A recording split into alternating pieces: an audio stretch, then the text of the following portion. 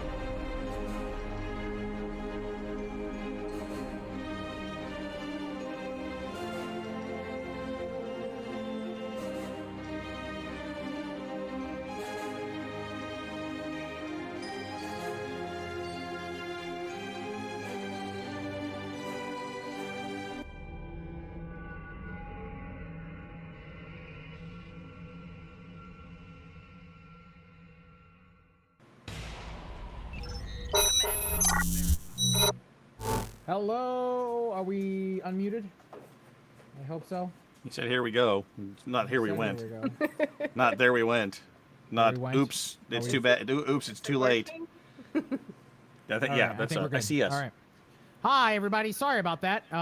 You know, for having gone 5 hours doing this, that wasn't bad without technical hiccups. That's a record for us. It's a record for us. Yeah. You know, because remember, we are a community-driven podcast, and you know, we before our next guest, which is going to be Gowron himself, Robert O'Reilly. You know, I do want to take a moment to thank our patrons, who are, I'm sure several of them are in the chat right now, because without them, we wouldn't have some of these tools, right? Yeah. We try to keep everything at a very minimal budget, so we don't spend, you know, we don't spend thousands of dollars for things. But we keep things, you know, that working so that we can get content to you. So shout out to our patrons. And because we're a community podcast, little hiccups like this are bound to happen. But don't worry, we were recording the interview with Isa Briones, and we'll be publishing that with the audio version of our 500th episode coming out later next week. So you can look forward to that. I told everybody that the interviews that we're having here will probably be spaced out over a few weeks after 500, much like we do conventions. We'll probably do a couple of them. Maybe not. Probably just release them all. I don't know. We'll see. I don't want to overpromise. I didn't want to say you're going to get it all right now. I see what you're saying. I see what you're saying. Thank you. If they get it all at the same time, they'll be happy. They'll be pleasantly surprised. But at least now, it seems that Periscope decided to start working now, so we're on Twitch via Periscope. So thank you. So before so I'm gonna leave in a moment here, and Kat and Tony can talk a little bit.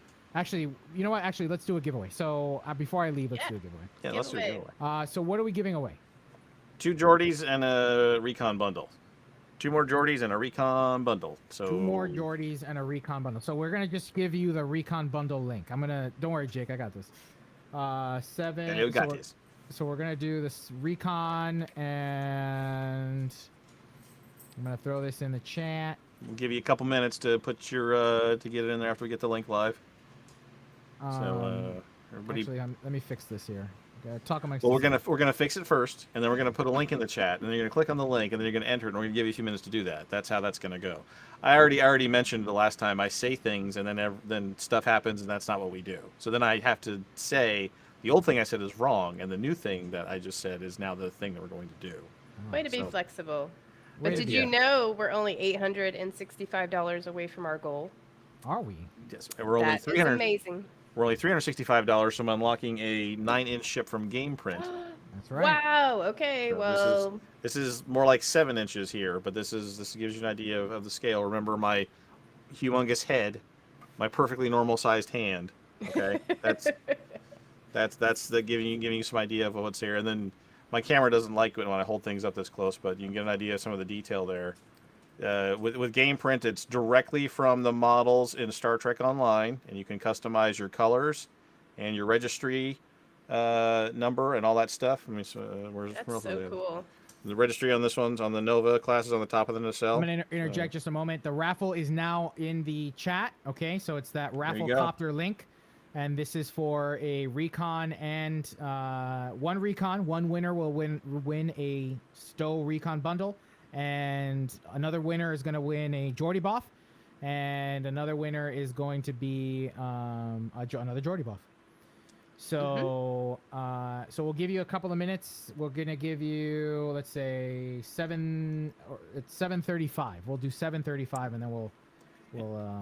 And remember that you don't have to donate to enter. It's free to anybody that's in any of our streams. Feel free to just click on that link and enter your name. We'd appreciate a donation to the Poor People's Campaign if you can make it, because they're all being matched by the Roddenberry Foundation, Rod Roddenberry. So. If you can persuade people to come our way and let them know that their money's worth will be doubled. If they can give Right. $5, $10, whatever, $1, whatever they can do, whatever they can manage, we'll be grateful for, and so will they. So here's a link, also a link tree if you want to go. Well, you know, we've got the Action Network there. I'm also going to throw in our link tree that's got all our links for all of our, you know, where you can find us on Twitter, Twitch, Facebook, YouTube. Of course, a link to our donation campaign at the Action Network. But make sure, you know, follow us if you've liked what you've seen here today and you want it on a weekly basis, then subscribe. Make sure to subscribe on whatever podcast app you decide to use, whatever you choose. That subscribe to our show link, if you do it on your phone, opens it up on whatever your default Podcast catcher. podcast app is. We're So- approximately 70% as entertaining on our weekly shows as we are today. We are. Yeah, about about approximately roughly. 70. Or So approximately you know what? And then Agree with that. I need some other help. Hit up, you know, go to Twitch and go to Twitter if you're on Twitter or Facebook and share and do the hashtag Star Trek. Let them know, let the Star Trek Twitterverse know that this is going on, that this is happening, and let them know so that way they can also contribute and maybe be a part of the fun as well. So again, a big thanks to our guests so far today. We have had Rod Roddenberry, Al Rivera, Evan Evagora, Isa Briones. Coming up shortly is going to be Robert O'Reilly live joining with us. And remember, if we break $2,000, you could very well, you could win an outgoing message from Gowron telling your incoming caller to experience Beige. Yes. If they that's don't leave a totally voicemail. what I would pick. So You can't get that anywhere else, guys. I mean, really come can't. on. And this You is really can't. a world exclusive here. exactly, one of a kind. Exactly. Yeah. So we're very close, guys. We are so very close to it. We can We're- get we're- there. We are at. Let me refresh the page here. We know you guys can Um, help us get there. We've done it before. We We're at know you can help out. 11:35. We're at 11:35, and I'd like to break our record from Extra Life 400. campaign. Yeah. Extra Life. Episode yeah. 400. Yep. I think we were just shy of 2,000 for Extra Life. Yeah. So yeah. All right. So what time did I say? 35 that we were Yeah, gonna do the 35. switch. Okay. We have to banter for about another 4 minutes. Okay, Can we gotta- do it? banter for 4 Yes, we can. minutes. Ah, gee. Yes, Ah, we gee, I don't Rick. know. I don't know. I could talk We about my say- normal sized hands again. Did we Yeah, say so- hello to recent people who just joined us? I saw Cookie in there and Oh, that's right. Cookie Farnsworth. Cupcakes. Yeah. All right, Cookie. Farnsworth. Hyper Hydra. Saw you joined us earlier. Nice. Welcome That's very cool. everyone. Thanks for hanging out with us. I James wanna- White Dragon liked my joke about Ghostbusters and crossing the streams. So Oh, I'll be I don't forever remember. grateful for I don't that. remember that joke. You were busy fixing stuff, and I was Oh, I talking see. about how you were crossing the streams because of all the Oh. streams we have. That was the joke, and he thought I it was see. funny. I see. So you know what? While we're waiting and passing some time, I do want to give out some thanks. Alejandro Tedisco of Star Trek Argentina is our new graphic artist. He's been the one tirelessly working on the art that you've seen posted with the artists, the guests that we've had. He's been doing some phenomenal work, and he'll be continuing to do work for us for the foreseeable future. You know what I forgot? Alejandro. You know what I forgot? We passed 1,000. Yeah. I don't think we haven't given away the Forbidden Planet swag bag yet. Oh, we have not given away the Forbidden Planet. It's swag, so time to we're- do that. We're gonna do that Oh, one Cat's too gone. then. Oh, where'd Cat go? Cat was Oh, like, there she's screw back. this, Okay, I'm she's out. back. She's like, I'm done. So that means that there are going to be 4 winners in this drawing. 4 winners. So I even forgot though- all so about keep that. using the same link. What's that? Let me get you that link again. Yeah, There are same gonna be link. 4 winners. Okay, and so you could one winner. The first winner is going to be the a Jordy Boff. The We second actually winner, we should do the big prize. We should do the game print prize first. So that way everybody who enters has a chance. So that no one's no one's left out. You know all right, what I mean? when I hit select winner, you tell me what that winner I wants. thought it was the Forbidden Planet one. Well, we haven't. There's 2 Yeah. ways to do this. There's 2 ways to do this. You can either have one drawing for each prize, or you can have a drawing and then put a bunch of prizes in it. And so what we've been doing lately is putting all the prizes in the pool and then just drawing a selection of winners. So if you win the Jordy thing, you're automatically out for the second Jordy thing and the Recon bundle and the game print custom model. So I think everybody who enters would like a shot at the game print custom model and would not like to be taken out of the pool because they got a Jordy buff. Jordy buffs are cool and all, but What about bundling cool. the Jordy Boff with the Recon bundle? Can we at least do that? Because that's what we said. sure, I guess. I mean, they can get a Jordy buff and No, This is- no. everyone no, gives away no, the candy bars. no. What's that? The way this works is that I'm gonna have a panic attack now.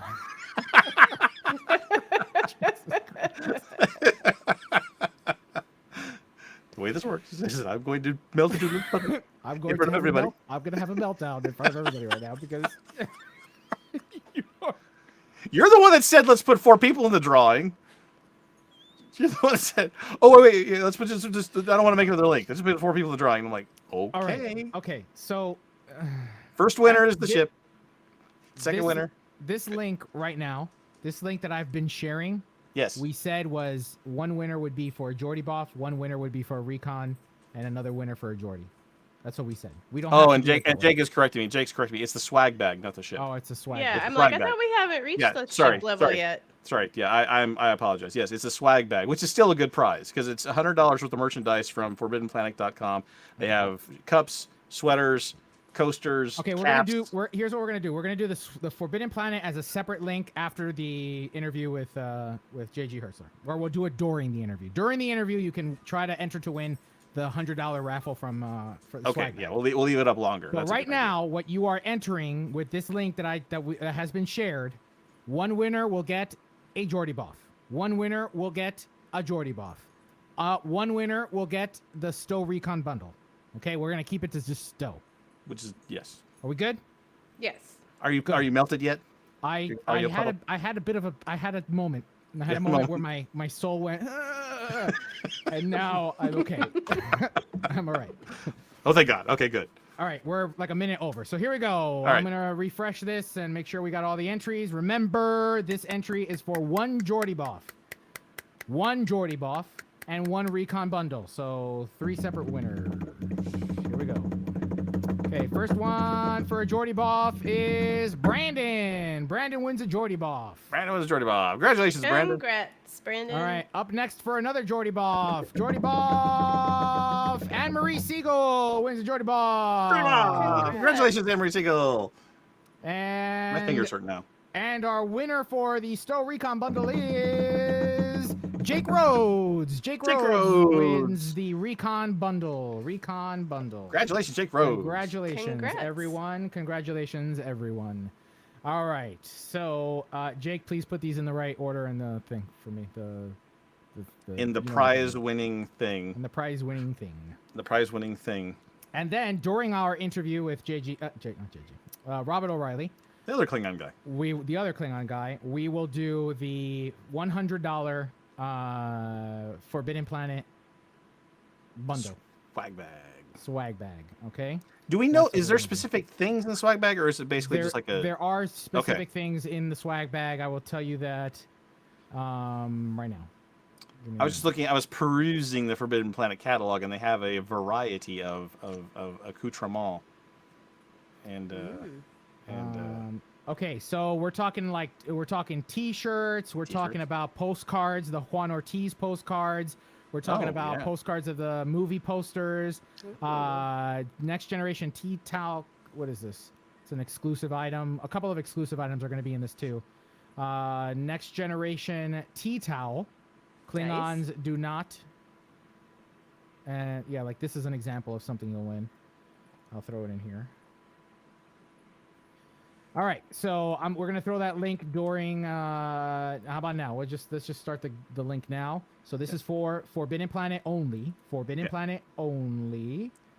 Okay. Cairo 47. I was confused. It's my fault. The ship is the next tier unlock. We're about $360 away from the next tier unlock. This giveaway is for the swag bag. The one that the link is there now, and so you have until the end of the next interview to enter. So click the link and you'll be and follow the instructions. You'll be entered to win the swag bag. All right, so let's we're gonna go off air and get set up for Robert O'Reilly. Skiffy, play us out. Nice out, Skippy. We'll be right.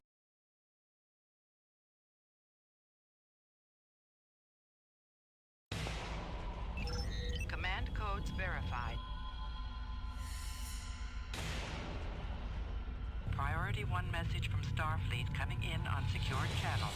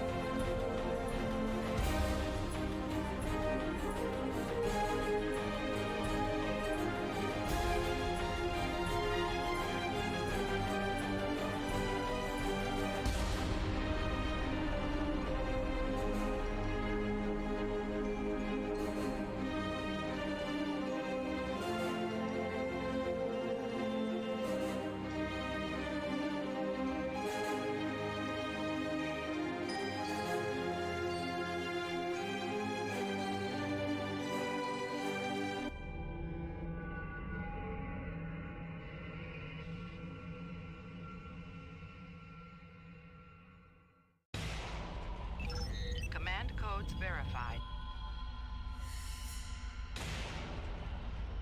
Priority 1 message from Starfleet coming in on secured channel.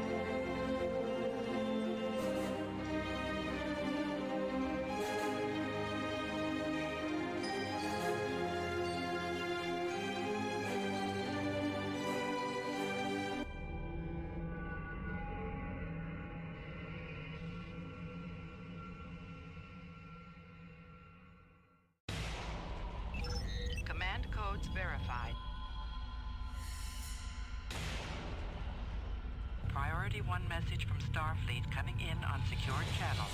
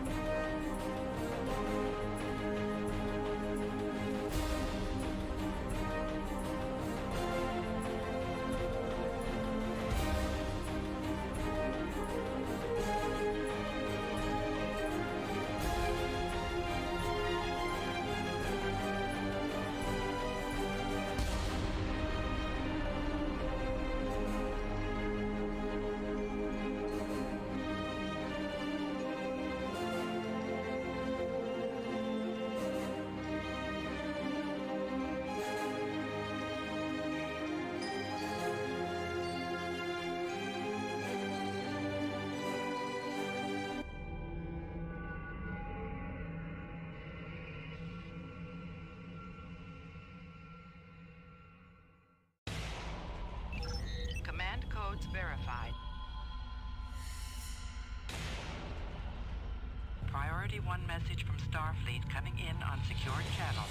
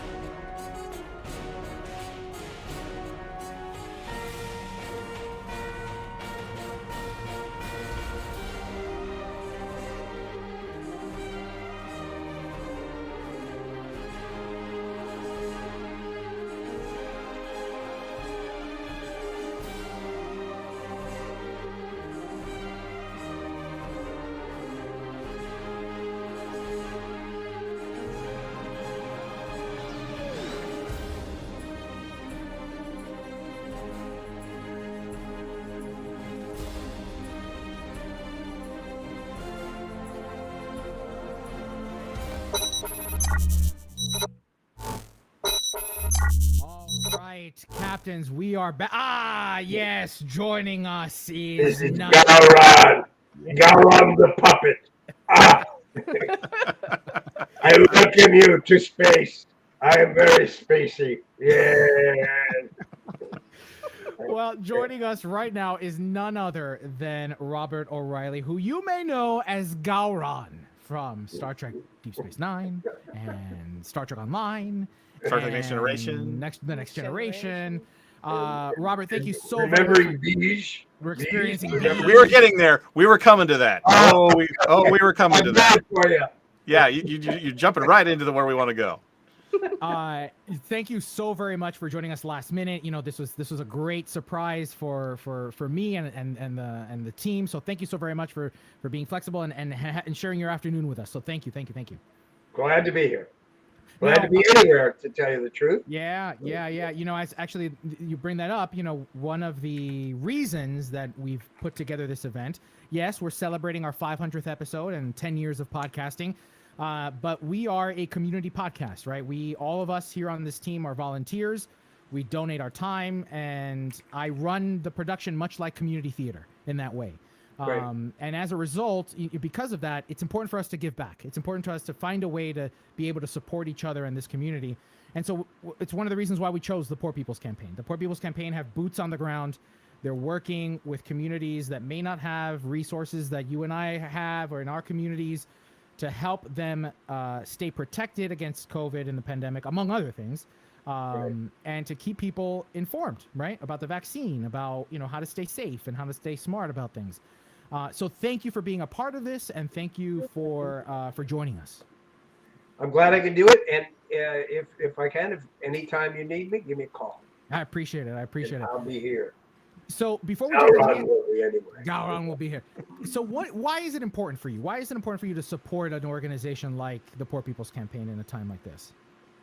It's important for all of us to accept responsibility for all people in this country and actually in the world.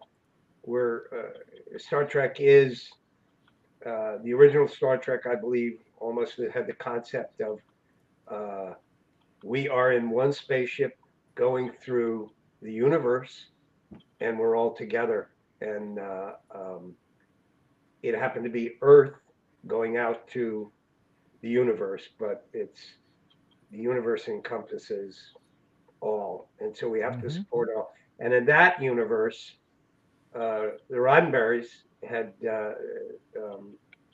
had created a world that was solved. In a sense, planet Earth was solved. There was no poverty, there was no hunger, and that gave the ability to go outside of it itself. And it's still true. We're living that. We're trying to do it, and that's how we do it. We help others. Right.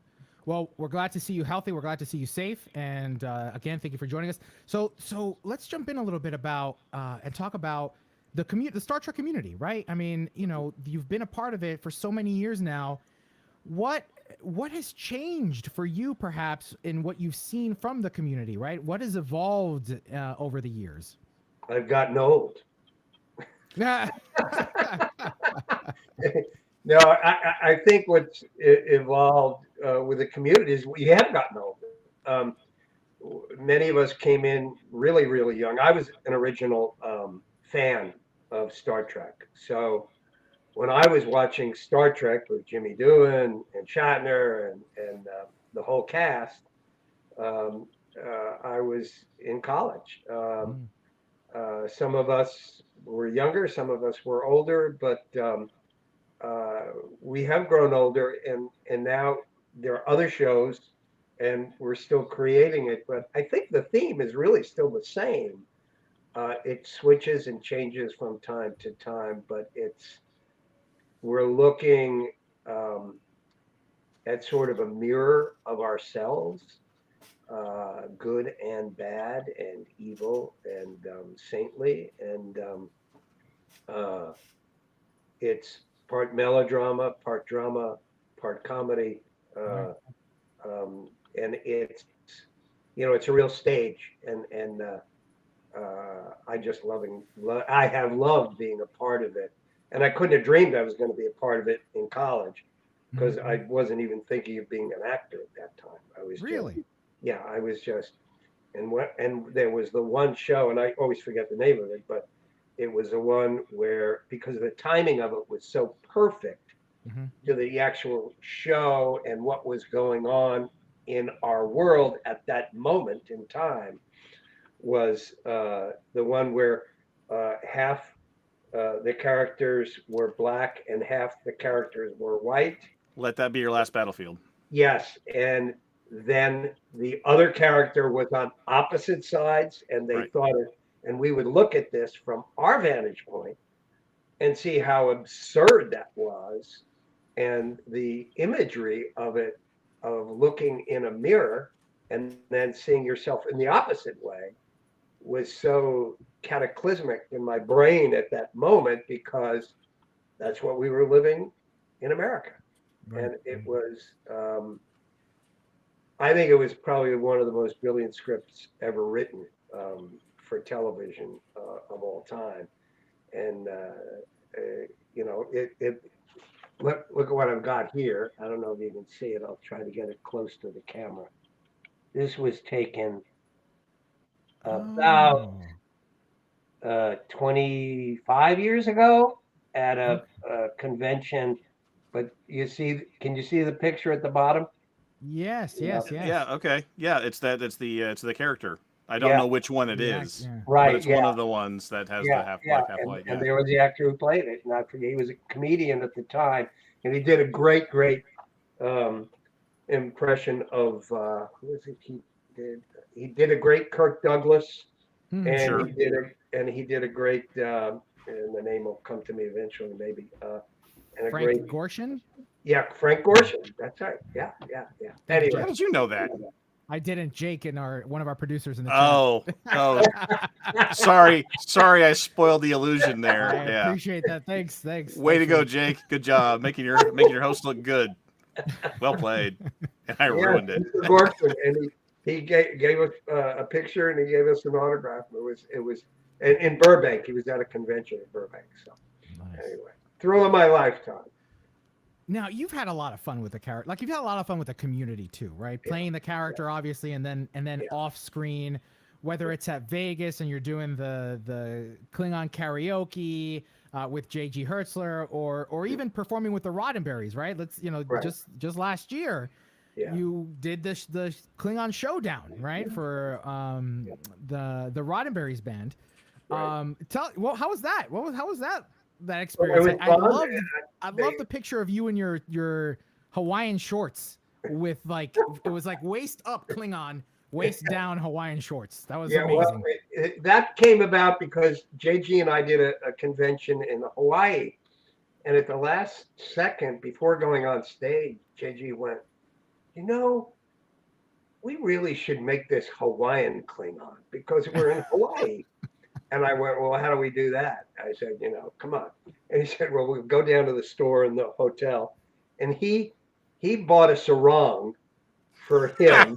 And I got some jams for me because I wouldn't wear a sarong. I figured I'd probably lose it. He was really committed to the bit. You were a little hesitant, right? I was. Okay, all right. So I had kept those jams, and I just mentioned it to them. And they said, yeah, do jams. So I don't know if you saw the shot, but I was doing surfing at one of the shots, and they put a wave behind me, and that's just me being silly. Did you have a good time doing with the Roddenberrys and having fun with the character? I did. Although the Roddenberrys weren't there. Right, everything was remote. Group wasn't there. It was like me and in my garage. We shot it in my garage, but through the years, I've had a lot of fun. Not taking Gowron too seriously, and having fun with the character, with the Roddenberrys or the band, the Roddenberrys, and just doing conventions worldwide from New Zealand, Australia, Germany, all over Europe, and the United States for, I can't believe it, over 30 years.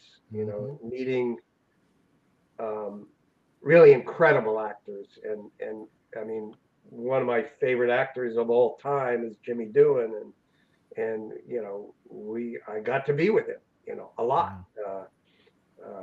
We did a convention in Germany, and we were there for a week. We both went a week early to sort of get used to the hours, and so I was a week with Jimmy Doohan in Germany. It was just, and we shot a commercial there too together.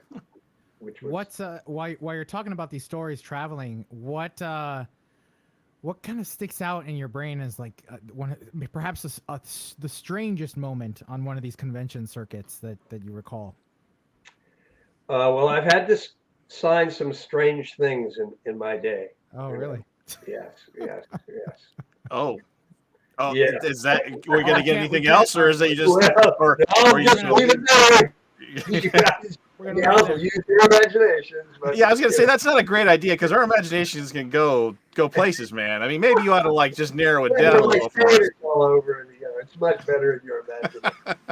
Well, speaking of like signing thing, in your convention, remember, captains, that we are only $837 away to unlock the chance to have Robert O'Reilly read your outgoing voicemail. So be sure to donate. Because it's not going to happen unless we hit at least $2,000. Almost say I won't say anything, but within reason. Within reason. Yeah. remember what I just said about leaving things to our Right. imagination? No. Yeah, let's be careful. Yeah. You could have going experience beige. That's exactly it. That- That's so tell It's us like- the story. Tell us the story about that of what you're holding up there. This was really fun. This is my alter ego, Gowron. Yes, and he's very strange. But anyway, we were doing a convention in Spain, JG and I, and during the convention they said, "Well, you have to follow us and you have to watch somebody on stage." And we were like, "Oh, wait a minute! I didn't think there were any other guest stars besides us." And he said, "No. Well, they're doing this for you, so go." So we sat in the audience, and out came this guy and Martok, and they beat each other. They had this whole puppet show where in traditional Spanish puppetry, and then they beat each other with it, with sticks and stuff. And it was quite entertaining, and they both survived and asked us if we liked them, and I was thrilled to be able to Wow. take this back on the plane and drive everybody on the plane absolutely insane. It was quite enjoyable for me and a miserable experience for everybody. Customs must have been quite confused. And I do want to point out that, for our listeners who are going to listen to this on the radio, he's holding up a stick figure. It's about maybe a foot tall. The head of Gowron is a round ball, maybe an oversized grapefruit or a really big softball. And the one thing that is absolutely true to form is the eyes are bulging right out at you in full 3D. Yeah. I mean, they're there, man. They are there. So Gowron is always with me in some form or other. Well, you not only did you reprise the role in the Roddenberry Showdown, but you also got to voice Gowron and his descendant in Star Trek Online. Oh, that was great, and it's going now too, and it's yes, I played my descendants, Akar. I always mispronounce it. Akar, yeah. Akar, yeah, and Gowron himself comes back. Well, I'm That's not sure if he comes back. I'll spoil the whole thing if I It's do. okay. Yeah, go ahead. You can spoil Go it. ahead. It's all right. We've all played You it. can People spoil played. it. We've all played. How it appears. We don't know how, but he does. The magic of science fiction. Yes, magic of science fiction, and Bob O'Reilly's science fiction too. There you go. And I mean, it was a thrill to do it, and I've still got another one to do, and Hoot and Holler. And, That's a spoiler. yeah, exactly. And so perhaps I survived, but perhaps not. You never Who can say Yeah, at this early stage? Who knows? yeah. And at least JG maybe doesn't beat me this time. What was hilarious was you see, I don't think very many people understand the Beige reference, right? You had to have played the interactive board game, which my girlfriend Allison is who introduced me to it, and we played it. And that's how I was introduced to the whole Beige thing. And then I think we need to explain that because it really is pretty niche. So, Bob, do you remember doing this? Oh, you were Gowron at the time, right? This wasn't Gowron. You said before that was there something unusual that happened to you or weird that, and actually you keyed me in on this one. It was on the Beige set. We'll call it that. The Beige set. They called me up after I did the 3 parts in that season that I did, and they said, "Listen, we want you to play another Klingon." I said, "Another Klingon already?" I said, "Okay." And they explained it was a board game, and they wanted to change the character, not use Gowron, because the end of the game would explain it, but I won't explain it now. But if you play, in case you play the game, and it's a board game, and I was the only character on the set for about 2 weeks shooting, and I mean it was a lot of fun. I bored myself sometimes, but people woke me up and got me going again. And but it was interesting because I was up at 4 a.m. every morning, but I had normal hours, which was great because they didn't, they weren't pushing me 16 hours, and it was pretty much 8 hours a day, and that was great. But when the filming was going on, we had one stage, the entire stage, and it was the Enterprise. And you play the game on the Enterprise against me. And if you mess up, which you do all the time, I go, experience B. And then you blow up. And so the whole thing is you got to experience Beige about 500 times before you get to win the game. And because it's all a setup. I got you going, babe. Anyway, so what happened on one of the sets, we're working one day and they interrupt. They said, Mr. O'Reilly? And I said, yes, what's going on? And they said, we've had somebody wants to come over and talk to you and maybe get a picture with you. And I said, yeah, fine, go ahead. So what I didn't know is next door they were filming Star Trek. And they had a scene of a card game going on. And in the card game, there were all the geniuses of oh, yeah. Space and Einstein time. and Newton. Yeah. And Stephen Hawking. And at present, well, he is now passed, but in those days he was still there, and he was present, and it was Mr. Hawkins, and nice. So he came over, and I knew of his book, but I'd never seen a picture of him, and so it was, he was in a wheelchair, and he came in a wheelchair, and I expected for him to talk, and all of a sudden he talked with the computerized voice, and I was like, wow, Stephen Hawking's, and so it was all new to me, but we sat down, we talked, we had a great time, and we figured somebody come in, one of the photographers, Paramount photographers, had come in because it's kind of a special moment, and for both of us, because he was the biggest fan of Klingons. That was his thing, Klingons, which I was thrilled with because Klingons were my favorite thing too. And besides Jimmy Doohan. And so we talked and we had a great time. And then the only camera around was a Polaroid. So we had a Polaroid picture taken of us. And we had two. One went to him and one went to me. And that's so it was just, a thrill of a lifetime because you had the mathematical genius of the world with the mathematical idiot of the world. It's quite a unique, setup there. In the middle of experiencing all this beige, there's just beige everywhere. You just wandered right into the middle of it. Experience beige, yes. He had no idea what he was talking about because he didn't have the game yet. Yeah, he didn't have any. Yeah, he had no idea what beige was. Exactly. So let me ask. Les Landau was the director of it, and he was fabulous too. Anyway, shout out to Les, and a shout out to raise money. Keep raising money. Yes, that's right. Come on, Right now we are at. We've gotten some more donations. Right now we are at $1,208. We are $791 away from our goal. So make sure to donate. Bring it in. Yeah, bring it in. Bring it in for your chance to experience beige. Or experience beige. Or don't experience beige, but Tell people who want to leave voicemails to experience beige. Tell them to send a text like a normal person. Voicemails. I do good voicemail. I do great voicemails. Nice. We were hoping. I welcome you to your telephone. You see, that's right there. That's reason Make it up enough. as we go. That's reason enough to open your pockets and try to donate so we can unlock if it. you don't leave a message, you're going to experience beige. Exactly.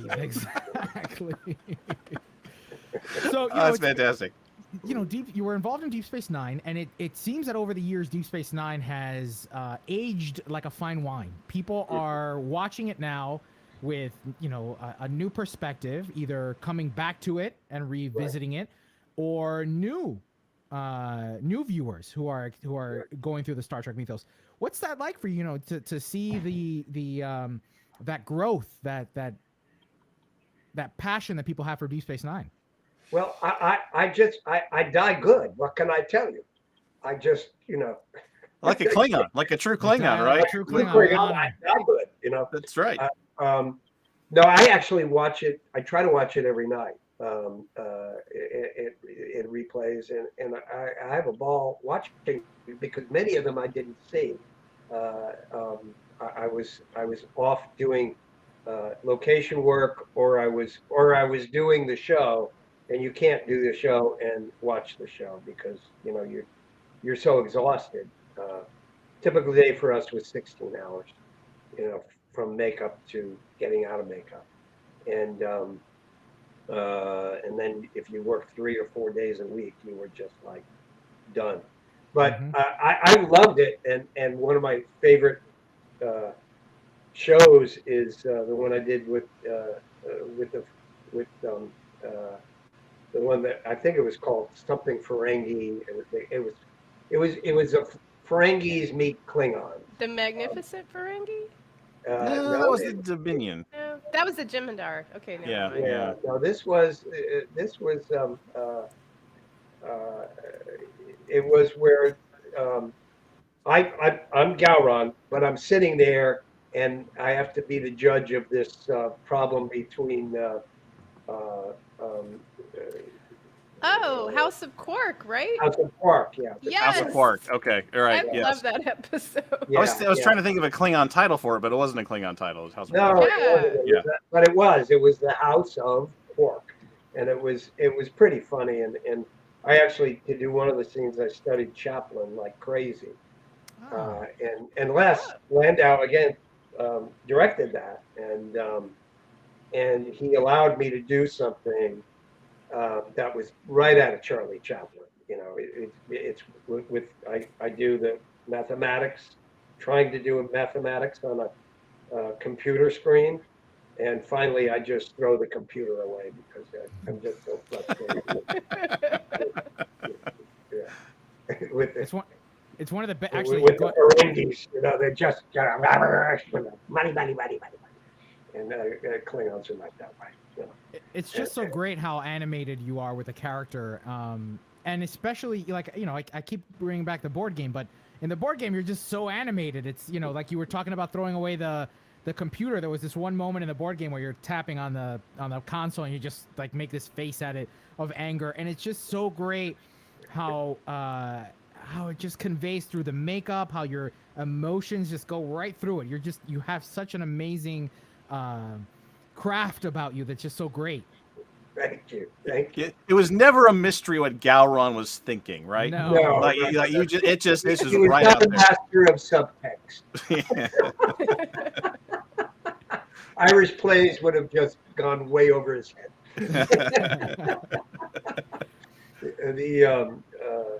There was the CD-ROM I did. I don't know if you ever got a chance to see the CD-ROM, but that was even more over the top at times. And Frakes directed that. It took about 2 to 3 weeks to do that, but it had an entire cast, and it was a lot of fun to do. I think you can see it online. It's something Klingon. But it's a lot of fun, and I have to do monologues in it, and very, very long monologues. Pretty funny. Okay, yeah, and you're on the cover, man. I just looked this up. This one slipped by me. I didn't. Oh, you gotta watch it because it's pretty. I mean, there's a scene between me and begins with a P. They are the Hawk. No, it wasn't Hawk, but Hawk's in it. But it's an alien who is not the brightest fellows in the world, and Pakleds. Pakleds. And the guy who was hired to do that Pakled should have won an Emmy because he was one of the most brilliant actors I've ever acted with. He was so stupid, he was brilliant. I mean, it was just like genius. The guy was genius. You know? Joel McKinnon Miller was his name, according to Wikipedia. Well, Memory he Alpha. was, you know, I just, he had me. I couldn't. Oh, he's one of these guys that's been in everything. He's in Brooklyn Nine-Nine. You can see him in Brooklyn Nine-Nine, Big Love, Truman Show. If you go, everybody go IMDb, and yes, he is good. He is really good. He was just a genius, and I was like, I couldn't keep it together. You know, I was like, you know, I don't know if you ever seen Dr. Strangelove. You know, the original movie. Yeah. But the Russian ambassador, you know, it just chuckles through the whole film, and they had to cut him because he couldn't keep a straight face in the film. You know? And you'll see him break up. If you really watch the film, you'll see his stomach moving. You know, they didn't get enough. He's laughing.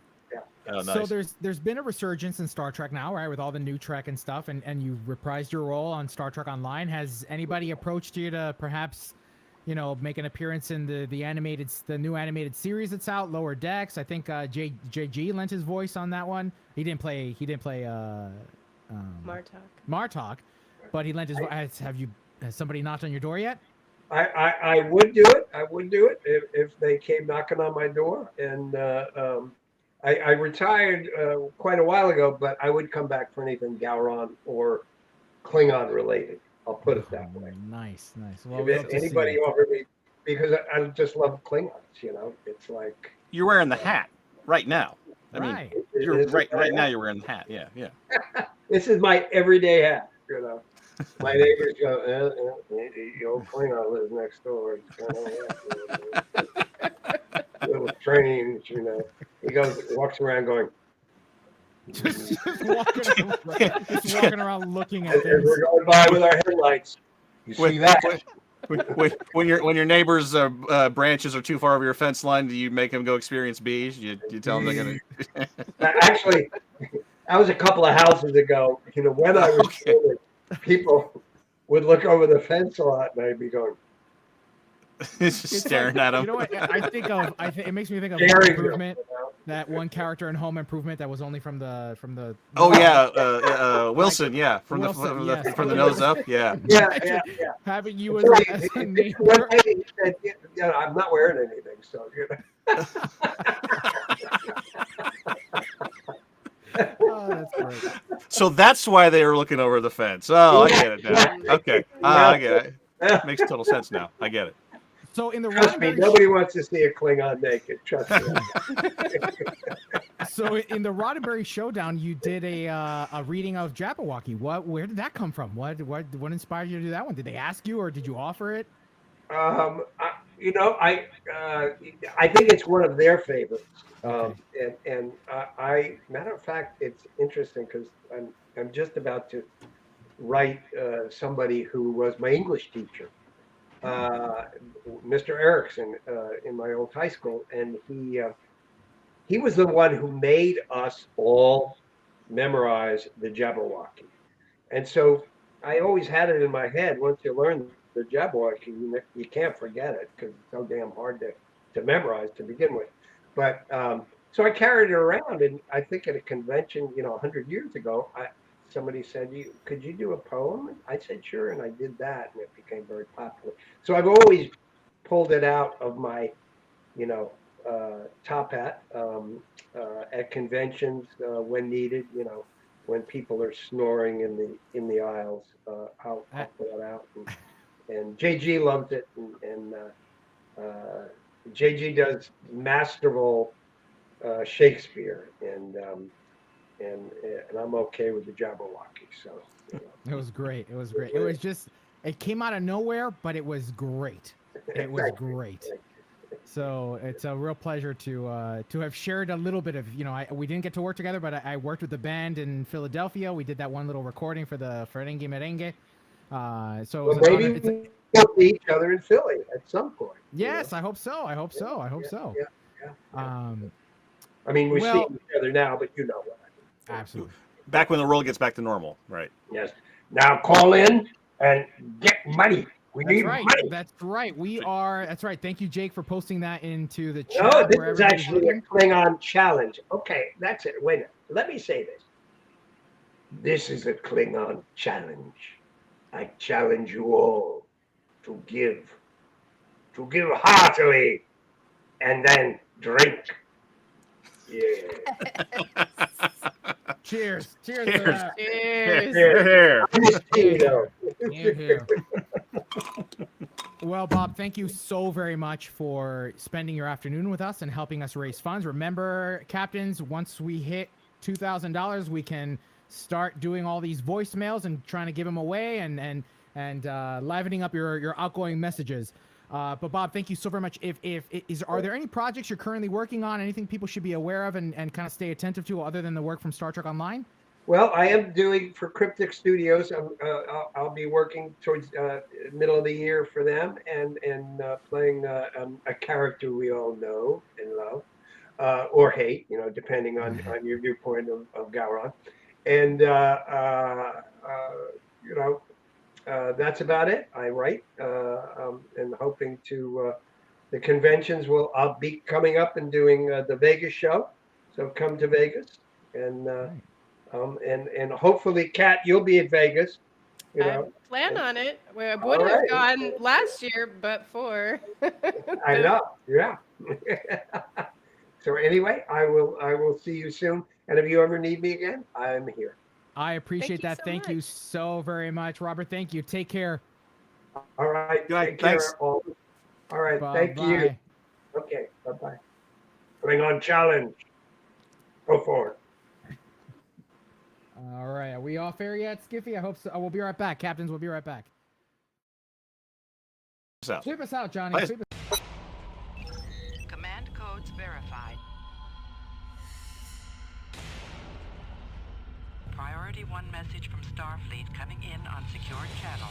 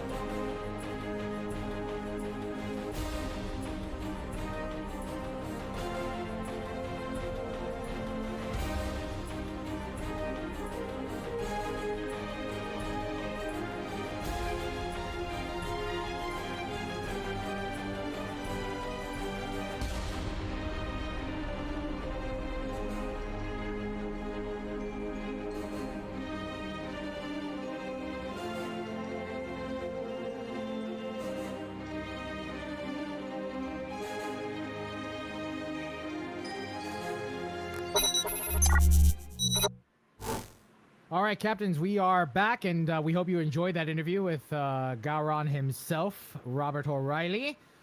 Remember that if we hit 2,000, then someone has a chance to get their outgoing voicemail to be him. And on top of that, we're getting matched by Roddenberry. We're Yeah. getting matched. It's amazing. Oh, we're at 12/28/47, $1,228.47. Not random at all. Every Darren- penny helps. Just get Darren us in there.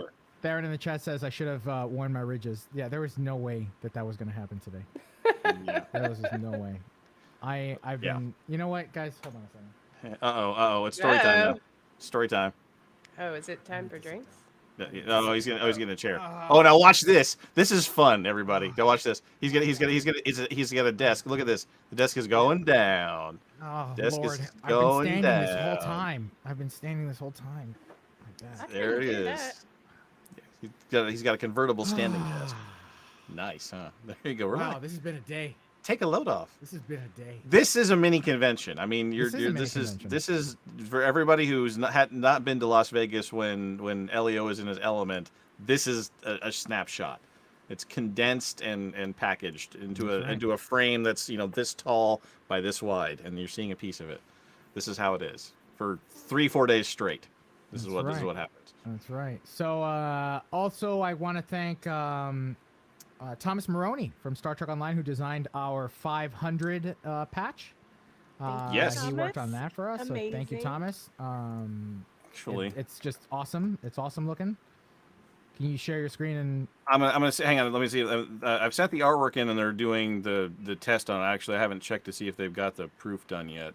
So let me Yeah, I can- bear I with should me be- as I look I at can that. share. I can share my screen too. I think. Application window. This one. Here it is. So this is our 500 episode patch. These are going to get printed, and our patrons are going to be getting this. So look out for that. That'll come out in the next couple of weeks, and we'll be shipping those out. But this is really exciting. This is so hot. This is a hot patch. That's so Yeah. cool. Hot So patch. hold on. I have a thing that I might be able to do. Just a second. Okay. Let me see if I can share my Now, screen. Jake, can you put in the hey Zephon? Hey, Zeph. Welcome. What are you showing? There we go. So So that's what it's gonna look like, huh? yeah. So Oh, you have to make cool. whenever you go from a design to a patch, an actual patch, you have to kind of make some changes, for physical production.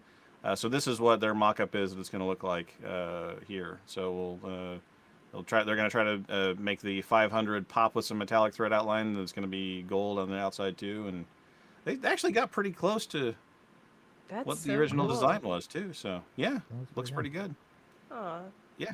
Man, that's Uh, awesome. Yeah, well, it's still going to take about 3 weeks or so to get actually produced, but and we'll send those out to our Patreon supporters and all that stuff. So All right, so great. we are $771 away from our $2,000 goal. Okay, and right now we're only a little under 300 away from somebody winning a 9-inch custom game print ship. Okay, so excuse me. So make sure you go on Facebook. Make sure you go on Twitter. Make sure that you retweet and share. Tell people what we're doing. Hashtag Star Trek. Let the Star Trek community know that what's going on. Let them know they can watch the live stream. We're going to be in just a few moments after this drawing for the Forbidden Planet bundle swag, Star Trek swag bundle. We're going to play our Allison Pill interview. Should we just do it back to back, or should we take a break in between? Yeah, well, I guess we should just do it back to back, right? either way, we can have a break Well, and do a giveaway. yeah, I don't know, whatever you want to do. Oh yeah, we'll do a break in between and do another do a giveaway. break and do another Yeah, giveaway. giveaway in That's what between. we'll do. So yeah, we got those interviews that we'll be playing for you that we recorded earlier this week. So we hope you enjoy that. In the meantime, just to give you an update on our goal right now. Again, we are $771 away from hitting our $2,000 goal, which unlocks. Tony, what does it unlock? Well, Johnny, here's what you can win. So at $2,000, we're going to have a legendary bundle, the 2021 legendary bundle from Star Trek Online. It's the one with the legendary Excelsior, legendary Ambassador, legendary Burrell, and Vorcha, I think.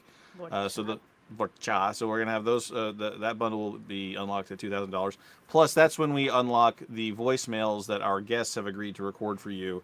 Your personal outgoing voicemail, as voiced by your favorite Star Trek actors. Now, So who are the actors? I'll tell you who the actors are. Oh, you Alison tell. Pill, tell 'em. Alexander Siddig, Yeah, Issa Briones, yeah, Evan Evagora, sure thing. Robert O'Reilly, Gowron, or Mary Chiefo. you have a choice of Klingon. you have a choice of Klingon. my Well, God, actually, amazing. random chance is going to determine which Right, Klingon. it's gonna be it random is. chance, Yeah. random So, chance. but you have a chance at 2 Klingons. So I mean, Skiffy goes, or a favorite P1 cast member. Nobody wants our. nobody wants Nobody my. wants Nobody us. wants Yeah. that. I I mean. feel like, why is this rando And on if you your want that, if you voicemail? want that, I'll do it for you for free. We don't have to. It's like we don't have to. Yeah. We don't have to do it. Well, that's Oh, the $4 tier, right? Once we raised $4, we'll give that away. No, Mary's not coming, but she has agreed to record a voicemail for us, so that'll Yep. be great. That'll be Because great. she We can is do that. amazing. Yeah, she we, is. we had her on, what, 3 weeks ago? We had her on the 3 show weeks about ago, 3 yeah. weeks ago? Yeah. Mhm. Yeah. She's a delight. She called us a delight. So Absolutely. she's also a She's delight. a delight. Oh, we're at 1278. Thank you, whoever just Yes. donated $50. That Nice. was Wonderful. amazing. Nice. Thank you. Thank you. $721 to our goal. We're getting it super up. close. That's super 221 close. to the That's ship. Super. I don't remember what we did. I think we got like close to 1,700, a little over like 1,700 with the Yeah. I Extra think Life you put, campaign for our yeah, I think you friends. put the goal Oh! 1701 and we crossed it over. Hold So- on, we're at 1321.53 now. Holy Okay. crap! Holy wow, Good, nice, thank you. nice, Thank you, Oh everyone. nice, my thank you. God. Amazing. Keep it going. That's It's a- amazing. That's amazing. Thank you. It's a thank you. little bit at a time, everybody. Mm-hmm. $5, $10, whatever you can give. Remember that your donation will be doubled by the Roddenberry Foundation. So whatever you Yes. give, it's going to have twice the impact. So thank you Mhm. very much. All right, so we're just all right. Let's do a giveaway. Do the giveaway. I hope everybody did their thing. All right, you know what? Actually, I'm gonna give everybody 1 minute. Okay, I'm not going to drum roll for So 1 that's minute like because 30 it'll hurt my seconds. middle That's like fingers. 30 seconds. Y'all have Okay. 30 seconds I want not to even do that's too it much. one more time for the Forbidden Planet swag bundle. I put the link in the chat one more time. All Oh, right, so Oh, Cairo Zeph. 47 says the reason it's an odd number is because it's 0.47. How did we miss that? It's 47. How did we? I can't. We man, you got to pull our Star Trek nerd card for that. We totally missed that. That's. I'm ashamed. Also, thank you, Zeph Films, for your donation. yes, thank It's you. amazing. Thank you, Zeph. I don't know how we did this for 12 hours the last time. Well, you really kind of don't. go insane for temporarily when you do this, That's man. true, You that's do true. realize that, right? Okay, all right. I just wanted to let you know in case you didn't know. All right, here we go. The winner of the Forbidden Planet $100 worth of Star Trek swag goes to Mark Pullman. Everyone! Oh, congrats. Nice, Congratulations, Mark. congratulations, Mark Pullman. You have won the $100 Star Trek swag. Way to go! But you know what we can do now is also do some Geordie buffs, right? And a recon. Let's Yeah. do that. Let's do Geordie buff. Okay, Let's so do Geordie buff. What time is it? It's 8:31. We're gonna do the 8 o'clock Geordie buff. 8 o'clock Geordie buff. Here we go.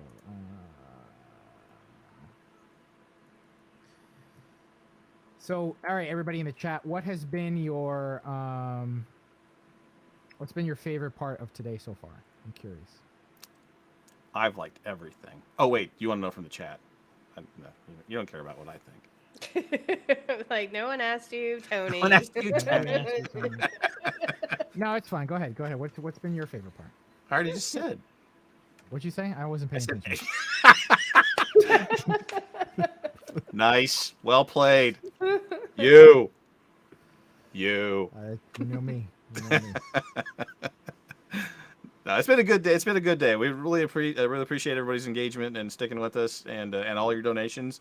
We appreciate that. And anytime you can share that, spread the net a little wider. Anybody else that you know might Star Trek fans, fans of not having poor people. If you know any of those people, also, any $5, $1, $10 donation will be doubled. So you can have a definite impact. So That's true. That's right. Right. You don't have to, like, you can donate $1 and it'll be doubled, right? Like that's Yeah. the great thing about it, right? Yeah. So yeah, we got people saying, you know, the hanging out with Rod Roddenberry, our interview with Robert O'Reilly just now, with all the interviews. The interviews seem to have been going well. So I really am grateful to our guests who did show up and who were here. Yes, I'm grateful to our guests who were able to participate and be a part of this. I'm so thank you. yeah, it's just been a fantastic journey. This endeavor, 10 years of podcasting. By the way, this is the last episode of Priority One. Thanks. Yeah, bye. we're done. We're done. Well, hold on. Bye now. It's Bye now. this part's true. This part's true. This is my last episode of Priority One. This part's true, but much like my previous last episodes of Priority One, yeah, I'm not really going anywhere really. But Roscoe McQueen, who Patreon supporters will remember from our after hours, will be taking my spot and bringing some much needed Australian accent to the show. And actually, that reminds me, we are, just because Roscoe's filling in for Tony doesn't mean that we've found our host. We are still looking for a fourth voice. Yes. So if you are, if you have a passion for Star Trek and you want to have your voice heard throughout the community in some way, shape, or form, please consider submitting an application to be a host. Especially if you're a member of the BIPOC or LGBTQ community, we would love to have you. I am very well aware of my privilege as a light-skinned Latino. I would like to make sure that as many voices of the community are a part of the conversation as possible. So if you are interested in being a Priority One host, visit PriorityOnePodcast.com. And up at the top, there's going to be a link that says join the team. So if you are interested, go ahead and check that out. And we're looking for a fourth host still. So think about it. What? We just got $13.50. Thank you, whoever just donated. Jamal Taylor. Crossing Nice, a threshold nice, there. Thank you. Thank you. $150 away from unlocking the Game Prince ship. That's right. And only $650 away from all the glory that comes with $2,000 and reaching our goal. So we're hopefully looking forward to that. I said 8 o'clock Geordie buff, right? Was what we're doing? Yes, let's do the 8 o'clock Geordie buffs. And the recon bundles too. I'll do the recon bundle in a Okay.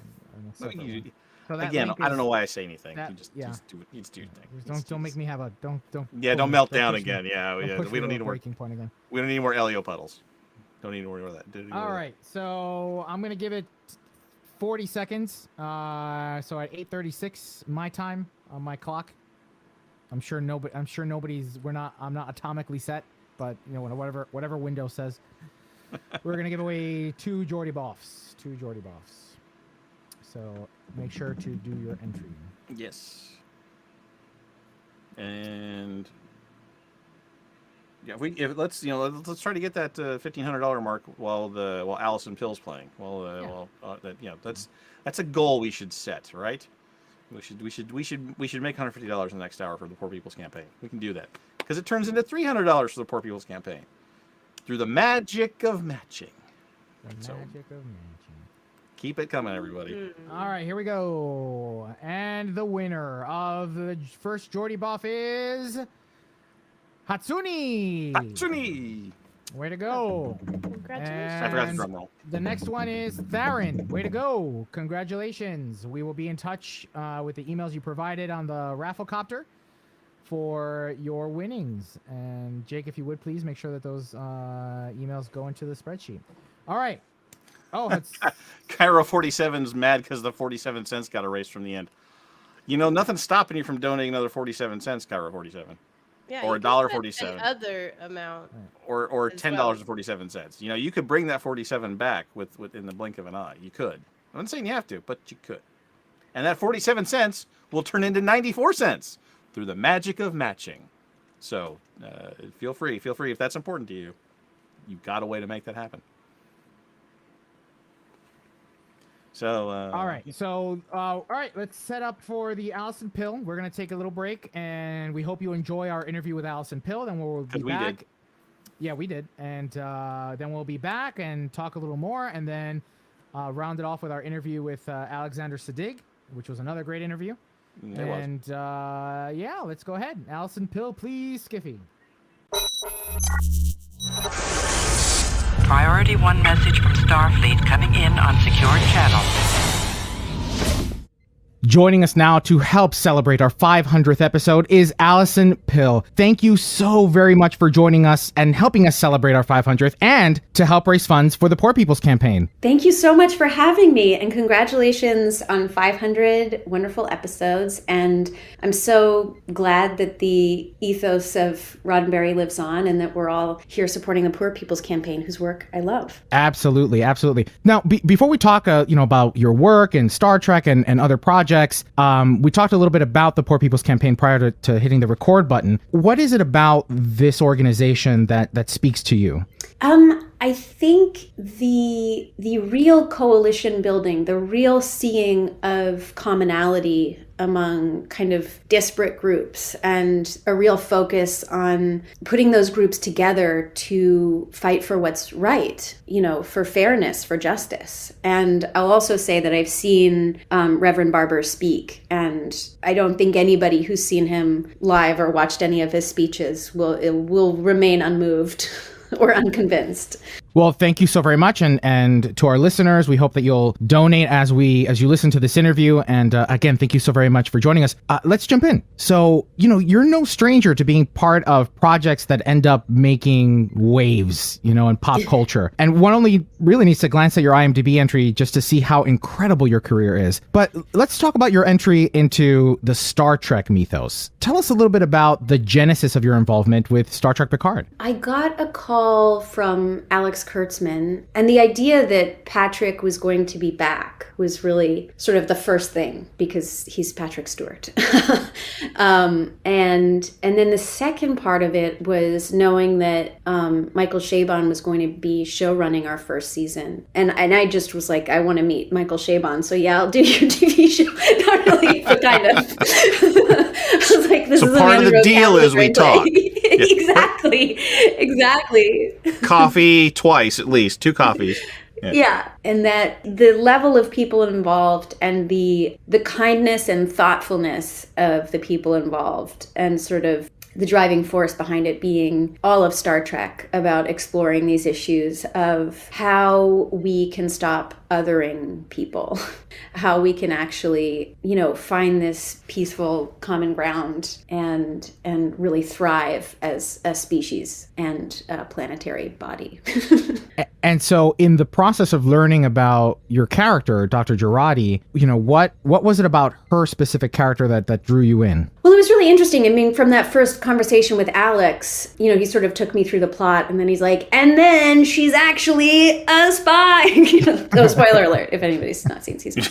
It's been a year. I think it's okay. Yeah. And I was like, oh, that's fun to play. Playing secrets is one of an actor's greatest challenges, of like how you can plant these ideas through the arc that somebody on a rewatch would be able to pinpoint exactly what was going on. And so that felt like a really fun challenge. And she's just funny. And I just really love science nerds. And I really love, we talk about her as this person who has just spent a lot of time alone in a room thinking.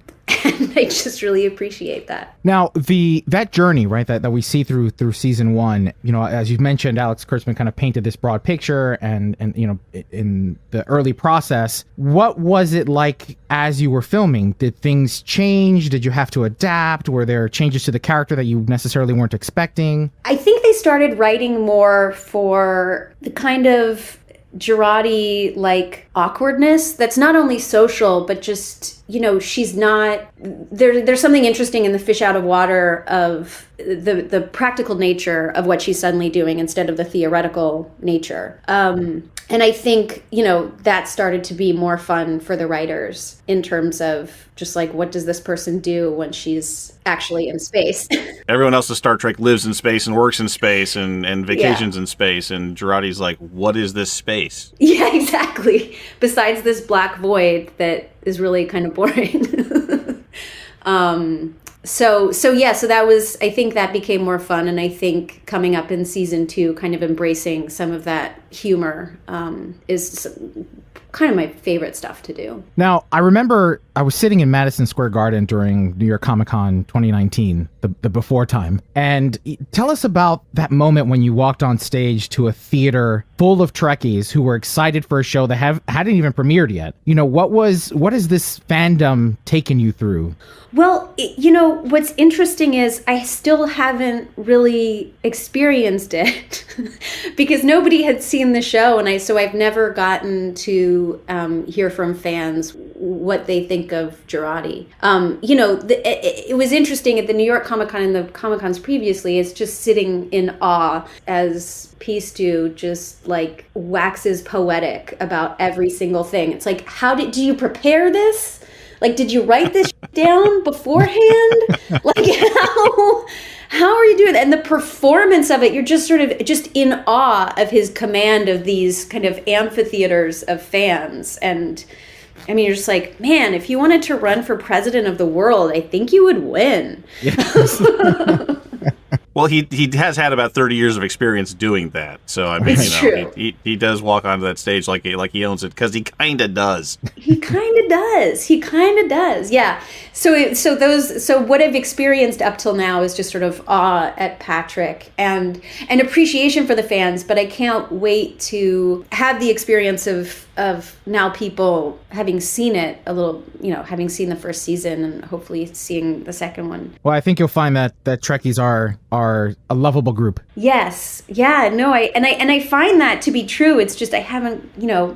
We just haven't had the chance to have the reception kind of it. Now, you've been talking about working with Sir Patrick Stewart, and I mean, you had an amazing ensemble on this production. I would assume the scene where something happens to a certain someone, I mean, it's impossible to not spoil it. I mean, if people haven't watched it by now. It's fine, man. It's been a year. And we're celebrating a 500th episode of a Star Trek podcast. If you haven't watched it yet, I don't know what you're doing. Yeah, I don't know what you've been doing, yeah. So the scene where you end his life, was probably challenging, but I'm curious if it was your most challenging scene working on season 1 of Picard, and if not, what was what scene pushed you as an actor? I'd say like anything involving the admonition or like the Vulcan moments. Just like the mind meld of the admonition situation, just because like how do you act out something that is that horrible? Like how do you put that on your face? How do you demonstrate that this is enough to make somebody insane, make somebody suicidal, like explode somebody's brain basically, and that it's enough to convince me to kill somebody? Those moments were the most challenging, I would say. And I know people are all like, wait, she didn't suffer any consequences and whatever. I mean, I don't know what to tell you. Well, it sounds to me like you've had some fan reactions so far already, right? Is that... Well, no, I've just heard, yes, like I've heard the reactions of that, yeah. Well, what you just said was interesting to me, though, because a minute ago you were saying that one of the fun things about this was dropping those little hints throughout the season, that if someone goes back and watches it, it's like, oh, she's thinking about it right there, right? So you have to put in some little subtle things right there. But on the other hand, trying to display the extreme emotions when, I mean, obviously your brain's breaking, so just do that. Is there a range? Right. I mean, one would think it'd be easier to go, oh, brain breaking. Okay, I got that. But rather than the chess game of 4 episodes from now, you're going to know why I made a slight frowny face here. But it's also like, I can understand the emotion of getting somebody back that you've lost only to lose them again. I can understand the like feelings of extraordinary guilt and shame. Those are things I'm like, oh yeah, I have a roadmap to those. I definitely understand. I've done that. Shame. Yeah, exactly. Like after school, best friend. Tuesday. Yeah, I remember that. Tuesday. But the idea of this otherworldly thing, I'm like, what would that be? Like, what is every painful thing that has ever happened? Like the demonstration, the experience of every bad thing that has ever happened, of universal destruction, and extraordinary pain. Like, how do you act that? That I don't know that one. That's not a Tuesday for me, thankfully. Well, that's good. I mean, we are living in COVID, so maybe it could be. I mean, you never know. You never know. It's 2021. Who knows? Talk to me next week. Well, so as Picard was airing in 2020, about halfway through the season, another show was premiering on FX called Devs, where you played another scientist involved in a remarkable world-shattering discovery. And it looks like, from our calculations, filming was back to back. Like there's not a lot of space there. So, how did you approach those similarities and differences between your Jurati character and Katie? As Alex Garland put it, Katie has a worldview that is truly unlike any other. And once you see the show and once you understand determinism and quantum physics, you'll see why. Oh, yes, that's an easy understanding. Yes, I will. Yeah, let's just walk through that here in the 20 minutes we have left. We'll just, just a short stroll. Yeah, it's interesting because as emotional a tale as Devs was, it also felt like harder sci-fi, which I loved. Like my readings for Devs included some pretty fantastic tomes. And Katie is very different from Jurati. And I think that's where the humor kind of came in and it became so important for me with Jurati specifically because there's a lightness to her as well as this darkness. And Katie just, how do you find something funny when you have all the control in the world? Right. Like when you know what's about to happen, when you know what has happened, when you have a complete understanding, a true understanding of the universe, what's funny? You had a very, Morpheus explains the Matrix kind of vibe to the character, especially towards the remaining 3 episodes or so of the series. And I think about one of the last ones where you're sitting across from Sonoya Mizuno, kind of explaining to her what's going on. And both series were filmed very differently. So can you tell us a little bit about the differences between working with one director for an entire series as you did with Devs versus, many directors as you did with Picard? Is there one you prefer? If your one director is Alex Garland, it's pretty great. And it's also that he's the writer and that it's from his brain and he's an incredibly collaborative person. I still ask him questions and stuff. Like I'll just text him like, what do you think of that? Because I'm just curious about his thoughts on stuff because he's a very thoughtful person and I really enjoy that. And also just, we got to shoot that. Sonoya and I got 2 days to shoot that scene. It's like most of an episode is just 2 people sitting in a room talking about determinism. Not everybody considers entertaining TV. I effing love it. And the opportunity to do that doesn't come along very often. At the same time, like it's really a joy when Frakes is your director, on Star, like watching like the relationship that he has both to Star Trek and to Patrick and to everybody there, and just his joy, like that energy is amazing to be around, and really, it's just a special thing. And also the different energies of all the directors coming in is cool. It's a difficult relationship to manage because you're only there for kind of a shorter time, and actors are sort of like, well, who's the person that I know? Because we just met and I don't know if I trust you yet, versus spending months with somebody whose vision you're just like, this is what we're here to do. So the trust level sort of has to be developed, and it's why returning directors are lovely. Each are their own animal, and I love them both. I mean, I thought Devs was a phenomenal series. I really enjoyed. I actually watched it twice. Once cool. During because it's kind of like The Matrix. You kind of got to watch it twice and binge it. I think so. Yeah.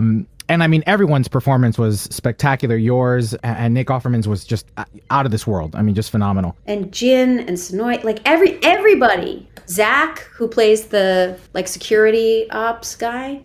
But actually, I wanted to ask you something about what you just mentioned a second ago about the having because Garland wrote and directed and was there for the whole thing. But Picard, it was Michael Chabon's sort of his show, but Patrick Stewart had a hand in how kind of the series unfolded because he was willing to come back. Is there a lot of cooks in the kitchen? Did you get the feeling that as you were doing this, there were people putting in new ideas as the show was going on, rather than for Garland? I'm sure he had kind of a a picture going in and then executed it. Well, it's a different thing because we had all of our scripts. It was so much closer to, you know, an 8-hour movie for devs. You know, Akiva Goldsman and Michael were our main, you know, people, folks. Like Michael was there every day. Yeah.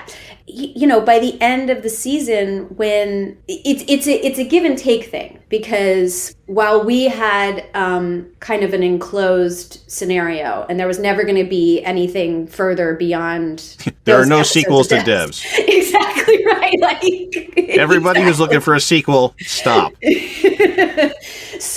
So the fact that was encapsulated entirely was different than Picard, because you both get, like, there is the joy of getting to take it, like what I said, of finding the humor in Jurati and starting to write for that, starting to write for the relationships that really become interesting and inspiring. You know, like Jurati and Picard get pretty close. Like Patrick and I love working together. Like that just happened, you know. Where you gravitate and having the ability to mobilize around that is really cool. And also, you know, by episode 10, we're like getting script revisions the day. We're like, what is happening? like, what is happening? I mean, maybe used to be, right? I mean, I said Deus. The Devs model is sort like of Dave's. is new. I like the yeah, show. I went there. I did it. Mechanics. I did it. Dave's. Yeah. But the Devs model is kind of the new thing, right? Where you know you're going to get X weeks or X months to do a whole show, and it's a beginning, middle, end story. Whereas TV back then was, 20 years ago, was, I hope we don't get canceled this week. Yeah. And you're constantly trying to update and take notes from the studio, and a guest star cancels on you, so you have to kind of rewrite part of the script. You know, totally. I mean, is that your career spans a fair decent amount of time now? Does it harken back to something old. You remember? I'm not calling you old, madam. No, madam. I am not. I'm telling you, you've had a productive career. It's been 25 years that I've been doing this. Yeah, it's insane.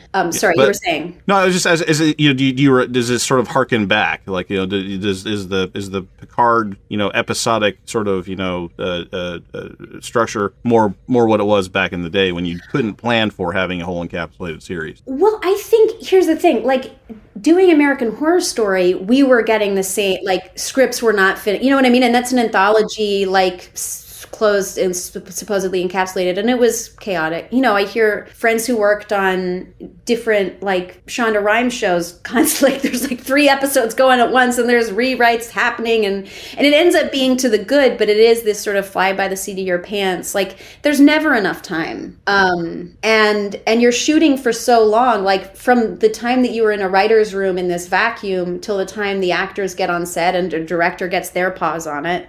You know, suddenly you're like, oh, that is a good idea. We should shift that. And what cookie crumbles then?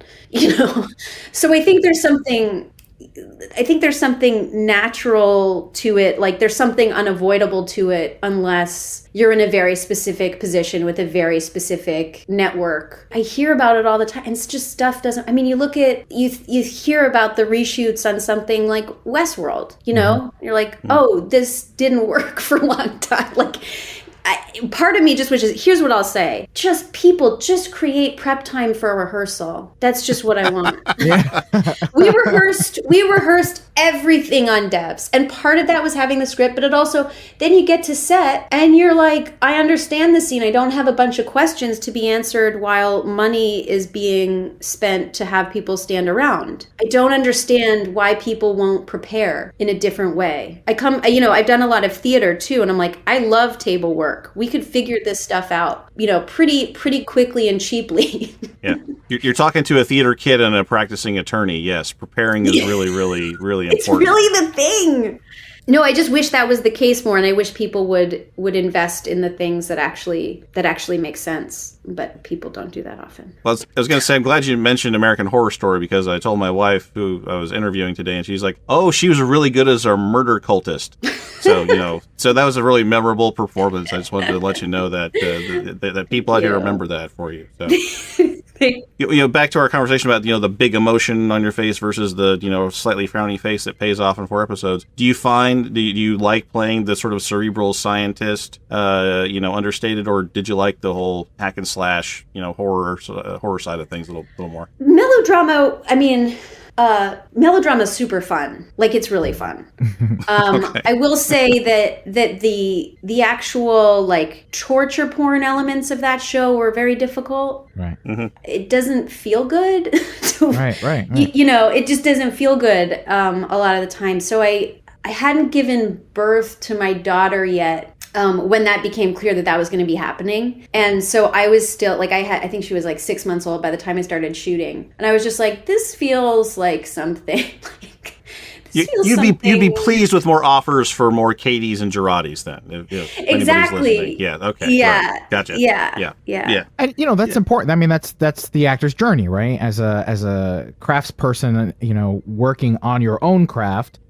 You hadn't. I then assume you hadn't done something like that before. Something that torture pornish kind of performance. No, I hadn't, and nothing to that. I mean, I did a horror movie called Cooties, which is really funny. I mean, it's really weird and funny, and there are kid zombies, right. And like that level of like a little kid playing jump rope with an intestine is like really funny to me. Yeah, like I'm not prudish about. Yeah. Yes, like I'm not prudish about it, and I love horror. And I just finished another horror show that's coming out in like a month. It's one of these things, like what elevates it to a degree that beautifies it, and what elevates it to a point of let's have this discussion. And it's an important distinction to be making as an artist, and it's sometimes hard to know. I want to go back a moment. You had we were talking about the character of Dr. Girardi on Picard, and the rumblings of the consequences. It sounds to me like, do you watch your own performances? Do you watch them back after they've been edited and published? I watch the show because that's the only way I see anything. Oh, okay, good. I don't want to see everybody else. I think of some performers who don't like that. They just will not watch themselves. But I'm curious, as you watched season 1 of Picard, we talked about the consequences. Was there something that perhaps made it on the cutting room floor? Something that you had upon rewatching went, I wish that would have made it. That scene with somebody would have made it. I think there was stuff with Rios that ended up on the cutting room floor that would have made things. I think our last episode just got really long, and I also won't say that we move off from season 1 without having established whether or not there will be consequences or what people think of it. That's still open. Yeah, things might not have hit yet. Yeah. No spoilers. And also, like it's hard because there were so many iterations. I mean, there's an entirely different first season. Really, like, entirely different.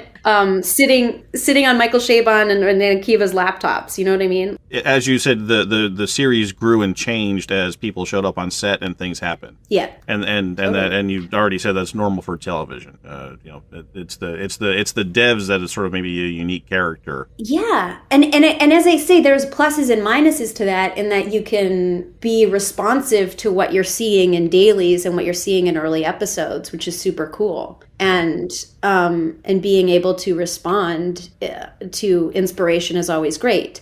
And then there's also the like, oh man, our first episode had a bunch of time behind it.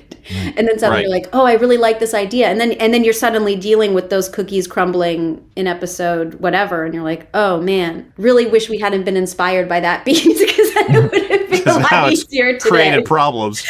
Yeah. Right. Yeah. Well, but you want to take advantage of those things, like when Allison and Patrick become best pals, you want to make sure you have more scenes together, right? Totally. You want that to happen. Sure, absolutely. You want that flexibility. Yeah.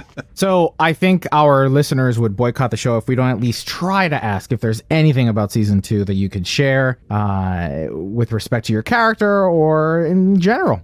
Well, from what I can say, we have a new showrunner, Terry Metalis, and Akiva's been on board too. We have a super cool writers room, and I have read the first 5, and again, like, this is saying it with like things could all change. the caveats. All the caveats. Right. Oh, of course. We just had a big long discussion about how stuff changes as things get responded to and dailies get shown. Yes, Just had that big yes, discussion. exactly. Right. And budgetary needs too, because we're Right. spending a lot on PPE, literally. But I will say, I think the strength and integrity of the show have only grown. I think the stories we're telling this season all make really wonderful sense for characters and for stories that we want to be telling in 2021. And I think it's going to be even better. I think. Do you think this last year, 2020, has influenced the direction of the story? How could it not? Right, How could right. anything? I mean, this year has influenced everything. Mm-hmm. And we may not see it in ways, we're not going to be like, everybody's in a mask now in space. but Look at Star Trek. Could be the Denoblian flu or whatever, Come on, Right, everybody. exactly. Yeah, sure. Why not? that's a great idea. I should pitch that. Yeah, write that down. Yeah. Tell Akiva to give me a call. We'll talk. Yeah, we'll work this out. But I think, suddenly our writers were not in a room. They were in a Zoom room. Right. Akiva's across the country, like we haven't shared space. Right. And so that's going to affect it in ways that I don't even know. Not in any bad or weird way. It's just like, Well, everyone has to cope with it now. It's a change. yeah. I'm sure that will have affected the way we think about the stories. But I also think, the stories we want to tell remain the same, in that it is about how we become a better species, Right. how we become a better culture of acceptance and generosity and non-judgmental goodness. I think it's what Gene Roddenberry was always endeavoring for, right? Just that. Yes. Actually, speaking about that, did you immerse yourself into the franchise and watch, just about everything you can, leading up to the role of Girardi? Are you now a Trekkie, like 100%? You're in. Listen, I'm no Stacey Abrams. I can't with that woman. She's just, it's insane. Right. We've done 2 trivias with her, and it's just like, how do you know this? Don't even try. It's just, I know, just let it go. So it's like, no, I can't. I'm neither a Trekkie nor a Trekker. I wouldn't presume to take on the title. I'd feel like a fraud. I'm a great appreciator of it. I will say, I just went back to TNG because that's where that was my Star Trek growing up experience, and I do want to expand from there, but it's so good. Anyway, yeah, there's people out there who, and having them, well, in Kirsten's case, emailable to be like, hey, what's this thing? Or what episodes do you recommend for this particular storyline? You're surrounded by resources, right? I mean, Yes. people are ready to help you out with, go here. This is where you need to look. Yeah. Yeah. And the internet too is actually very good. You're like, Oh, Memory hey, Alpha. Oh, everyone goes to let me Memory just look Alpha. up what are good Yeah. Borg episodes, okay, Yeah, there we right. go. Exactly. There's a lot. There's and there's essays and fan fiction. There's just there's an insane amount. If I ever have a question, there's an answer to it. There's an essay on it. Yeah, not handy during trivia night or going to Google's considered cheating. Right, it's, yes. Right. You can't do for that. but for research, it's For good. preparation, right? Yeah. Preparation. It's the key. Yes. Exactly. Just everybody prepare, and then we'll be happier.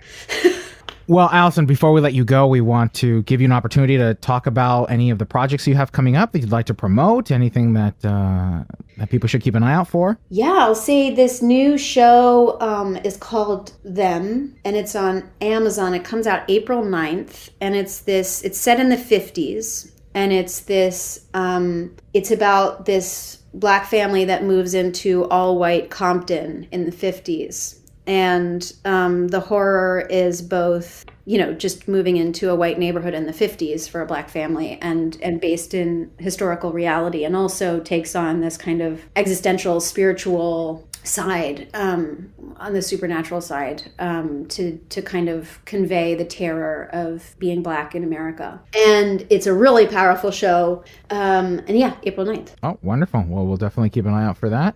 I play somebody who's not very. I'm not very nice. Oh, you're a bad guy? I'm the worst guy. All right. Ooh, okay. All right. Yeah. All right. I find that some performers think to themselves, or kind of enjoy playing the darker side. Do you kind of gravitate? Do you find yourself gravitating to those characters a little bit more now? Do you find that, they allow you to express yourself? Let me not phrase the question that way. So do you reveal your darkest inner demons here? Yeah. This is sort of like, letting the bad side out. Did you have to stuff it back into you at home? Yeah. I will say complexity in characters is something that I've always searched for, especially as a female, because many females only get to be one thing or the other. So I think finding complexity and being like, are you a good guy or a bad guy? Well, that's a silly question. You're a human guy. Well, that's why I get asked the question, are you the bad guy? That the silly questions are my department. That's what I do. Well, no, I mean, in this case, she's really the bad guy. But there is complexity to it too, and there is an exploration of she's not the bad guy in her story. Right. Oh, right. Those are the best villains. Right. And I think that's where I was kind of going with it, is that there are, whether through theater or television or film, we're seeing over the course of the last decade or so, we're seeing more stories being told of, the anti-hero kind of thing, that what is good, what is bad. And, obviously you can't give too much away about this new work, but, there's definitely clearly evil. And then there's that, where is it on the spectrum kind of thing. Yeah. Yeah. And also what forms evil Something else. What was that, Kat? What were you going to say? I was like, should I order tacos or no? The answer to tacos is always yes. Do you want tacos? There is no branch. Oh, on hi, this everybody. Yo, I was like full mid-yawn, Skippy. You punk. And I was talking about tacos, and Kat was talking about know. ordering tacos. I'm pretty sure I should. This order is how we are behind the scenes. Elio's tired, Kat's hungry, and I'm egging her on. Get tacos, get tacos, get tacos. Oh, man. Skiffy, you suck. All right, That's fantastic. You guys only missed about 30 seconds. How did Jiggler stop it? All right, well, turn off Jiggler. We have the mouse Jiggler on our system here, so it doesn't turn off. You guys only missed about 30 seconds. It wasn't. This is the goodbyes. It It was was the the thanks for coming. We'll see you next time. All that kind of stuff. So yeah, I hope you guys enjoyed that interview with Allison Pill. Let us know what you think, and yeah, I hope it was good for fun. I thought it was a great interview. I really enjoyed talking to her. I thought so too. She's pretty fantastic. All right, so we have an hour and a half. So we have 30 minutes right now. Or we have 30. We're not going to do a show in 30 minutes. That's impossible. We're not going to do a show in 30 minutes. So we can banter for a little bit. Let's do some giveaways. And then we'll end the interview. We're not going to end it. We'll start our Alexander Siddig. Right. Then we'll come back and we'll say goodbye, everybody. Yeah, and hopefully we'll have cleared some more goals. And hopefully we'll have cleared some more goals. Give away some more stuff. Only $120 away from the next tier. Yes, we can do this. Yeah. We can do that. And $500 after that is not out of the realm of possibility. It really is not. If you want some legendary bundles, if you want some voicemails, we just got to clear it, guys. We just got to clear it. That's right. We just got to get over it. It's got to get, we need 50 people to give $10. All right, so during the Allison Pill interview, we were spamming the raffle for Recon. Excuse me, for the Recon bundle. Mm-hmm. So, excuse me again. We've only had a couple of entries. I'm gonna give you guys 5 more minutes, and then we're gonna, and we're gonna pick winners for the Recon bundle. So, if you are a fan of Star Trek Online and you are interested in those Recon chips, then make sure to visit this link that I just put in the chat and put your email in, and that's it. Remember, you don't have to. There's a little message that says, "Hey, have you donated?" You don't have to donate to enter to win in this raffle, but help us out. We're trying to do something. We're trying to really come together as a community to help others. Right? We are a community podcast. Like I've said before, I run this like a community theater organization. We're all volunteers. We all donate our time because we're passionate about it. So it's important to give back. It's important to take a moment to remember that we're only as strong as our friends and our neighbors and the rest of our community. So be sure to that if you cannot donate, then share that link. Like even if you shared it already once today, share it again. Like people should be aware that something's going on, and hashtag Star Trek it. And tell them that we're getting close. I mean, this is the sort of thing where we're over halfway to our goal. We've still got an hour and a half to go. This is very doable. That's the thing about Kickstarters and other fundraisers and stuff like that. If you don't come out of the gate strong, people kind of leave and go, "Oh, well, nice try, everybody. Thanks for playing." But we're not out of striking distance, and that's something that a lot of campaigns. That's why you do the last push at the end. That's why we're telling you that if we meet our goal, what's beyond it is some really interesting and unique stuff. Like what, Tony? Well, for example, you could have Galron telling people who call you to experience Beige. Like, I mean, you can't get that anywhere else, ever. So this is the kind of stuff that you could do. You could have Issa Briones. Maybe she'll sing something from Hamilton for you. I don't know. Is that beyond reasonable? I have no idea. We'll have to ask. Oh, darn it. Well, anyway, she'll tell people that are calling you that Issa Briones from Star Trek Picard is here answering the phone for Bob Smith, and it'll be her answering your phone. She'll say your name. She'll say your name. It's a custom. It's not going to be like you made it sound as though a robot was going to slide in. No, a robot is not going to say it. I mean, that would be funny though, and she plays a robot. Right? Well, there you go. It would make sense then, right? But we have a generic script written up. So if you don't want to come up with your own message, that's fine. We have a generic voicemail script we can just give them, and we'll put your name in there, and they will read it. So this is it's a chance to get something unique and special that no one has had before, and maybe no one will ever have again. This is like those NFTs, those non-fungible tokens, but something cool. Larry Nemechek is in the chat, is in the house. Hi, Larry. Hello. What's up, Larry? Yeah. Larry, share this with on all your people. Follow you, man. Share this with all your social and on Facebook. Share it blast on it out a little bit, Larry. Hashtag Star Trek. Blast it out. We are $600 away, a little over $600 away from our goal. 2,000.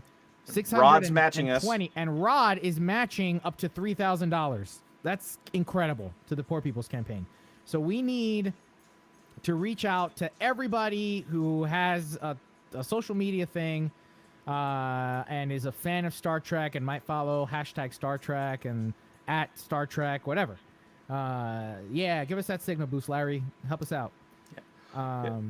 It's all going to the Poor People's Campaign directly. The link will go directly to their fundraising arm. It's all going straight to them. You don't have to donate to enter our contests. It's open to anybody in the Twitch chat. I believe is the legal term for this. Raffle, sweepstakes, however you want to. Yes, the legal terms notwithstanding, as long as you're participating with us here, you're eligible to win. But the prizes get better as we, as a community, reach those higher goals. And that's why we want to hit that $2,000 so we can give away those voicemails to everybody. Plus 2 Star Trek Legendary bundles. We'll have 2 of them if we surpass our goal. So that's the Legendary Excelsior, the Legendary Ambassador, Legendary Vorcha, and Legendary Burrell from Star Trek Online. I just got a message from a friend of the show, fellow Star Trek Online streamer and video editor extraordinaire, Zeph Films, says that if we hit $1,600, he will make one for one winner their very own ship porn video. What? unique prizes you can't get anywhere else. Like Unique we've prizes been you saying. can't get anywhere else. There you go. That's So, thank That's you, that Alan. is a very wonderful offer. Thank That you. is a Zeph very Films. wonderful offer, Alan. Thank you so And very that's much. real work, folks. That is real Speaking work. as somebody that used to do demo record videos and all that kind of stuff, that's a labor of love right there. So yeah, that's fantastic. Thank you, Zeph Films. Well, that's a pretty close goal, $1,600, We can get because it's we can like absolutely get a there. little over We can get there. $200 from where we're at right So now. I gotta create. All right, so we're gonna give away the bundle now, the Recon bundle. I'm gonna refresh this page to make sure we got all the entries. Okay, the winner of a Recon bundle is Robbie Glenn. Robbie Glenn. Robbie Glenn, congratulations, Robbie Glenn. Robbie Glenn. Congrats, Robbie Glenn. Way to Oh. go. Way to go. Awesome. So imagine having your own cinematic from your. I presume, Zeph, that you'll let them pick their ship, right? Bye, Cat. I don't know where she. No. Um, Hi, Kat. She's back. pick your ship, and then Zeph will create a cinematic video for you, much like he does with the new Ships of the Lines that come out. Yeah, that's all. You know what, Zeph? Come on. Let me give you a link here. Hold on. You gotta open this in Google Chrome. All right. Yeah, it I'm doesn't gonna really send work you in this link. Firefox. Doesn't really work I'm anywhere. gonna send you a link right now, and you just gotta open it in Google Chrome. You cannot open it anywhere else. And You can also talk have to it. have something to listen with and something to talk into. Yes, it would be helpful to have an I/O device. Yes. All right, he's coming on in a second. Thank you, Nick, for blasting that out again. Thank you, Nick. What are you doing? You want to come on? Come on, Nick. Shoot me a message on Facebook. I'm gonna send you a link right now. Even if you don't want to come on, I'm just gonna send it to you. No And if you pressure. want- and if you want to come on, you're welcome to come on. No pressure. You are. I love it. I love it when Nick guest hosts. Guest hosts. Guess. Guest. So we when can I- quit. when I get him- So when when I Nick get comes him- out, we just leave. That's fantastic. I like when this I deal. get Nick in front of the microphone, it's gold. It's gold. It happens at least once during Vegas every year. Just magic. it's just Everybody magic vanishes. Everybody else vanishes, but Nick is kind enough to keep me company. And then I'm like, Nick, sit down. Let's have a conversation. Let's record. a show Everybody now." abandons you. Everybody leaves you all alone, and only Nick keeps me company. Aw. You are Nick. You're welcome to join if you want. If just to shoot the breeze. We don't have an agenda anymore other than playing our Alexander Siddig interview, which Yeah. we'll do. What 9:30? And 9:30. and reminding everybody that 100% of proceeds goes to the Poor People's Campaign, and your donation is matched. Will be matched by the Roddenberry Foundation. That's right. That's what we're right. reminding you of. That's the only thing we have left to talk about, and to give away stuff, and to say hi to Zep Films. Hey Alan, what's up, there. man? Hey, Hey there. Look at that fancy sock you got on there, man. That's all fluffy. it's my tribble that I stretched over the mic. It's for personal use. Yeah, Your, Babe. your room's pretty windy, huh? yeah, yeah.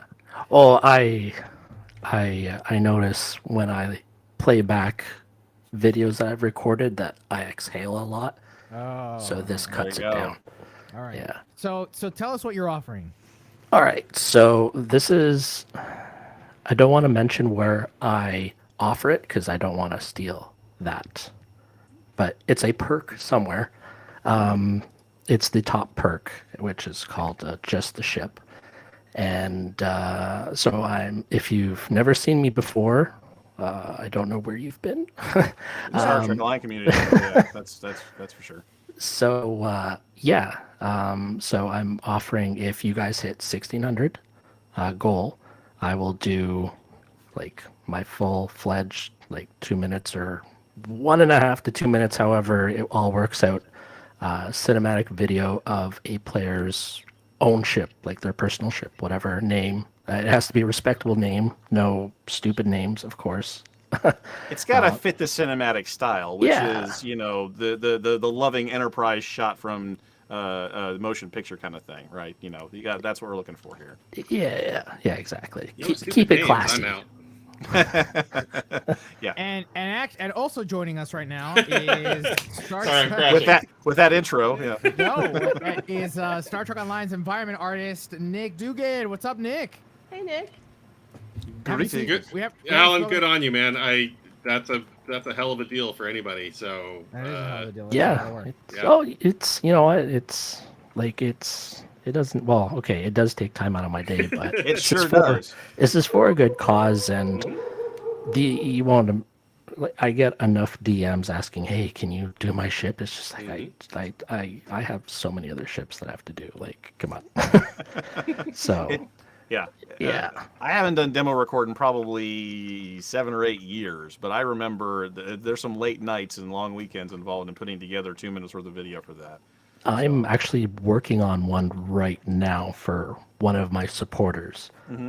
So it's actually coming along really good. But yeah, I'll cover like the music licensing. So it'll come with its own track that I won't use in any other vids. I'll do all the camera work, all the leg work. If I have the ship, I'll even go do like all the demo files and all that. You just gotta give me the name of the ship and I'll do it. If somebody wins that's on console, we'll try and work it out. So I find out what customizations they have done to their ship, what their registry is, and all that, and then Right. I'll put it into Recreate PC. it. Yeah. Exactly. Yeah. Yeah. So Well, they do that. You know who does that? GamePrint, right? Yeah. GamePrint actually is co-sponsoring our event. And remember, if we hit 1,500, you can get a 9-inch ship. And what ends up happening, custom ship, right? Straight up, not like a model that they have lying around that they're Your gonna make. own They're gonna let you. registry They're gonna number. let you make your Yeah. own ship. But that's what people in the GamePrint community do. So people, if you follow GamePrint on Facebook, sometimes console players will be like, "Hey, here's a screenshot of my ship tailor. Can somebody please upload this for me, and that way I can print my ship." So that Yep. works too. Well, thank you so much, Zeph. I really appreciate that. That's an awesome contribution. Thank you so very much. You know, a real example of what it means to be a member of the Star Trek community. So thank you for donating that time and your talents for that to Oh, help us make thank this you. successful. Thank Yeah, you for good on doing you, dude. 500 episodes of keeping us in the loop with Star Trek news and Star Trek Online news, and just it's very rare to see a podcast do that many episodes. Like I don't even think Stoked hit 500, Nope. I don't think so. and Not so even to keep the gears going, like I've been doing Fresh Out of Space Dock for 6 years, and there's times where it's just like, do I want to do this anymore? Like I feel like, how do I make this still engaging and not just the same old? Like I understand what y'all must be going through just to try and keep things engaging for everybody, right? That's why I leave and come back sometimes. Like, I mean, yeah, I just got here not too long ago, so yeah, Kat, you've been here for like a year and a half, 2 years. Like you're fresh baby face, right? 2 years. I You're, know, you're the that's new it. person. Yeah. yeah. I still remember. Already exhausted. Yeah, I know. I still remember. I remember where I was when Brandon called me to offer me the host position with James. I was at it's 10 years ago now. My God. You know, it's funny. So I have two stories to tell. One is the way my mind works. My mind has clearly no sense of time. I was going through pictures for that slideshow during the break, right? That we've been playing. And I'm going through these images. I'm like, Jesus, that feels like yesterday. That feels like last week. Like that just happened. And we're talking about the 2012 convention. Yeah. Like, it just feels like yesterday when I go through these pictures. Nope, And, that's a decade ago, but Right, man? Jesus. So there's that. And then I also remember I was at a it's hard to even call it a destination wedding, but my friend's brother was getting married in some mountain. It was a freaking camp wedding is what it was. And I remember it was like a horrible thunderstorm. I was in this tiny little tent, and all of a sudden I get the call from Brandon. He's like, "Hey, would I like to offer you the position?" I was like, "Oh my God, I'm so excited!" Yes! And that's the rest is history. Yeah. So it does seem like it was just yesterday, but it's when you have that look back like that, and when people are still excited about it today, I think that's what makes it worth it. That's true. And that's why, even though I step off sometimes and someone else takes my place, I'm never really too far away, just because there really is something special about the community. There's something special about about the franchise. There's something special about how it brings all sorts of people together and makes them do crazy things like volunteer to give up part of their weekend to make ship porn. That's I right. mean, you know, that's above and beyond, really. So yeah, that's fantastic. And seriously, you know, Zeph, you are a part of the community. Like I said, you're a part of that community. You know, your art, it's an art. You are making art and that people enjoy. So I hope you keep doing it, man. I know that you know, you're right. It can get hard sometimes, but man, it's worth it for somebody out there. There's some, and that's what I think. That's probably one of my greatest takeaways is that somehow, I don't know how, but sometimes I'll get an email from somebody saying, "Hey, you guys do a great job," and it's something I look forward to every week. And it's that kind of stuff that makes me go, "Wow, really? Like, wait, really? What?" And then, you know, it's a humbling experience. It's a real humbling experience. So I have a little story just touching on that. It was during one of my lulls where I was just burnt out. Like I was streaming almost daily. I was putting out 2 cinematics a week and a visual review, and I hit a wall, and I'm like, I don't want to do this anymore. Like I'm killing myself right now.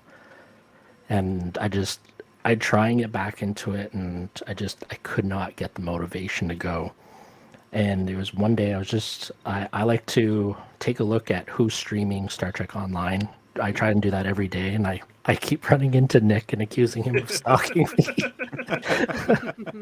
And I'm actually stalking him.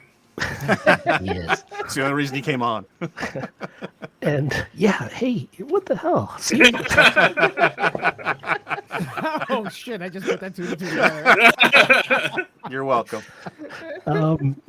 And so I hit this stream, and it's a man and his wife. They only had like 3 or 4 people watching, but he had one of my videos up on his stream, and they were both kind of just like dancing along with the music, and it's just that right there just relit the fire, and it's just been ever since that the fire just hasn't gone out. Like it's just the community. There is a loud minority, but in that loudness there is a great community. You just have to weed yourself through that loudness and see the good, and it keeps you grounded, keeps you humbled, keeps you motivated. And that's why I'm still, even with a baby Zeph, I'm still firing on all cylinders here. All right, man. Baby Zeph. How's baby Zeph going? He's sleeping right now. That's why I said, give me a minute, because I had to go close doors. I was But he just wondering- turned- I was curious why you were giving this sultry, quiet voice. It was I'm watching the baby monitor here, so I'm starting to talk louder now, and I'm noticing there's no shuffling on the baby monitor, and my voice isn't being picked up by it either, so we're good. So, Nick, you've been doing some rounds, man. I saw an interview a few weeks ago talking about your work in Star Trek Online, which is great, man. I love it. I love it when you guys get credit, you know, where credit is due, and you certainly deserve it. So why are you stalking Zeph? Great segue. I've been trying to get him to do a custom video of my ship for ages, and he just keeps refusing. But then he comes in here and just offers it to anybody. So I guess I'm going to enter. Hey, Nick, for only $99.47, you could have your chance at winning that. You would have a chance. You would have a chance at it. That's right, because we're now over $1,400 during our conversation. Yes, we are over $1,400 now. So Thank you, Roscoe, for Yes, thanks, donating. Roscoe. Yeah. No, I think it's just that Zeph and I are both on the same wavelength of liking to watch other people playing the game. Whoops. I admit I wasn't really on Twitch. I didn't do anything with Twitch before the pandemic, really. I mean, I knew that it existed, but and it's been really good, for my mental health amid all of this stuff. Not that it's, any kind of real social interaction, but the parasocial part of it to just kind of quench my brain in terms of feeling like I'm interacting with people, or at least hearing voices of other human beings, has been really nice. And then on top of that, just watching people play our game. You know, there are a number of you know, experienced streamers that are all over Twitch playing our game all the time, and it's great fun to interact with them. They all know who I am. But the best for me, the most enjoyable for me, is finding people like Alan's talked about that have 3 viewers. They're new to the game. They don't have any idea who I am, and just getting to watch them experience things for the first time. You know, I think a lot of us went through that, watching Piece by Piece coming up through Twitch recently on Stowe in the last couple months, and just. And then you had Rod Roddenberry doing it earlier today. And then we had Rod Roddenberry doing it earlier today. That's kind of a cherry on top, ain't it? It was pretty good. But yeah, it's just really, it's fun to watch people, you know, it's fun to watch anybody play the game, but it's really fun to watch people who don't already know the ins and outs of the game experiencing things for the first time, especially people that are Star Trek fans that, you know, when they start recognizing certain places or characters or events or whatever, that's really cool. I heard that you guys were all abuzz when you learned that Rod was going to start playing for the event. Yeah, I mean, we're excited anytime we hear about somebody, you know, starting up for the first time, and certainly, you know, somebody with the pedigree that Rod does. That's kind of cool. And it was fun watching him earlier today. So you know, I have to ask though, is there more pressure now that you know Rod Roddenberry is playing the game? How could there be? There's such damn perfectionists over there.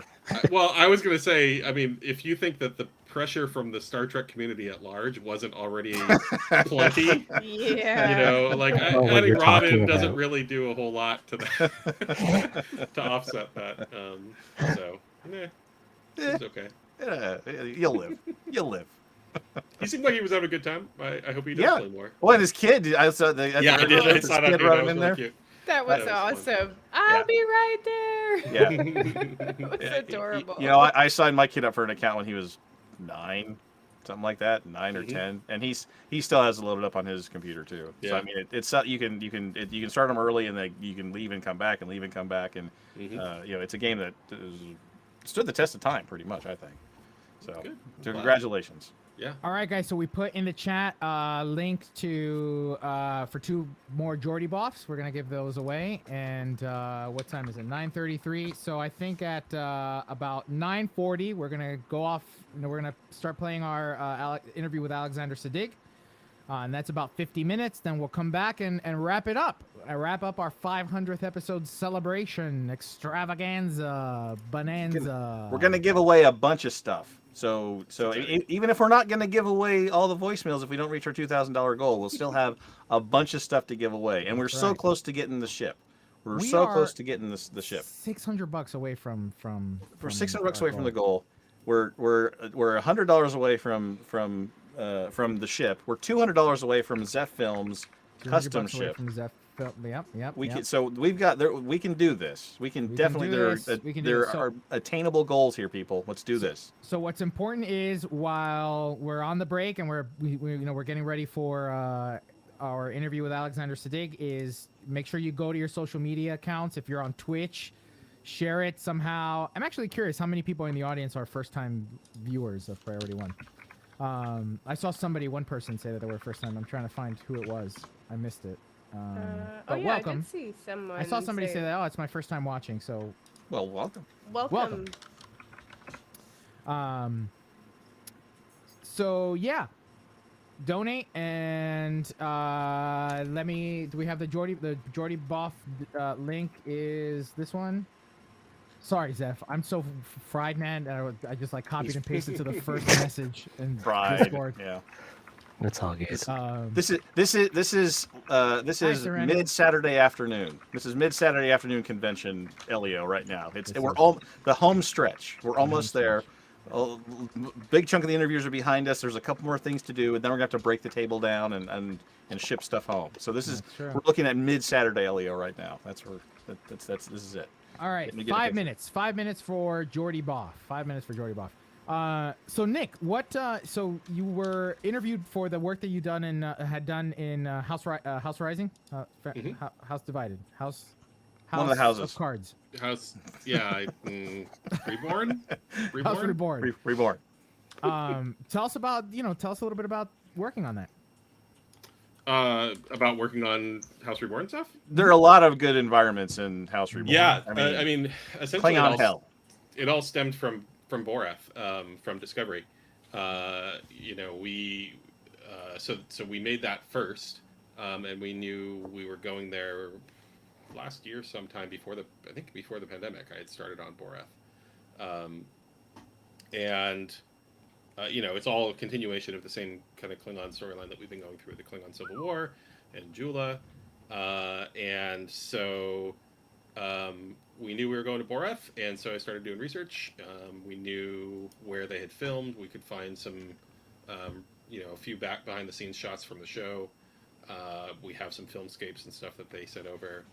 And but luckily, I mean, the vast majority of the reference that I gathered was wedding pictures, because everyone takes their wedding pictures at Knox College in Toronto, apparently, because it's a pretty place. So I have a whole reference file full of people's wedding photos that I used to make that up. Exercising that stalker. That's right. Hey, It's funny how it's getting photos from Toronto. Yeah, Canadian. Right. Yes. This is my Canadian college that's right, that I'm Alan, doing. You're in Toronto. Yeah. That's right. Yeah. Yeah. Mm-hmm. Yeah. Stalker. And it's a lot easier to I have stalk a Alan's building. wedding photos, in fact. It's a different folder, but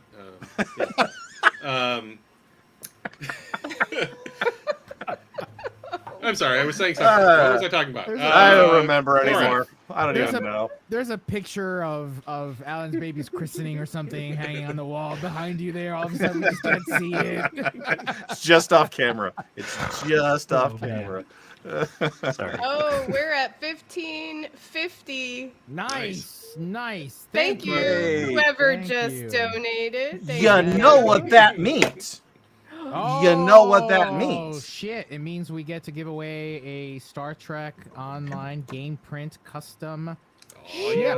That's what All we right. get to do. Here we That's go. a Good good job, choice. everyone. All right, here's what we're gonna do. First, we're gonna do the giveaway for the Geordie Buffs. We're gonna go ahead and claim those winners now. All right. Here we go. Let's do this thing. I said 2 minutes. I'm gonna call it at 2 minutes. Here we go. Oh, I have to turn the lights on because my tacos are coming. Okay. Taco's here. We have a taco. No, those are much more important tacos. Oh, all right. The first winner of the Geordie Buff is Josh Heinrich. Yay, Josh. And- Congratulations, Josh. The next winner is Joey Brooks Rose. Joey. Congratulations, Joey. Geordie on the Geordie Buffs. All right, so now I'm gonna put the link in for the first Custom. custom 9-inch ship. game print ship. Okay, let me grab it. Let me Taken grab the link. directly from the 3D models in Star Trek Online. Custom painted with your scheme and registry number and name. Thank you, Larry. Nerd. Take Thank care. you, Larry. And just in All right. case you didn't know, GamePrint recently got the rights to start printing Discovery era ships. So if you have a favorite Discovery era ship that you want to Well, get there you printed, go. Fantastic. also a GamePrint partner here, so I'm totally on board with Well, this. yes, Yes, and yes, we thank GamePrint for their sponsorship of this giveaway and their help in raising money for the Poor People's Campaign. Thank you, GamePrint. Yeah. All right, so you got 5 minutes. Okay, 9:45 because the Alexander Siddig interview is about 50 minutes long. So you got 5 minutes to enter to win the custom 9-inch game print ship from Mixed Dimensions Game Print. They are a phenomenal group back over there that really care about the community. They have amazing customer service. If your ship arrives and something's broken, they will ship you a brand new ship. You know, no questions asked practically. They really care about the fans, and so And their prints are really good. and they are. We've all been They are. really impressed with. Ooh, I got 2 new ones. Hold on one second. He's gonna try to hold him with his camera too. I Nice. wonder if you know he's got he can do the hand comparison like I was. Like so there you go. You have the better ship though, Tony. Do I like the Nova? I've the always Nova- liked the Nova. The Nova is my favorite ship. It's a yeah. I really like the Really? Nova. Oh. Oh, speaking of the rights with the Discovery, Nice. yeah, there you go. This is Very the- cool. Mirror Crossfield, Uh-huh. which I wanted to see what had happened when you printed it with the bay open. Yeah, because they never close that damn shuttle bay. Exactly, right? They never do. Nope. So, Yep. and then I got the Donnie. Nice. Oh, Very that's kind of cool. that's So good. hold on a Oh, second. that's So you said that they awesome. just got the rights to the to Discovery ship. So now you can print your Discovery ship, right? Where Yeah. before you could not. You had to. No, Get- it was grayed out Yeah. in the options. So they just got it a couple of months ago, but they didn't Nice. market it too hard. No, Mind you, definitely. marketing has been kind of for everybody. It's been kind of Right. So Thanks, Pandemic. Wow, that's crazy. That's crazy that you can get now. You know, you can print a Crossfield or whatever, man. That's awesome. Oh, that's really cool. Even Discovery Klingon ship, says Theron in the chat. Yep. Speaking of chat, again, a welcome to new listeners, to new viewers. If you haven't already, we have a link tree with all these, cool links that take you directly to all of our locations. You can subscribe. And of course, in that link tree, the very first link is where to donate, which is to the Poor People's Campaign, which is really important. Remember, they're doing a lot of boots on the ground work in communities that are underserved and often overlooked, communities and marginalized peoples that otherwise don't have the support that you and I might have. So they are helping immigrants, they are helping people of color, they are helping people suffering from the pandemic. They're doing a lot of great work, and it just seemed right to try to support them, especially now. So make sure that if you have some money to donate, please do. Again, donating is not a requisite to win these contests. The contests are open to everybody, but the higher we get, the more we unlock that we can give away. Number one. Number two, none of the money goes through Priority One. It's all through the Action Network, which is already set up for the Poor People's Campaign. Goes if you straight to them. it goes straight to them. We don't deal with it. We don't touch it. We don't look at it. It just goes straight to them. So we just got $20 more. It's Hey. $15.70, $30 Nice. away from the Zeph. Make film. Zeph work. nice. Make Zeph work. when Make is Zeph Zeph not work. working? So if you can't offer a financial contribution to the Poor People's Campaign, then share it. Make sure you hit your social media, hashtag Star Trek, tag Priority One, tag Unite the Poor on Twitter, and let other people know that may have the means to donate that they can. 1550. Right? 1550. So that's good. Another All right, 50. in Another 2 $30 minutes, bucks. In 2 minutes, we're giving away a Game Print 9-inch custom ship. I'm gonna go ahead and put that link once again in the chat. The Nova is a small ship, but this is 7 inches. This would be about the scale that you're looking at here. I So- still have my you can't see it now because the way I have my camera set up, but I have them displayed right there. Oops. Oh no, you broke it. Um, Okay. Those are some of the ships. I've got the Fleet This is Advance Galaxy? Escort, and then I have the custom printed, hand painted Galaxy. Very nice. Oh, Oh, is that the- 1600. Was that the one we were doing at the convention? Yeah. Oh, we're there. Oh, We're 1600. Hey, Oh, thank you. All right. yay whoever team! Did that? Awesome. Yay team! GG. You know what that means? What does that mean? After we do this giveaway, we have to do another giveaway. We have to do another giveaway. You're right. That's right. So now we have to do more banter. going- giveaway. I guess we're going over 500 minutes. I guess we're going over. I I guess guess it we're means we have to going do more over. episodes. I It means we guess have to do more than minutes. 500 episodes now. Oh, You have to do what? more Really? episodes. Yeah, because we have more than 500 minutes. You have to have more than 500 episodes. We have Oh to do yeah, more yeah. episodes I now. see. You have to come Oh. back. Yeah. All right. Well, Which means I'll be Tony, right today's not back. your My last tacos day. just got. Tacos are here. Tacos are here. Tacos All are right, here. It's 1 out. minute. 1 minute for the 9-inch custom ship from GamePrint. In the meantime, I'm gonna create another raffle for Zeph Films. Zeph, do me a favor. Can you just send me a quick link to your? Can you send me your logo? Please? Yeah. Let me just find which. I have and let's, so and many let's just folders get this open. out there. It is Zeph Films, not Z Films. Right. Okay. Yeah. It's it's because it's Canadian. Hey, it's Zeph Films. That's right. It could be Am I- French Canadian, be Zeph Films. The films, oui. But he's not from Quebec. He is from Ontario. So it is his next door neighbor.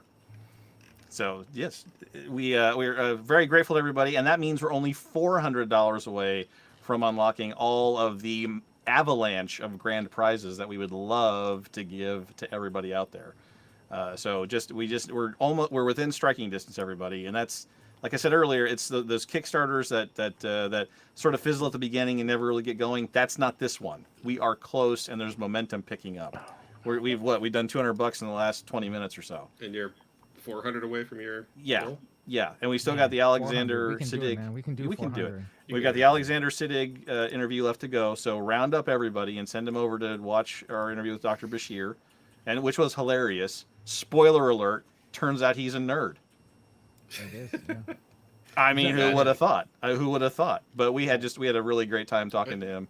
The Alison Pill interview was great. I like that a She's lot. so great. She's so nice, She's- isn't she? she's fantastic. All those Star Trek Picard and Discovery actors, they longtime listeners of the show might remember that on occasion on our podcast we're sometimes critical of those shows. But let me tell you, those actors dig deep, and they made me think about those characters differently after I got done talking to them. And Evan Evagora said he considers Elnor the Worf of the show, and I never thought about that. But yeah, he's the guy that used to be the bad guy race, and now he's one of the good guys, and that's a problem for that character, and for the things that they're going to run across. So it's stuff like that when you talk to these actors that have put a lot of thought and effort into creating them, that makes you kind of look at the shows a little differently. So I hope everyone enjoys those and maybe rethink some of what they thought, like I have. Did you inhale those tacos, Kat? I only ate a little bit of one, just so my stomach would stop being cray. Oh no, there's more tacos. I was just gonna be impressed if you've already finished a plate of tacos. Oh, and no, then no, back no. again. Did you secure them from your dogs? I mean, I know I live in Texas, and but no, I just had a little bite. Can the dogs get at them? I think that's the main Put it on concern. top of the fridge, because Do you have tall dogs or dogs We're that can gonna jump? hear a crash Yes, from the fridge. that's why it's on the fridge. Oops. Well, All right. I did lose a whole pizza that way. This is experience talking. This is the school of hard knocks. Oh, I'm sad where there's a place in the world where you can't get tacos. Sorry, James. Yeah, BLZ Bub in the chat means you mean more nerd than you two. Yeah, he's old school nerd. Oh, folks. he so was. I had Yeah, no idea. That Sid was is amazing. old school nerd. Yeah. All Yeah, he's right, committed. here we go for Zeph Films film. Here we go. The thing. Here's the link. Wait. So it's wait, hard wait, keeping it PG. wait. Eh? wait. So did we do the thing yet? The other thing? Oh, we did. Did I miss that? All right, we're gonna give. I forgot that. Yeah. All right, This here is we go. Saturday Night Elio, where we start telling him, "No, you can't pack that up yet. We've got one more interview left." He's Sorry, like, sorry, "Oh man, sorry. I wanted to put this on the FedEx tonight." No, right. we still got to talk to John All right, Delancey. here we go. Game print. All right, here we go. Let me go to entries for game print. The winner of the game print ship is Brent Guile. Brent, go! Congratulations, Brent! Congrats, Brent. Fantastic. All right, cool. So it is 9:50. At 10 o'clock, we will do the drawing for Zeph Films for Fresh Out of Space Dock. For your own personal Fresh Out of Space Doc. That's Oh, When are you gonna man. watch the Alexander Sigurd video though? Yes, That's supposed to be. At 10. So yeah, this is definitely going over. This event. we're going overtime. So this. We're this going event's- over. We're But always we're so doing- close to the goal. $369. And we're always giving you Nice. too much. We're always giving you more than you really thought you ever needed or wanted or could stand. Honestly, I mean, just too much. It's just too much of Guys, what we do. 10 years, man. As I was 500 saying, I know. too much. 100 episodes. Yeah, it's a hell of a run. And you did, It's been Elio. a long road. Oh no. Getting from there to here. 7 leave hours. Been Yep. a long time. 7 hours and 50 minutes before he broke into song. Not even with Issa Briones, another music theater nerd. He didn't break into song during that one. I admire your restraint, sir. I admire your restraint. I was like, you want to do You were a duet? close. Can we do a duet? I wanna You do were a so duet. No, close. I You were was not. so close. I was not. You wanted to. You want to do show and tell? I've never really done a show and tell of Star Trek stuff, and we Yeah, got 10 let's go. minutes. Let's so- go. Wow, Hold on. we've got Let 10 me- minutes, and then we do the drawing for Alan's Fresh Out of Space doc. So this is from the first and only Star Trek convention that I've gone to. It was for the 25th anniversary of TNG. Yeah. Nice. Hey, Mr. Oh, Pets that's do. awesome. I also have one with Brent Spiner, and Brent Spiner is, well, I'm sure everybody knows, is amazing. You know, I'm not going to try hanging that from a sitting position because I'm Yeah, you're asking break for it. trouble there. Yeah. yeah. But I went with some coworkers because they're Trekkies too, and we were at the front of the line for Brent Spiner photos, and I had my back to the front of the line, just looking down at how long it is, and then all of a sudden you hear a very recognizable voice. It's like, is this the line to go see that guy Brent Spiner? You look around and there he is, kind of like in our face. He was really awesome to meet. Patrick Stewart was there was lots of security, and lots of rules. Don't shake his hand, don't touch him, don't do this, don't do that. I'm like, okay, all right. So that's why in that photo my arms You're are like, Yeah. little squeeze, little like yes. if he wants to touch me, he can touch me. Okay, this is fine. It's All like right, a strip club.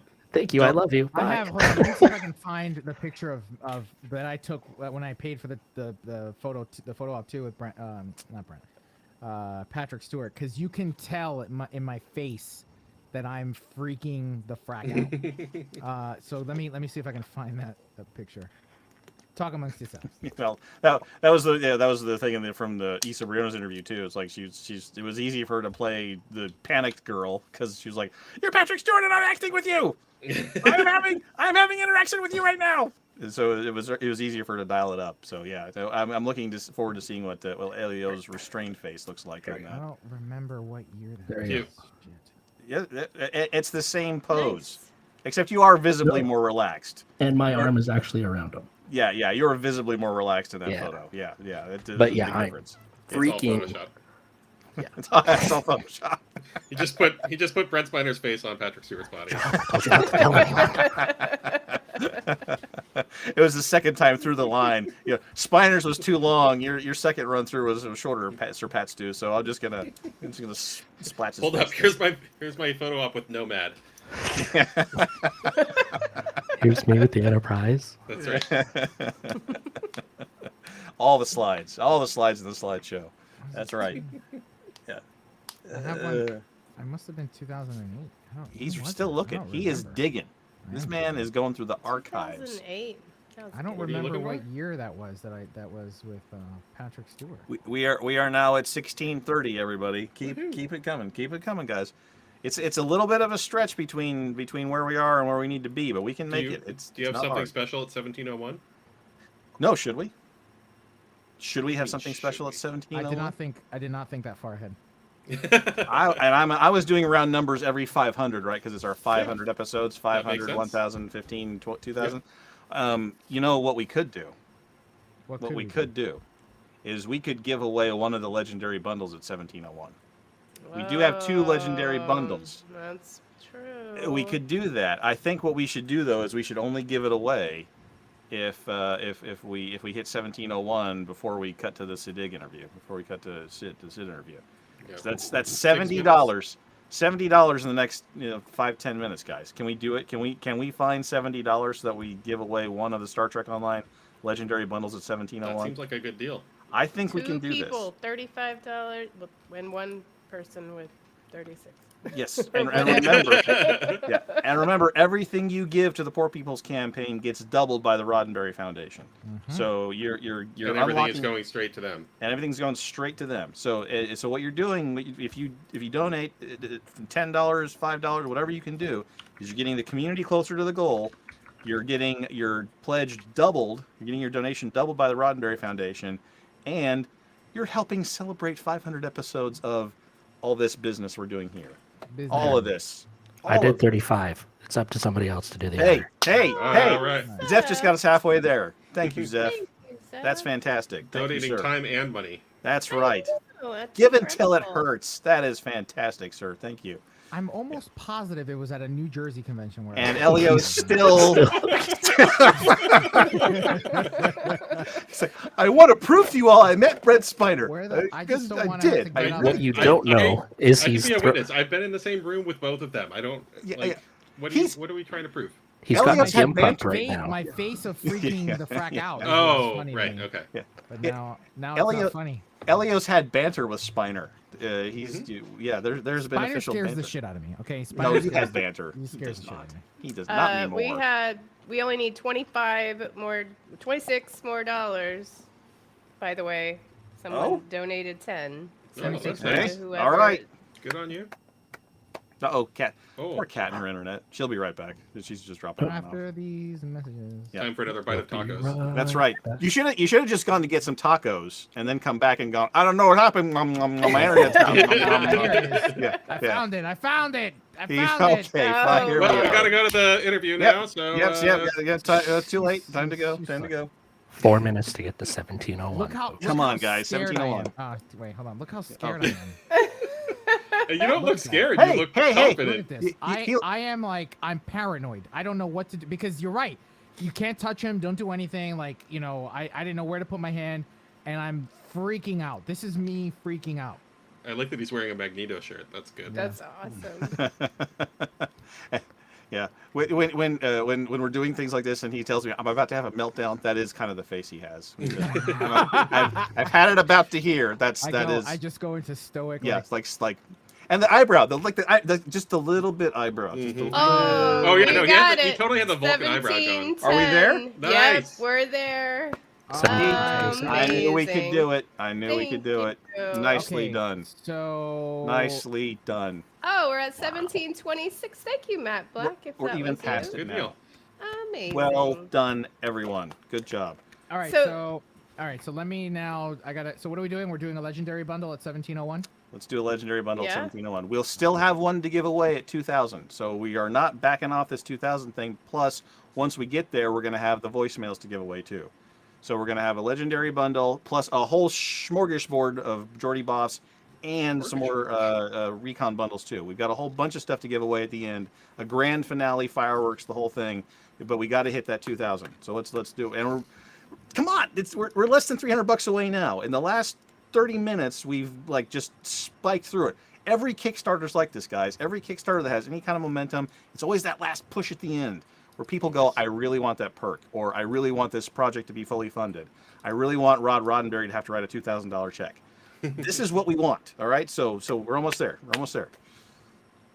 Zeph giveaway still in progress. We're almost. I know. We're almost. I know. Yeah. I No, know that's about no. that. So that's I'm putting that's the good. link. We hit I'm the goal. putting the link again for Zeph. All right, and then Can I enter my own giveaway? no exclusions apply.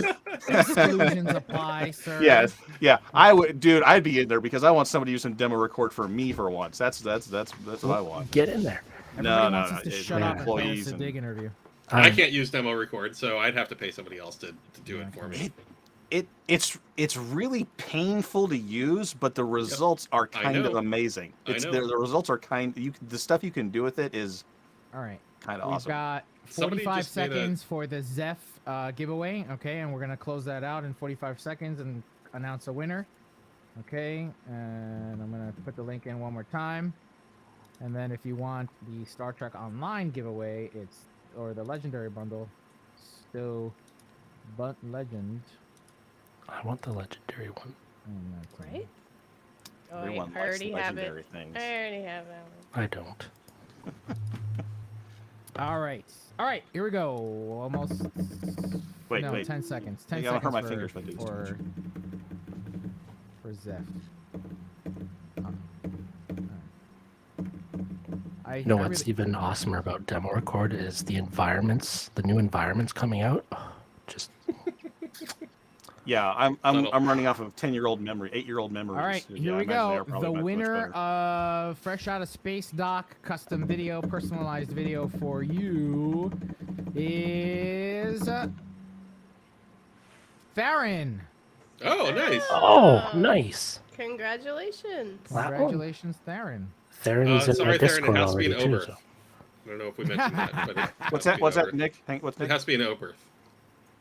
It was in the rules. Yeah, I it don't was know in if the we fine mentioned it, print. but yeah, Yeah. yeah. Put it in the fine print. Any ship as long as it's a no berth. Right. Mhm. Yeah, exactly. All right, and now I'm gonna give this 5 minutes. Okay, 5 minutes for the legendary bundle, and then we're gonna go off air, where we're gonna take a break and play the Alexander Siddig interview. Everybody's eager Right. to And- have that go. And you got a whole like 50 minutes, 45 to 50 minutes of Alexander Siddig to get your friends, neighbors, uncles, aunts, or whatever to come in and let us hit that $2,000 goal.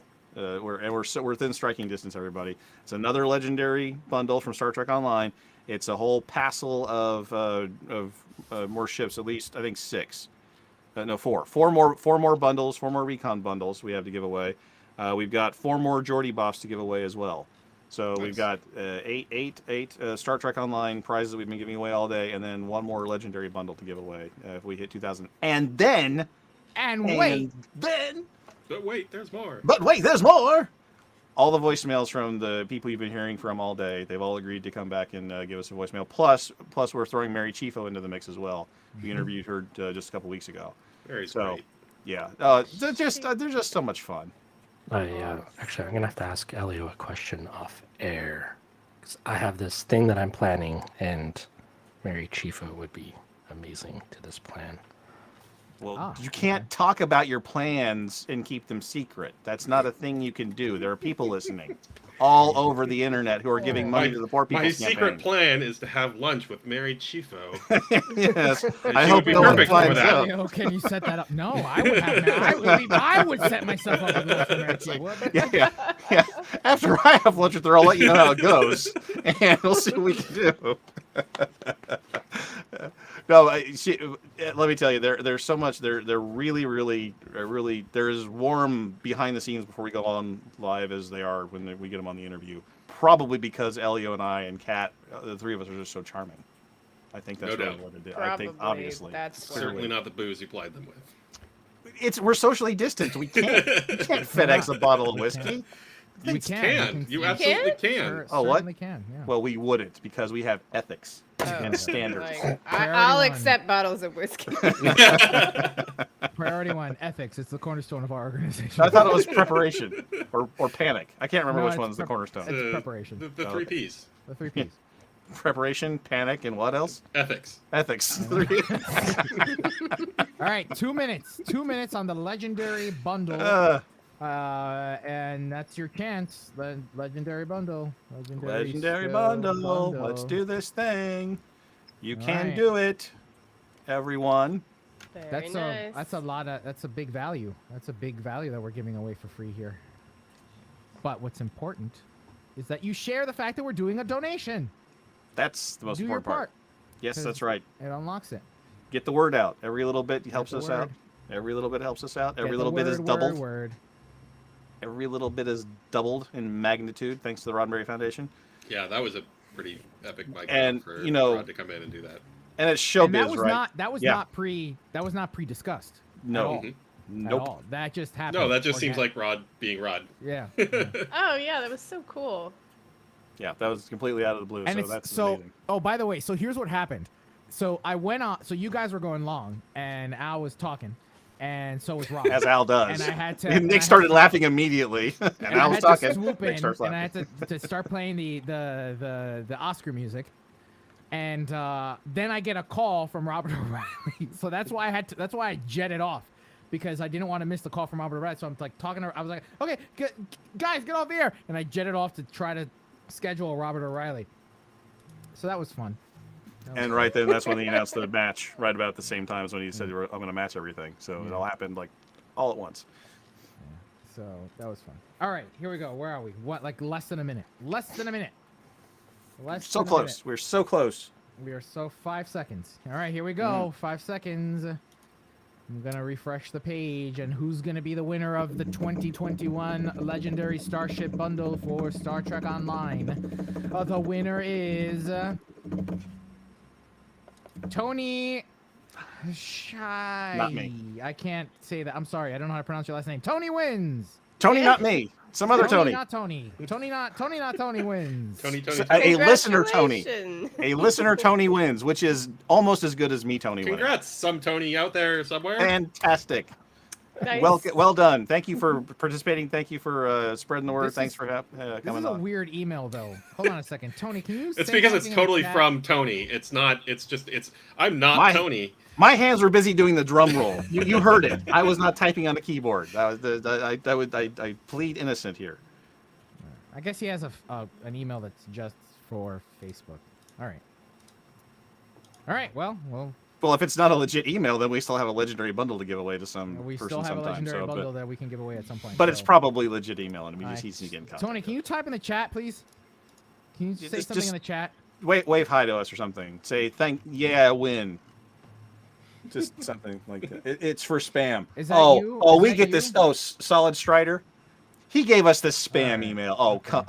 No. Now I feel. No, I mean, no. that's fine. I just want Yeah. to make sure that it's Right, it's real. You're that They're real. going to respond when I send it. Okay, And you all will right, cool. get it. All That's right, the solid. important thing. I'm like, Yes. who emails Alright. to Facebook? I get it. Yay, No, it's win. weird. I'm not going to read the email out loud, but it looked weird to me, and I was like, okay, wait. All right, so we got some winners. All right, now Hooray. we're going to play Alexander Sadig, and we'll be back in about 50 minutes to put an end to this Tick, live tick, stream. tick. Get to 274 more dollars, people. That's all we need. Is that And then where we're gonna- at? 274? Wow. That's Yes, great. we're so close. We are within Holy striking crap. distance, guys. We are This is within striking wonderful. distance.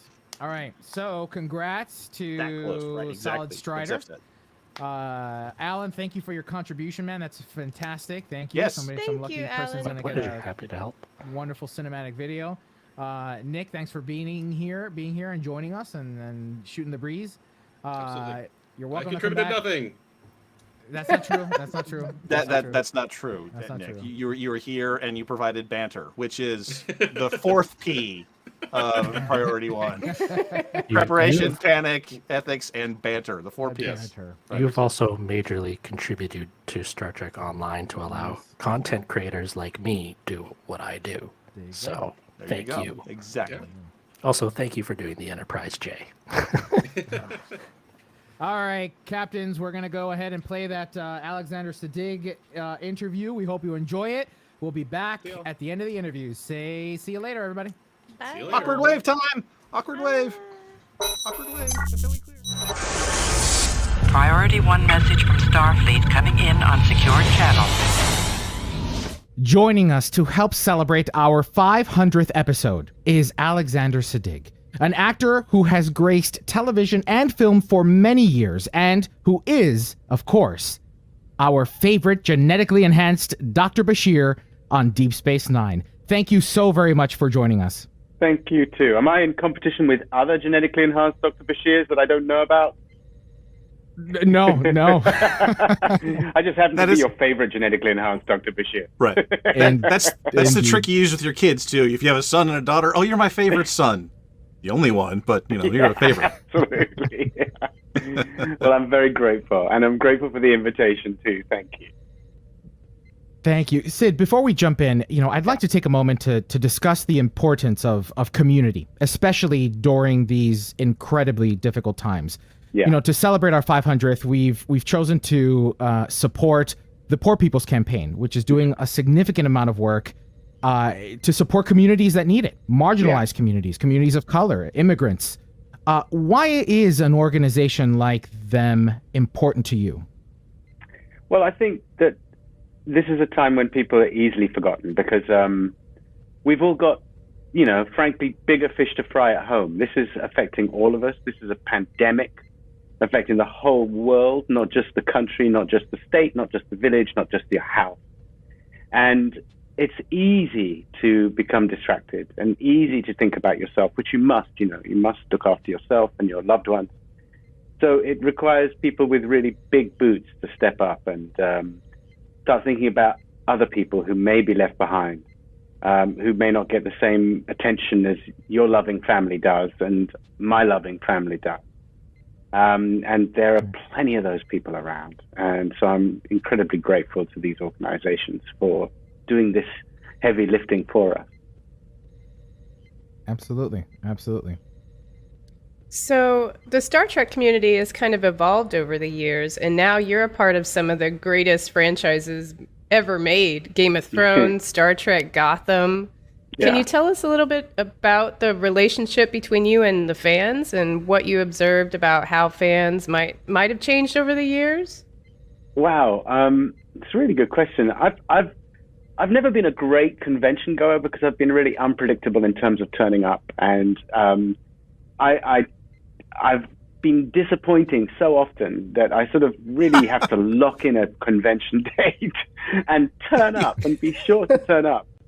Usually that phrase is "I've been disappointed so often." Yeah, usually people say disappointing.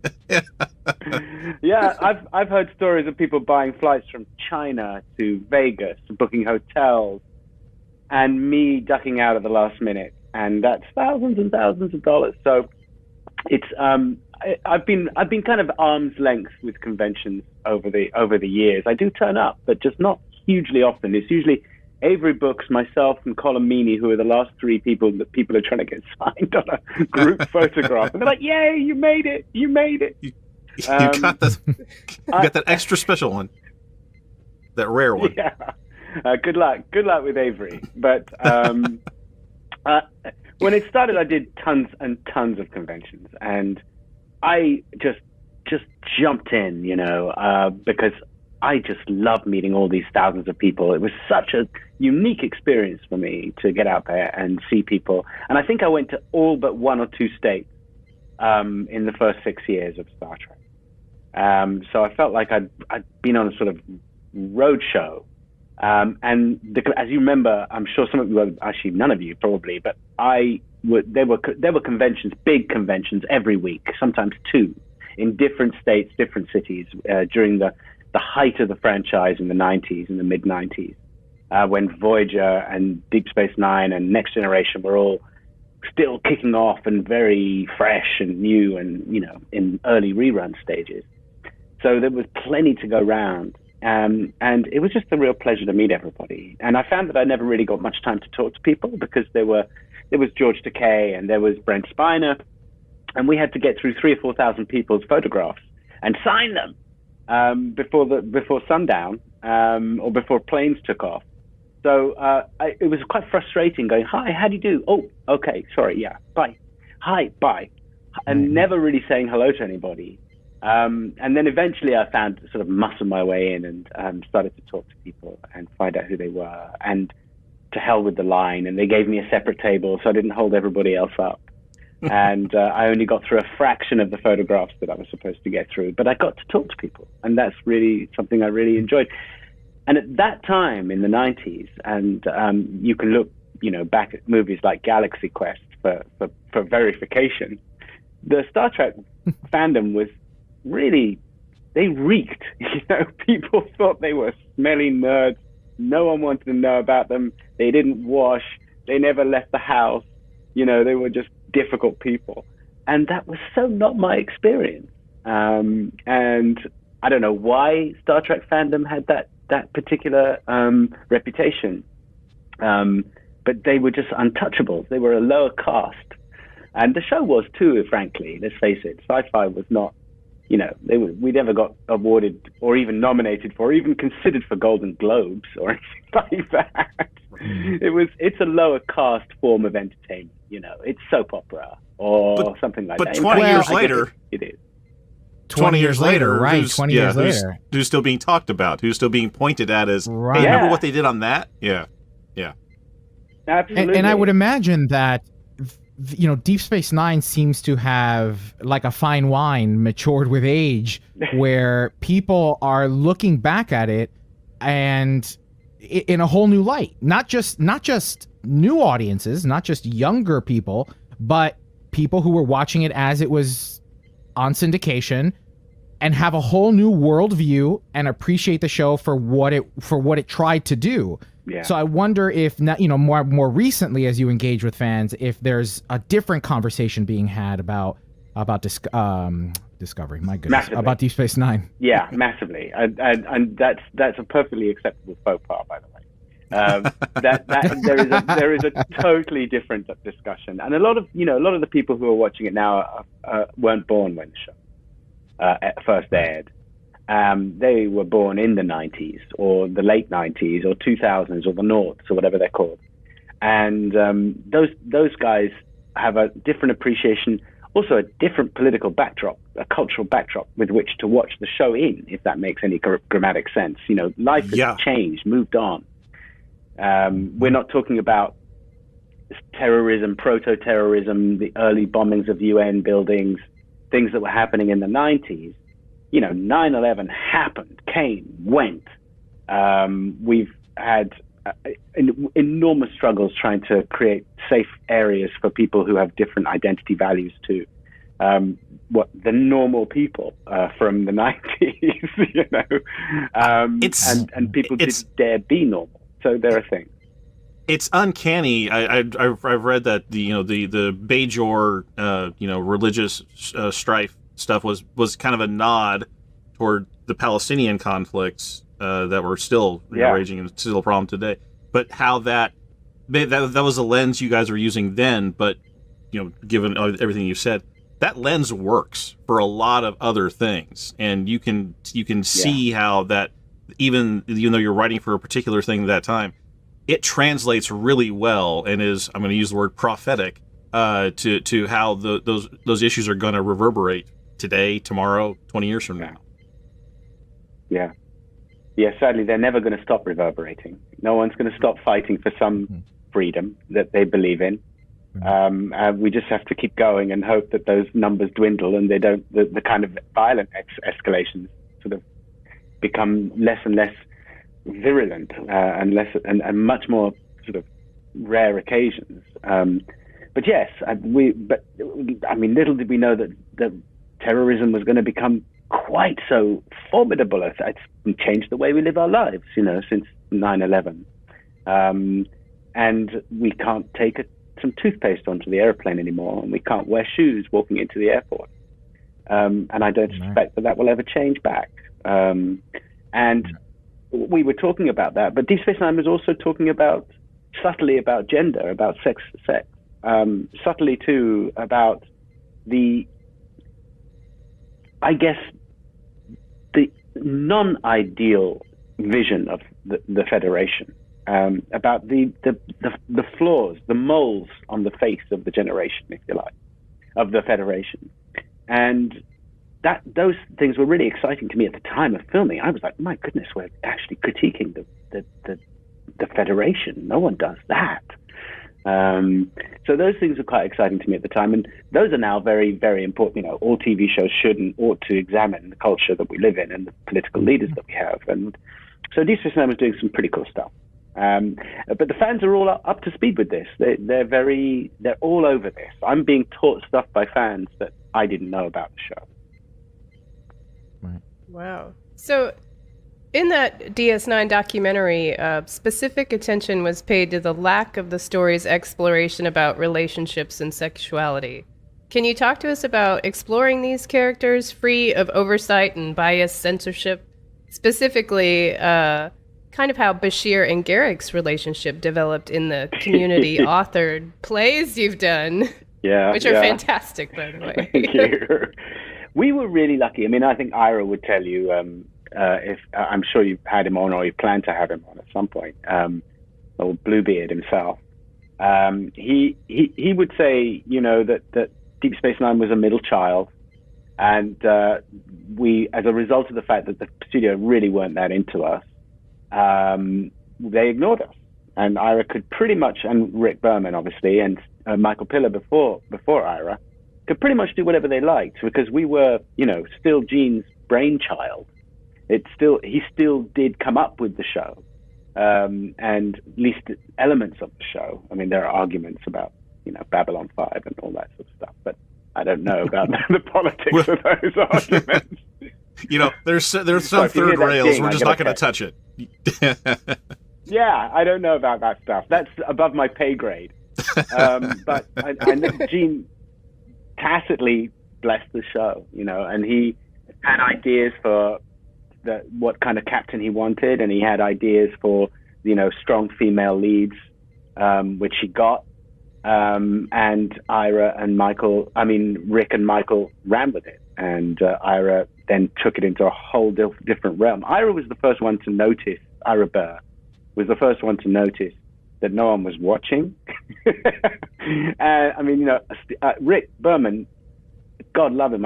He's my greatest ally on the show. I will never cease to be grateful to him. But he's a studio creature. You know, he's a very much of the old school studio mold. So he is an executive in the old fashioned sense. Well, we wore suits, etc., etc. Ira did not. Ira, you know, rode motorbikes into work kind of thing, and changed the whole, you know, was a kind of punk, dressed with chains and ripped jeans and T-shirts that, you know, had sort of words, anagrams of FCUK on them. And he and no one noticed. So and no one noticed. He was the one to exploit the fact. He was like, wait a minute, the studio isn't paying any attention to me. They don't give a damn, a flying pig about me. Well, you know what? I'm going to do this. What does this button do? And Right. Big red button. he started serializing the show, which no one had a plan for that. That was not on the cards. That was not in the tea leaves. And he changed Star Trek forever by pushing that button. And then he was like, well, let's explore Garak and Bashir, and let's explore this, and let's go. I mean, I know that Miles and Bashir were mainly the reason why he joined the show. He wanted to do something with that relationship. He thought that was so fun. But Garak and Bashir was really interesting because it was sci-fi. We couldn't actually go homoerotic with it or anything like that. But I think it would have been worse if we had. I think just the innuendo, the kind of implicit nature of the relationship. It's the moonlighting thing, right? Like if you have the relationship, you kind of ruin it. But it's the repartee that makes it sort of fun. Like you raise an eyebrow. Is that really what's going on here? Yeah. Wait a minute. You know, as I've watched this.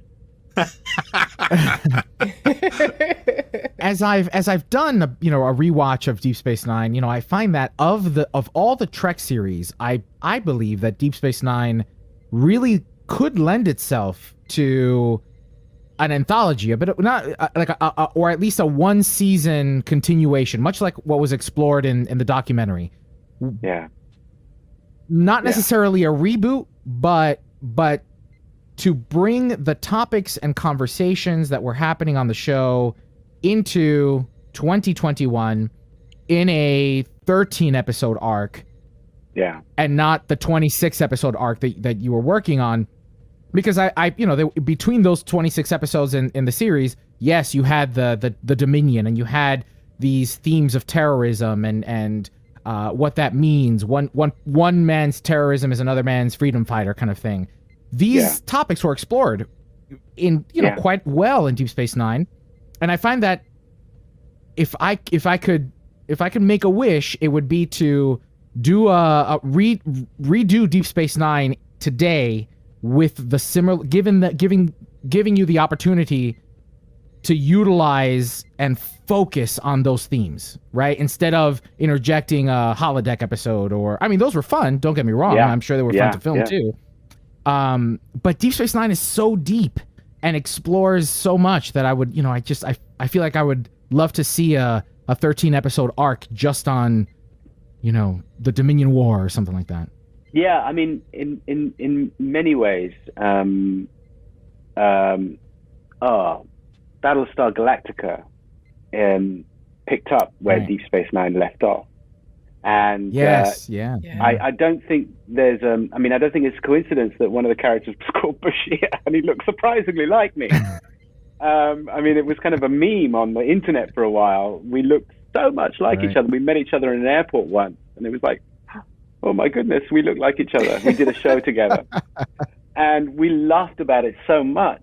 But I think that was a way of just going. Ron Moore was like going, I'm going to pick up a lot of the themes that we started on Deep Space Nine, and I'm going to continue with them in a way that works for me. So in a funny way, if you want to get a sequel of Deep Space Nine, Ron Moore's Battlestar will give you a lot of it. And it was a tremendous show. Went off in all sorts of different directions. Certainly, if you want to see more Bashir. Would you return if Deep Space Nine got a quote unquote revamp like that? Would that be something that would interest you? Sure. I mean, I think perhaps it could be more poignant.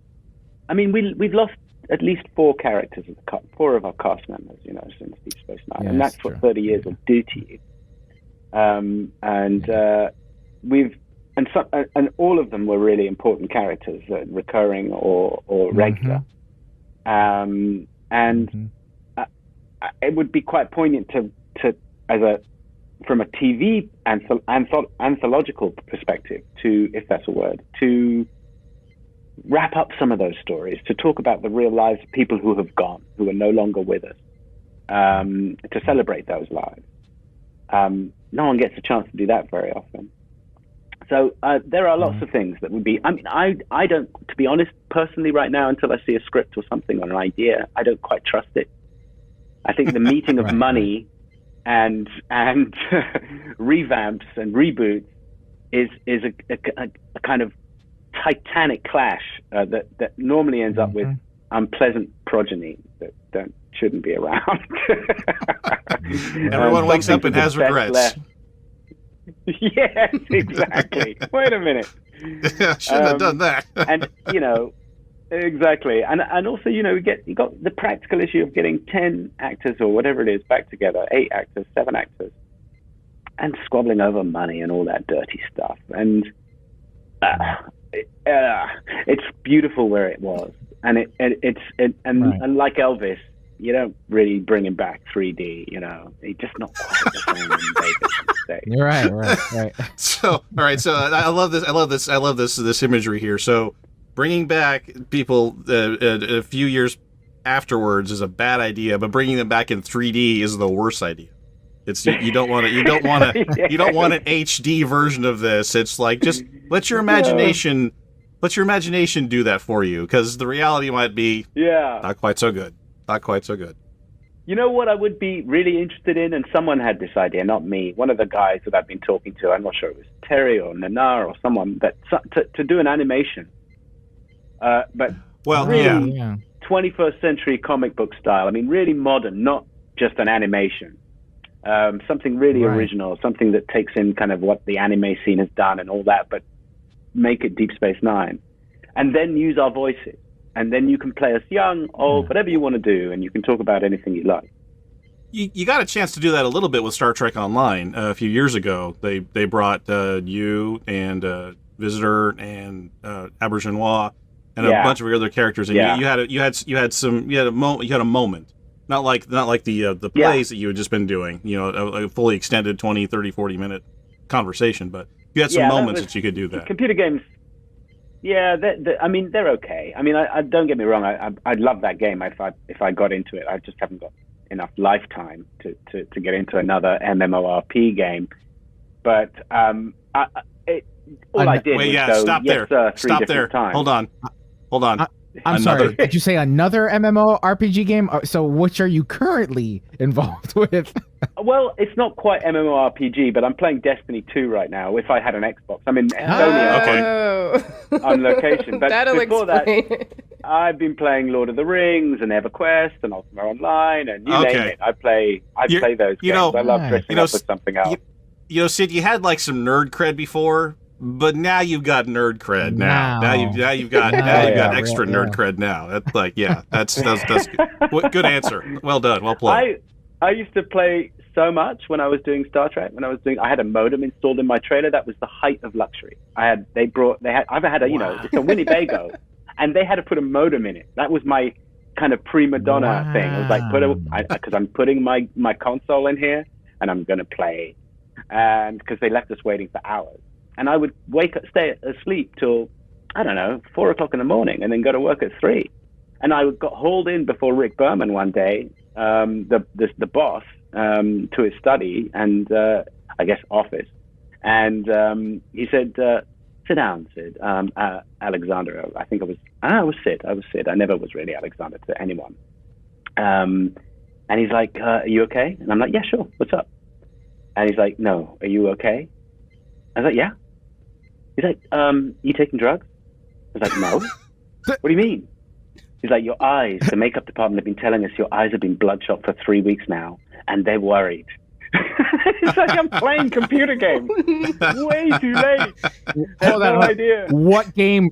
What do you remember? What game you was keeping you up? I'm just. That would have been probably Ultima Online back then. Ultima Online, yeah. Wow. Yeah, I think it would have been Ultima. Yeah, That would have been I the was right time. So Yep. into that game. Yeah, Yep. I couldn't get enough of it. And, I had 5 GM characters. I was mining all the stuff and chopping down trees. My girlfriend's like, what do you mean? You spent 4 hours chopping wood in a virtual world? And I was like, yeah, I've got so much wood. You have no idea. And I've got some mining. I've got ore, loads of different kind of ore as well. I've been mining. And you know what? You can't get, once you go to a mining area, you tap it out. You can't go back there. You So can't I'm leave it for stopping other somebody people else. mining the same stuff. Yeah, no, you can't do that. You have to finish it off. You can't leave it undone. I am sure I got broken up with for that reason at some point. Oh, that is no amazing. reason to break up with someone. Jeez. Oh, You're yeah, being well. If you get an opportunity, even if you just try to go to YouTube to watch the cutscenes that involve you and Nana and Renee, they're gorgeous. Star Trek Online does some incredible work with their storytelling. Yeah. Because I imagine, you're a little disjointed, reading the script that they provide you. Yeah, I'm sure it's great. But overall, they did some phenomenal work with doing a little bit of an ongoing story Absolutely. post Dominion War. I offered them an Easter egg. That's I amazing. offered them I don't know if I don't think I told someone, I can't remember, but I offered them a thing. It's like, why don't we do this thing? It's that if you organize a date and a time, and I will be there from wherever I am in the world, I'll just get on, just my voice, you don't need me.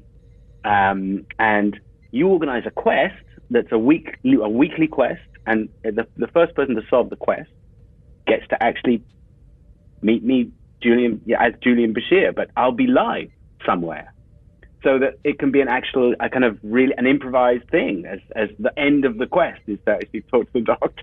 That's a very ultimate. That's a very ultimate prize. That's a very ultimate prize. It was a very ultimate. That's amazing. That's a very ultimate prize.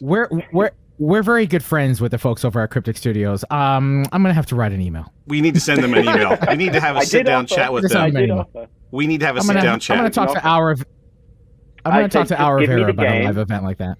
Give me the game. Let me figure out how to play it, and I will have a version of my character ready to meet someone with my own line. Man, We're gonna follow this up. Where do I sign up? We're gonna Where follow do this I up, sign man. You don't know what you've just done. You may not know what I you've don't just think done. anyone's ever done it. Yeah, I'm sure like they I have. said, I don't think not for anyone's ever done years. it. The Matrix, maybe. No, well, the Matrix Online did something like that with Yeah. live events, but it wasn't like it this. wasn't like Lawrence Fishburne. No. It wasn't Lawrence Fishburne behind the No. camera, but that would be amazing. That's Yeah. yeah. Wheels. Texting now. Wheels. Texting now. Yeah. Well, thank you for sharing Yeah, that. that's a good story. That's an incredible. It's a true Incredible thing. story. I Thank you. told them while I was recording it. Hey guys, why don't we do? Never heard Your back. story about the bloodshot eyes and Ultima leading to this. There's a straight line there. Oh yeah, we get this. There's We a straight There's yeah. a There's straight a line. there's a straight I still line. Yeah. play. Yeah. I'm not as All good right. anymore. Some of the Yeah. Destiny 2 stuff is beyond me. But Twitch. Yeah, and you got to be so fast and yeah. oh yeah, I'm not gonna Twitch. Yeah, I might do a Twitch as a kind of funny thing. 50-year-olds playing,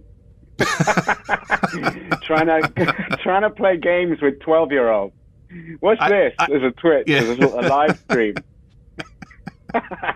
That'd just be me running into a wall because I can't use the controller Well, it's That's what my interesting we're wife talking about does. this because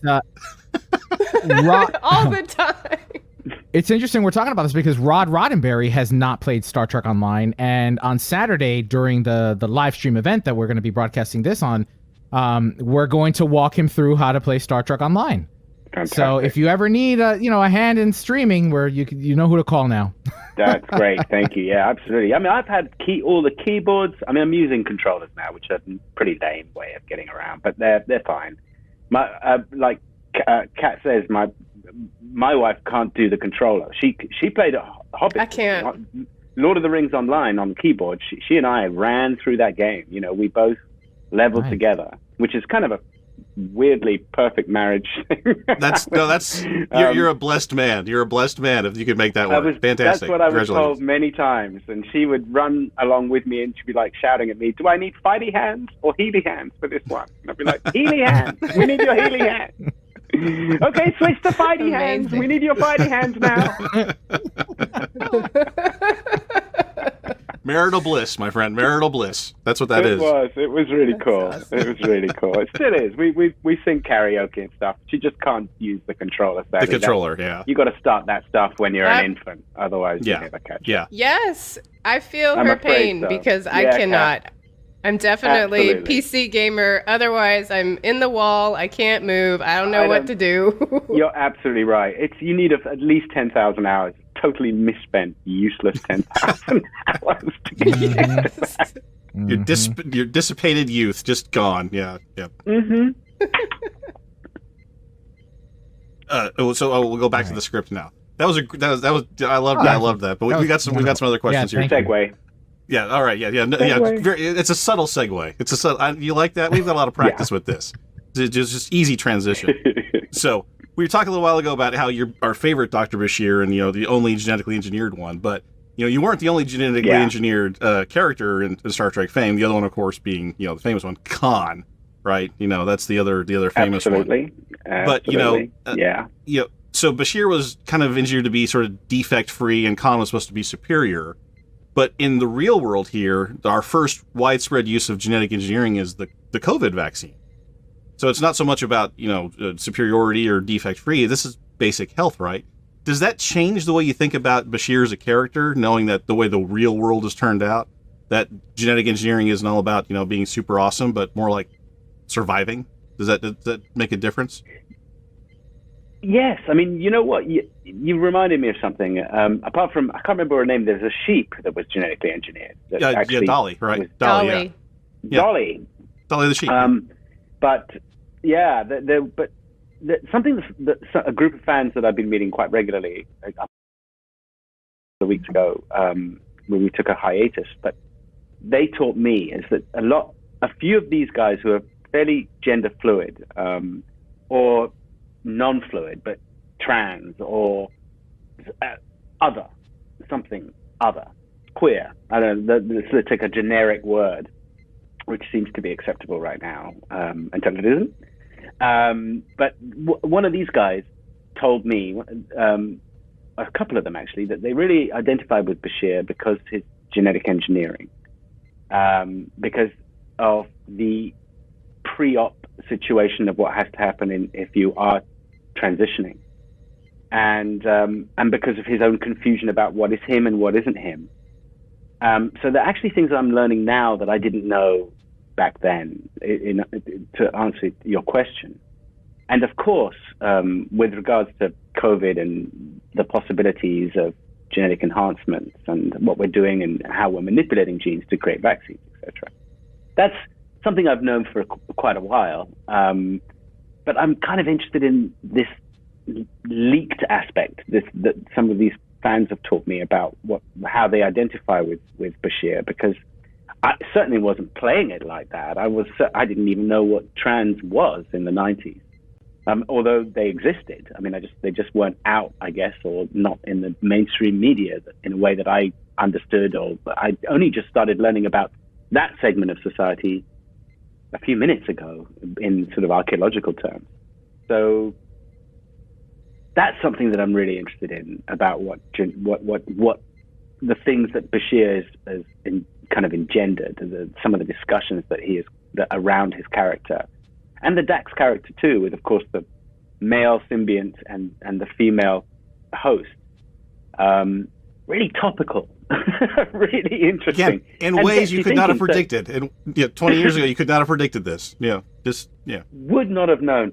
I mean, excuse me. I remember, there was a first lesbian kiss or something in the 90s, and everyone was like, "Oh my goodness, lesbian kiss!" And of course, 50 other TV shows did it immediately afterwards because it's a good rating. As soon as Ira pushed the button, they're all like, "We can push that button too. We have a button." Yeah, exactly. These are the things that I'm interested in. I'm interested in the ripple effects, which is kind of linking back to your first question about fans and how they've changed. The evolution of fandom, it obviously takes in the evolution of all our cultures, and that's fascinating. There's some gold in those hills to mine, especially for academics, to want to see how people are encouraged, how they're given. Encourage is the exact right word, to be vocal about themselves, to talk about themselves. Good TV does that to you. Well, something we ask a lot of our guests, and this is going to have a special significance for you probably. A lot of actors bring something of themselves to the character, and then sometimes the character gives something back to you. You know, as you take from that character and walk away with. And I know that your time on Deep Space Nine changed your life tremendously. I mean, you had a lot of change happen, but you've had the chance to come back to him. You know, and so you put something in, got something out from back then, and now you came back to him 20 years later. Is there still some give and take going on? Is Bashir still talking to Sid, and is Sid still talking to Bashir? Oh yeah, and you know, Matt Campbell, and there's a few really terrific writers who I've been hooking up with recently, but Matt Campbell did a series for us that we did, and some of them are on YouTube, and some of them will never be on YouTube, I don't think, but we did them live for our audiences because of contractual legal things that we just couldn't do the rest. But it's really a fascinating discussion that you have with yourself when you go back to play a character that you dropped 30 years previously. And people often ask me over the years whether or not I influenced Bashir or Bashir influenced me. And I think it is a bit of both. Bashir was actually a kind of comfort blanket for me. He was where I could crawl to as an actor because I am catastrophically unsocial. I mean, you wouldn't know it because I will do this does not come through interviews, and I will exactly. I will doesn't come play, through. You know, Prince Charming anytime I can, but it's a bit of an act, to be honest with you. And I mean, I care about it, so it's not entirely an act, but it's not really me. My wife will be like, I can't get him out to any restaurant ever. I can't get him out of the house. So she will tell you how. I mean, I won't even go and visit her family at Christmas if I can possibly help it. It's like this is my wife. This is how. Yes, no, I get this. Yeah, yeah, I get this. There'll be a lot of people who can feel what I'm feeling. So Bashir and I really cozied up because of the fact that we were both really incompetent socially. Bashir much more so than me. So I would always rewind the clock when I was playing Bashir. It was like I was 27. Bashir is 22. I was 28. Bashir is 23. So that was pretty much how I would look back at my days at university, say, and how useless I was. And I would try and replicate that. And how indecisive I was, and I would try and replicate that. And I was sure as hell terrible with the opposite sex in terms of getting attention. I just didn't want to engage.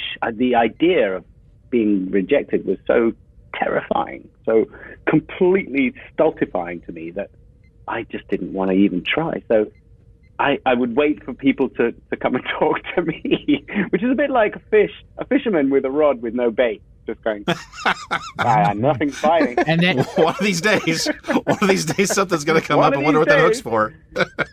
A forward fish will come up and say, and that's kind of how I lived my life as a kid. I would wait for people, and that wasn't the cultural norm. Nowadays, I think everybody talks to everybody willy-nilly. It doesn't matter. I'm coming in.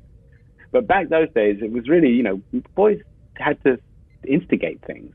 And that was really uncomfortable for me. So Bashir and I are very similar in that. How does that influence you as an actor, right? Because, every time I go into an audition, it's crippling anxiety for me. And, like, it sounds to me like that there's that fear of rejection for you too. So how do you cope with that as an actor going from production to production? Interestingly, I care about the audience only. I don't give a damn about casting directors. If they don't like my stuff, they can jump off a cliff as far as I'm concerned. That's their problem. What I care about is getting things right for the people the other side of the the process once you look into a camera and get it all right, and getting positive feedback from the audience is by far the most gratifying thing that ever happens to an actor. Comedians will tell you, getting a laugh is the big thing, and stage actors will tell you getting a round of applause or something improvised, something you wouldn't expect in the middle of a thing is, wow, it's quite amazing. But that's only because you just want to be other people to think that they can identify with you. Right. For every character you play, weirdly, but Bashir especially, if people didn't identify with Bashir, he would have been such a weak character, because he was weak. I mean, he was kind of sad if you scratch the surface. He was. Right. If you think about what he did after he clocked out at night, when he didn't get Dax again, when he couldn't figure out the disease he was trying to battle, when he finally punched out, went to sleep by himself in his cot on a naval vessel, he was not the happiest kid on the ship, on the station. He would have been like, God, I mustn't do that again. I mustn't talk to people like that again, like that. The things we all do, we all. I will never go into a room and do that to someone again. What a fool I was. But why was I rude to that person? What did they do to me? And Bashir went through those lessons. Let me ask you. So you played Ra's al Ghul on Gotham. We were talking about your gaming. By chance, had you also been a comic book fan growing up, and were you reading DC? That's one of the things that eluded me. I was never a comic book fan. I mean, I kind of enjoy that retrospectively, but only through movies of like, oh look, there's Thor. He's got really big muscles. And Elio's only asking that. Elio's only asking that because he has a giant Lego Batmobile. That's the only reason he's asking that question. That's why. Yeah. I'm a bit of a Batman fan. Sure. Well, I love Lego, so I meet you halfway. There we go. See, I had tons of Lego as a kid. That was my thing. I didn't get into comic books because I was in a strict schooling system where we just simply weren't allowed that kind of thing. I mean, you wouldn't. I mean, no one had those. They were considered trash. And well, the same link, weirdly, as sci-fi. They're all in the same place, aren't they? Something about Gotham that I did notice. Unfortunately, I haven't finished the series, but I have started it, and I'm hoping to get through it. But one thing I do notice is that they are. It seems to me they are not willing to whitewash characters that were from the comics, right? Whereas recent films whitewash characters. And as an actor, are you conscious about these things? Are you always paying attention to the roles that matter most to you and things that you want to play? In what sense? I guess the importance of making sure that there is representation in in our entertainment, proper representation, and making sure that as an actor you don't take on. It seems to me like you don't take on roles that caricaturize or are stereotypical. Like I'm Latino, right? I'm Cuban American, and so. I've turned down roles that are flat out stereotypes that I just don't want to support. So do you find as you are, moving through new projects that you're attentive to these things, and want to elevate the conversation? I would love to say that was the case, but that's a real luxury for an actor. To have that choice of going no to a role. I'm lucky to a degree because I've had some success, so I can actually say no sometimes, and I will say no like in the same way that you feel stereotyped as being, Hispanic, Latinx. You are very lucky if you get a role with that kind of character that you can go, well, you know what? I've got 20 grand in the bank. I don't have to do this. I'm fine. I'm good. I'll wait till the next one comes along. Maybe that'll be better. There was a whole period of time when it was all terrorists on TV, and I had to pick a few terrorists. I just had to find a way to make them kind of okay. Right? How do I make this guy ambiguous? Because I don't think. I mean, 99.5% of actors don't have a choice. Right. And I read there's an old article online when we were preparing for this interview where you had said that you had really enjoyed the ability, like you said, to make it ambiguous. The best villains are the heroes of their own story, and even the better villains are the ones where you go, oh, maybe I get why he did that. And do you find that you had some of that, even if you were taking a role that was, terrorist number 4, did you have a chance to maybe inject a little of something in there? Yeah, I mean, I can think of a situation, for example, that that happened where I was with a kid who was about to blow himself up, terrorist. I was a terrorist, and in the moment of him blowing himself up, it just occurred to me, what would I do if this was my kid? I probably would hug him. At least he was being hugged as he was killing himself, even though it's all very drastic and disgusting, and we don't want to, celebrate any kind of mass suicide event. Right. But, yeah. You are that tiny moment at the end of a TV episode of a TV show was a choice an actor could make to cross the line and go, watch this little humanity, so that people go, especially moms and dads, go, oh, maybe I'd have done that too. So we can affect things a little, but we just can't change the direction of the ship. We can sort of, I don't know, change the motion in the ocean, to use another horrible. you can raise a little flag. You can raise a little flag. Yeah, exactly. Yeah. Okay. Yeah. There you go. Yeah.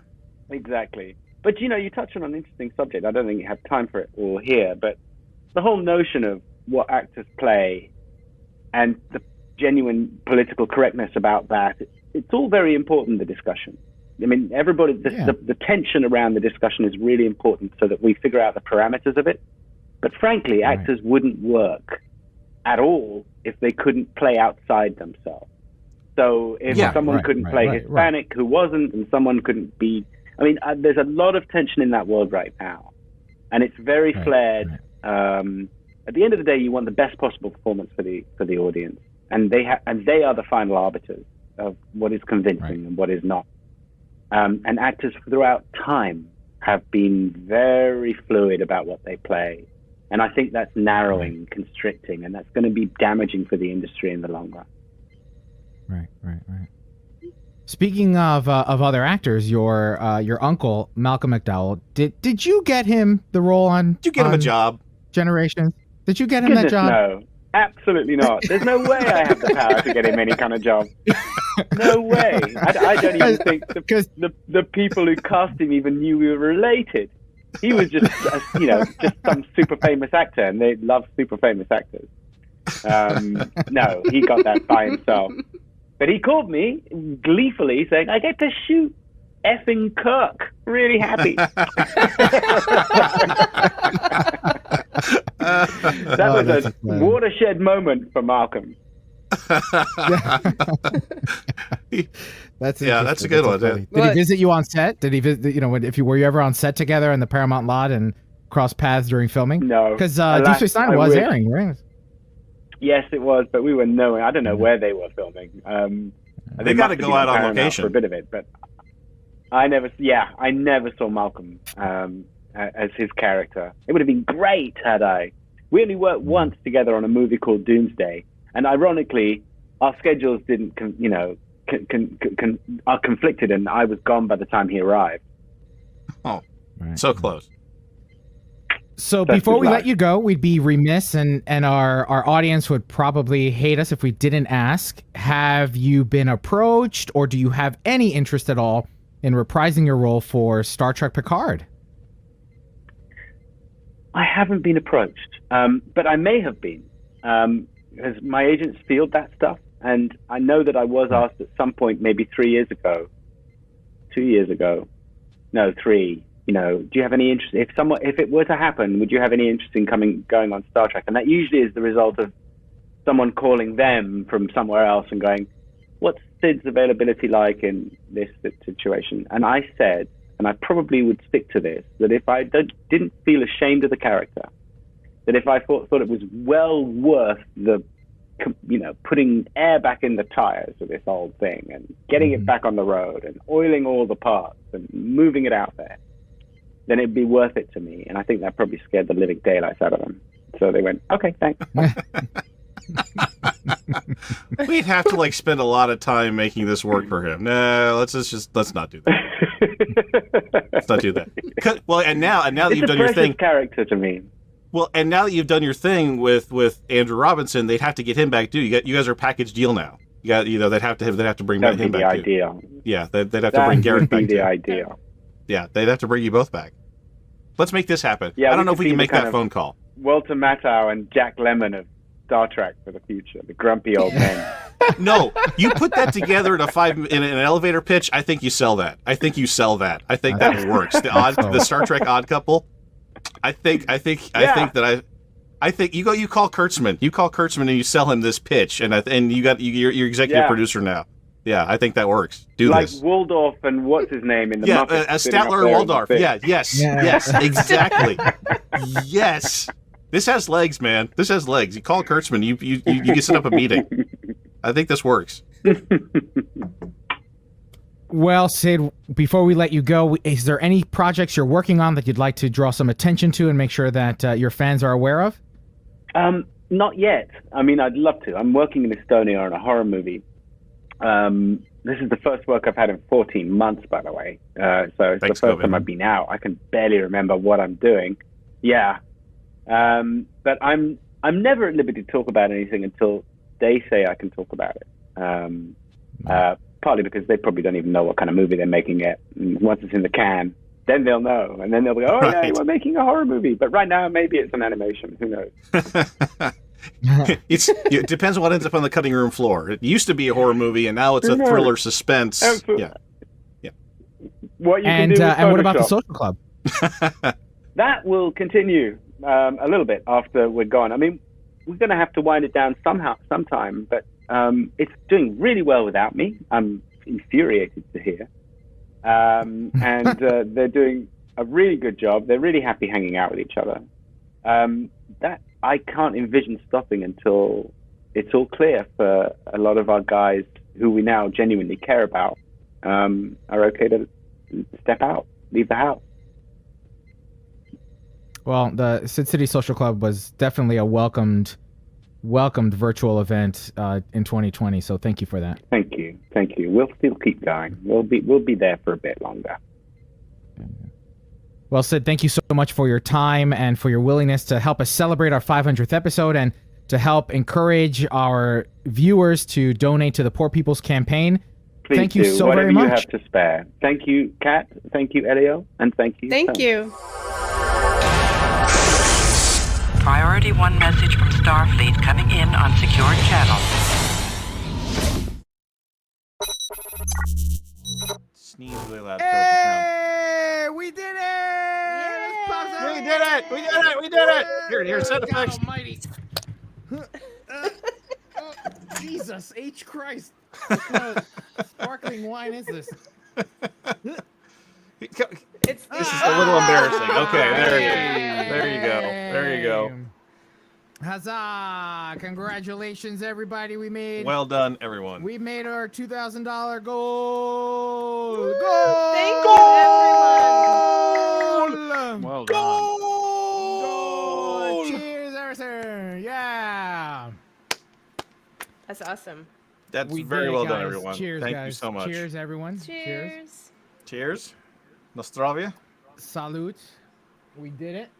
And Sláinte. Sláinte. There we go. Thanks. Thank you, winners. Thank you. So yeah. Thank you, everybody. Skiffy, you coming on? What are you doing? Can you come on your computer? You're not coming on? All right. He might be eating a hamburger right now. He might be eating a priorities. hamburger. Priorities, my friend. So congratulations, everybody. We hit our goal. $2,000, and we with some to spare. There we got. Where are we at right now? 2050. 2050. Is that where we're at? That's great. That's great. That's great. Well You know, done. it's not that- It's $4,100, everybody. Because Rod's going to match that. So 2050 times 2. That's right. I'm hearing bleed through somebody. I don't know who. I think that's Winters. We're going to blame Winters, even if it's not him. No, I have headphones on. Okay, I put on echo cancellation for you. I told you this doesn't work on mobile. Well, I'm here, Well, magically. so you're wrong. He's evaded capture. No, I'm still hearing echo. That might be me. Well, yes, 2000. So we've got some giveaways then, don't we? Yes. As that interview was airing, We I was do. creating various creating various raffles for this, and so we have different ones. But all right, so what do we got? What do we got left? Well, what's left is we have the There's a bunch of stuff. 2021 Legendary Bundle still. We have a 4 Recon bundles left. We have 8 Geordie Boffs left, and we have some unique things to give away. Some uniqueness. Some 6 uniquenesses, if my counting All is right, correct. so we said that we were going to do the voicemail starting at 2,000. If we can hit 3,000, right? It's late. You're right. It's late. It's late. It's just. Yeah, it's a Wait. Well, because I'm Big thinking about the jump. one this other thing that Rob Oh had well, we given do us. have this other thing. Well, you know what? We'll save that. We'll save that for another. We're gonna do this again We're because gonna do this again. what we've proven here today is that you guys can pull it off. So that's what we've proven here tonight, and That's right. and we made up a lot of ground in the last 2 hours, hour and a half, whatever it was. We covered a lot of ground, like every good Kickstarter does. You get a lot of momentum up front, and then people pull together and carry you over the line, which is exactly what happened tonight. So cheers and well done. So cheers to everybody. Congratulations to you all. You are a shining example of what Starfleet represents. So thank you for being an excellent member of the Star Trek community. You are Starfleet, and thank you for helping us reach our goal. Yeah, it's just great. It's great, and in 8 hours too. And we did the 12-hour one last time, and we hadn't reached our goal. So it's We did this one faster. in 8 hours. Yeah. So But 8 hours and change. We cheated Next- a little. at We cheated a little. at episode 1000, we're gonna do $10,000 in 2 hours. Yes, and our grandkids will be helping us. And our grandkids will be helping us. Another Good 10 Lord. years. Jesus. All right. So what do we want to give away first? Tony, I'm going to let you tell me what to do. I think we should clear out the Geordie Boffs. Everyone needs a Geordie Boff. If you play All Star right. Trek Online, you need a Geordie Boff. Everybody needs a... How many Geordie Boffs have we got? We got have 8 how Geordie many Boffs. left? Looks like 8 Geordie Boffs? Is it 8 Geordie Boffs? Maybe not. Maybe more Geordie Boffs. We haven't No, cut. We haven't. Tell me how many Geordie Oh, Boffs this list has changed. Let's say 8. I know we're safe at 8. I can safely say we can give away 8. You're right. This list has changed. The list has changed a little bit. I think we can. I can safely say we can give away 8 and not stretch our luck with cryptic. Let's call it 8. There's 8. Don't need to say the word 8 again. No, I got How many is there, Tony? Winters, there would be 1 fewer than 9 and 1 more than 7. I'm trying to find Oh, a Geordie so Boff. All right. 17. Here, Geordie Boff. Oh no, it's 16. No, it's the square root of 81. No, 64. No, Times the hypotenuse. right after you square root it. Yeah. All right. Geordie Boff final. Geordie Boff final. Here we go. And I'm going to select 8 winners, right? Here we 8 go. winners. Get your names in. Everybody put your name in the hat. Even if you don't play Star Trek Online, you can have one. You can just know that it's there for you. All right. So we're going to give that... Hang in there, the Ebb Nut. No Cordy face yet. Yeah, undo whatever you did, Jake. Don't try to hide. If you Jake, if you delete something, I'm gonna call you out on air about it. All right? It's just the nature of our relationship here. If Jake deletes things and breaks things, I'm gonna call him out on air. What was that, Kat? What were you gonna say? I was gonna say, Jake, that shirt is awesome. What's the shirt? It's Prince. Purple Oh, rain. Purple Rain. Oh, nice. Purple Nice. rain. Yeah, so we'll give it a few minutes. Yep, give it a minute. Roscoe, so how do you feel filling in for Tony now moving forward? It's not filling in. You're right, taking You're over. making it a temporary kind of. No, it's Taking not. over. I'm sorry. He taking is- It's over. filling in. It's No, it's your I- seat, man. It it's is just your back, chair. man. Forgive my, chair. forgive my brain fartiness. Nope, your chair. How do I feel? The Tony's pulled off. Oh, I think it's going to be absolutely fantastic. I'm very excited to put questions to a lot of people. I think I've been playing Star Trek Online for a few years now, and I'm kind of a little disappointed that I won't get my own Geordie Boff. That's a bit of a shame, but that's okay. Stick with us, man. We'll take care of you at some point. That's great. No, it's awesome. I think there's a lot of new Trek coming, and there's a lot of great questions to be asked and episodes to be dissected. I can't wait to do it. It's going to be amazing.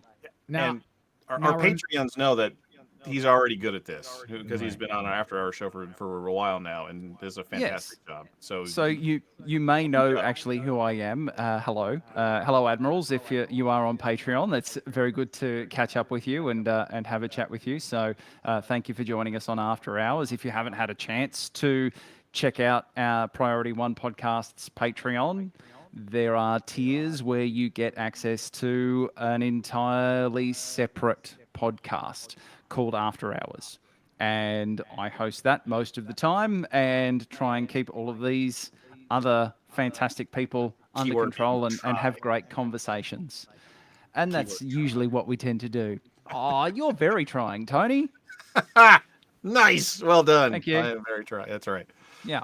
So it's great fun, and it's one of the tiers that we have on our Patreon. If you are able to support us through that, wonderful. Thank you so much for doing that. If you have taken the time to support the Poor People's Campaign as well, thank you. It's incredibly generous of you. However much you've been able to donate, it all goes into the kitty, and it's a really respectable total what you've been able to raise today. It's an absolutely wonderful thing. So yeah, well done, crew.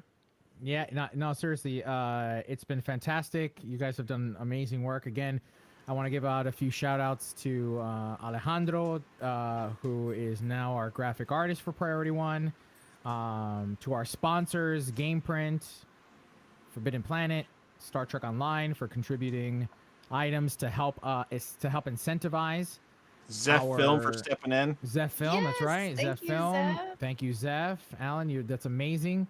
To Rod Roddenberry who agreed last minute and just impromptu to match our fundraising goals, which is great, So, up to 3,000. Really nice surprise. Thank you, Rod. Yeah, and to the Priority One team, guys, you guys, definitely Round of applause for the wasn't crew. alone. I wasn't alone. So Round of applause for the crew. Jake, our- Skiffy, Lennon, you guys were in. Panda, Mhm. Panda, Panda. working in the- Winters. Panda Mhm, Winters. Yep, all you guys. Well done. To all our guests that joined us today, Dr. Robert Hurd and Whitney Clavin, Rod Roddenberry, Al Rivera, Evan Evagora, Isa Briones, Robert O'Reilly, our surprise guests, Alan and Nick, to Allison Pill and Alexander Sadig for the pre-recorded interview. We hope that you all enjoyed it. We hope that if you have never been a listener of Priority One, that maybe we might have converted you and that you'll join us each and every week. And don't forget, we are in fact looking for a fourth voice to join the team, somebody to join the conversation and to help talk about Star Trek each and every week. And we strongly encourage members of the BIPOC and LGBTQ community to submit, to throw your hat in the ring. Because it's very important that we round out the conversation and that we elevate, everyone's voices, especially voices that are much normally marginalized and ignored. And I don't want to be the only Latino on the show anymore, man. Come on, vamos a traer un poquito de color. We are now at Sunday convention where he just slips into Spanish and no one understands him, but we all think it's normal. We don't want to disturb it. We'll just let it go. We're wrapping it up. All right, so let's give away a Jordy Buff. Jordy Buff is gonna go now. We got a bunch of Jordy Buffs. We're giving away how many, Tony? How many Let's entries do am I 8. selecting? Let's do 8. Remember how many I said we're gonna do? Jake, how many did I say we're gonna do? So 1. 8, right? If it does it, what's going on? Why is Rafflecopter broken now? Oh, that's perfect timing. No, don't Okay, be here we go. broken. Okay, 1, 2, 3, 4, 5, 6, 7, 8.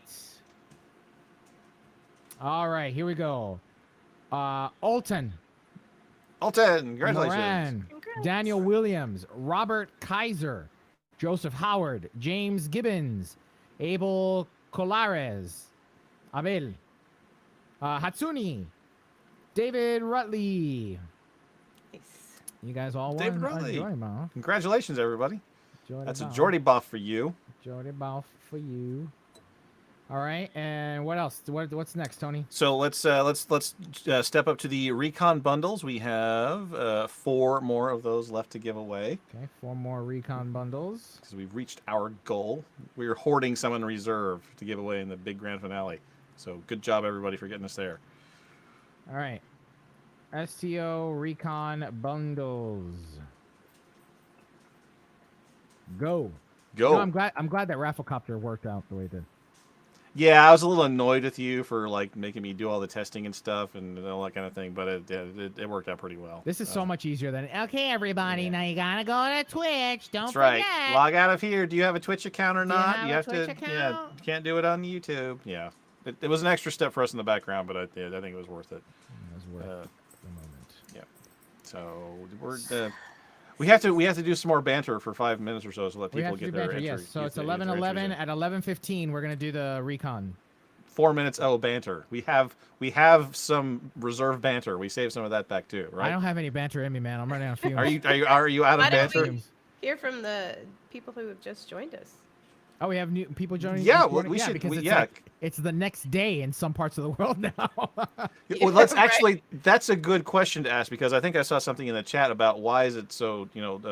What's going on with the whole Roscoe thing? How come it's bright there, Roscoe? Where are you? Okay, I'm in Australia. It's currently 12 minutes past 2 in the afternoon, and the sun is shining. It's looking absolutely beautiful. Went for a run this morning, went for a swim in the ocean. Just typical Australian things. Seriously, Saw a kangaroo while I was on my run. It's summer for you guys. That's right. It's summer. It is yeah. summer. It's daytime and it's summer, so it's like completely opposite of where we are right That's now. right. It's daytime and summer. Yeah, yeah. I saw a kangaroo on the run. The toilet bowls swirl the other direction. Yeah, I don't pay too much attention to that. Simpsons. Nobody gets that Simpsons reference. Come on. It's the Coriolis Oh, got it. effect. Yes. Yeah. There you go. Yes, and there's kangaroos. I heard that. I also struggle to be funny at this point. We appreciate the effort, we really do, and we're gonna walk right past it because we're not gonna tell you it was That's bad, good. That's all right. but we're also not That's okay. gonna encourage it at this point. That's That's good. We, That's we good. just want That's you. good. We're on the glide I'm path. feeling like Sunday afternoon at Vegas. I'm telling you, I've seen this a few times. I've got the Elio gauge. I know where you're at. Guys, I can't imagine that Vegas is gonna happen again this year, man. There's no way. I can't imagine. Is it? It's August. They're saying. Is it August when they're doing yeah, it? Yeah, and I mean, already Comic-Con canceled. I mean, there's If hope. it does I mean, go look, ahead, it's not going to be a good con to go to because the numbers are just not going to be there. Yeah, it might be kind of sad. It might be sort of a sad convention. Yeah. But I mean, there's a prayer of it happening, but to what extent might be the question. Juan, if I understood your question, está preguntando lo que es hacer el host con nosotros. Bueno, en primera, tienes que hablar inglés, desafortunadamente, porque somos un podcast americano. Pero, honestamente, tienes que nada más tener un pasión para Star Trek y para lo que es el producción de podcasting. Todas las posiciones que tenemos aquí es voluntar. So, si quieres aprender un poquito más de lo que es hacer un host de Priority One, visita PriorityOnePodcast.com y arriba hay un link que dice Join the Team. Y ahí puedes, si quieres investigar, pues puedes investigar un poquito más. Y si algo, puedes comunicarte conmigo en Twitter o lo que sea, si que tienes más preguntas. Yes, those things. Okay, I'll be right back because this dog has to go outside. I'll be right All back. right, doggy. All righty. All right. So we're coming up. Oh, I think it's time.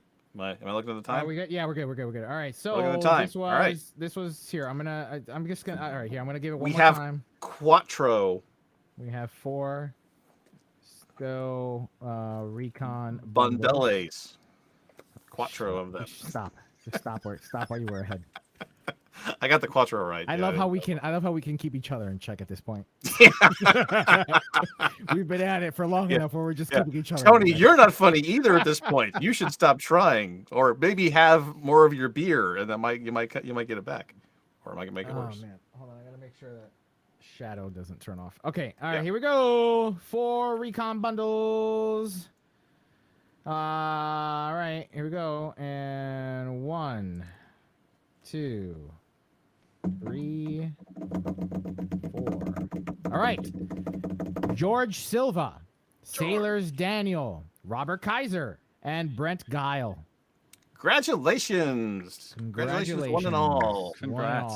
Winners of the Star Trek Recon bundle. That is correct. I think I met Robert Kaiser at STLV last year. Well, that picture looks very familiar. What do you know? Congratulations, Robert. Fantastic. Oh yeah, you know what? You're right. Yes. Yeah. Yes. I know who that is. So here we are. Where are but we? Ellie, I'm looking at the spreadsheet. Are you? And I think I've made a mistake. Oh jeez. Oh, it's a bad one. Are you ready? You ready for this? I don't. I may have forgotten that we have an extra 9-inch custom ship to give away. You may have actually forgotten that. I may have forgotten that. It seems like we have an additional one here on the spreadsheet that we have not yet given away. Is That's that a the one problem. that's the size of your hand? I do remember you. It is approximately the size of my hand, which is a normal sized hand. But this is a little bit smaller than the 9-inch. It's approximate, yes. All right, so we have. Elio almost had another meltdown. Yeah, I know. I kind of wanted to see something like that. But It's not happening, bro. Come on. I'm not- he's relaxed now. Right now, somebody can slap me in the face, and I'm like, so tired. All right. Okay, so we're doing a Stowe. I'm sorry. What are we doing? Game. We print. have Game another print? game print Game print 9-inch ship two. to give away. Game print. Surprise! Why'd you? What do I need to worry about something, Skiffy? Oh, Google Drive is gone. I get it. Oh, Jake wasn't here for the joke. Oh. That was you bad timing, Skiffy. Skiffy, why aren't you in the room with us? What's going on? What's the He's matter? probably eating his hamburger. He's focused on. I would be if I had a hamburger right now. If I had a hamburger, I'd be focusing on that. Screw you guys. All right. I have a hamburger. So we're giving away game print ship. That's right. Number Game 2. print ship. All right. Links are coming inbound. Okay, we'll banter for a few minutes, and then you can win a custom 9-inch game print ship. That's right. All right, here we go. Banter. So yes. So, yes. a little while ago, Elio, you talked about how you were brought on to Priority One. So I think it would be interesting to hear Tony's story. It's not nearly as fun. Nobody wants to hear that shit. Well, now I have to tell it because you've been just insulting just right then. What Oh, a by the dick. way, for those of you watching, it's 11 o'clock on the eastern seaboard here, and 2 o'clock over there. We may be a little more PG-13 now. I'm giving. Just I'm to let raising- you know. We're doing the after hours now. Yeah, we're kind of there at this point here. Yeah. All right, Tony. Tony. Yes. You've been around for. We've noticed. I just said the other day that you and I have been colleagues and friends for 8 years now. How did you come on board? How did that ever happen? Well, it's really simple, and it's the same story as everybody that ever worked with Priority One Podcast. I answered a letter or a request or an email or an on-air letter. Jesus, Tony, it wasn't that long ago. I'm old. Shut Guy's up. like, it was I'm old. Western Union. It was a telegram. That was a telegram. I answered an advertisement in the agony pages of the newspaper. Help wanted. A plucky young man to do video casting. What's that? No, I can't. I came on because I've been doing the demo record videos, and they were wondering about doing some of that type of stuff. And so I said, yeah, I've done this. Here's my videos, and they got back in touch with me almost immediately, like, that's awesome. I'm like, it's not that good. And they're like, no, it's great. And I'm like, okay, fine. And so then I stuck around, and I think one of the first big projects I did was the Klingon recruitment video. Which was where does that live? It probably got deleted in the great. I've got a copy of it somewhere. In the great that's Lennon's fault. Lennon, are you watching, Lennon? That was Lennon's fault when our Google accounts all disappeared. I think I've got a copy of it somewhere. As a matter of fact, actually, you know what? I have to upload that copy to YouTube. I may have it on my personal YouTube somewhere because I think I showed it to you guys on my personal YouTube before you went. Yeah, that's great. We're gonna do that. And so. Lennon in the chat goes, "You son of a bitch." Lennon, come on, man, join us on this. It's round table here. Come on, man. Yeah. So so we had the we did that, and then at some point we had banter off the air, and there was somebody was out. It was either Adrian or James was out that week, and so I came as a guest host, and the rest is kind of history after that. It just you get suckered into doing stuff. One thing, all of a sudden you're doing. I don't think that was me though. I think Elliot's the one who looped you in. You learned from him. I do learn. You learned from Elliot how to do this. Yeah, you learned at the feet of the master. Yeah. And yeah. Hey, there's Lennon. There's Lennon. Hello, Lennon. Hey, Lennon, how's it going? Long time, buddy. Yeah, good. It's been a while. So, Elio, you son of a bitch. It is your fault, bro. What was it? Wait. When was that? Was the one that happened on the year where I was on the plane, right? That was the year that I was on the plane working on files. That must have been 2013.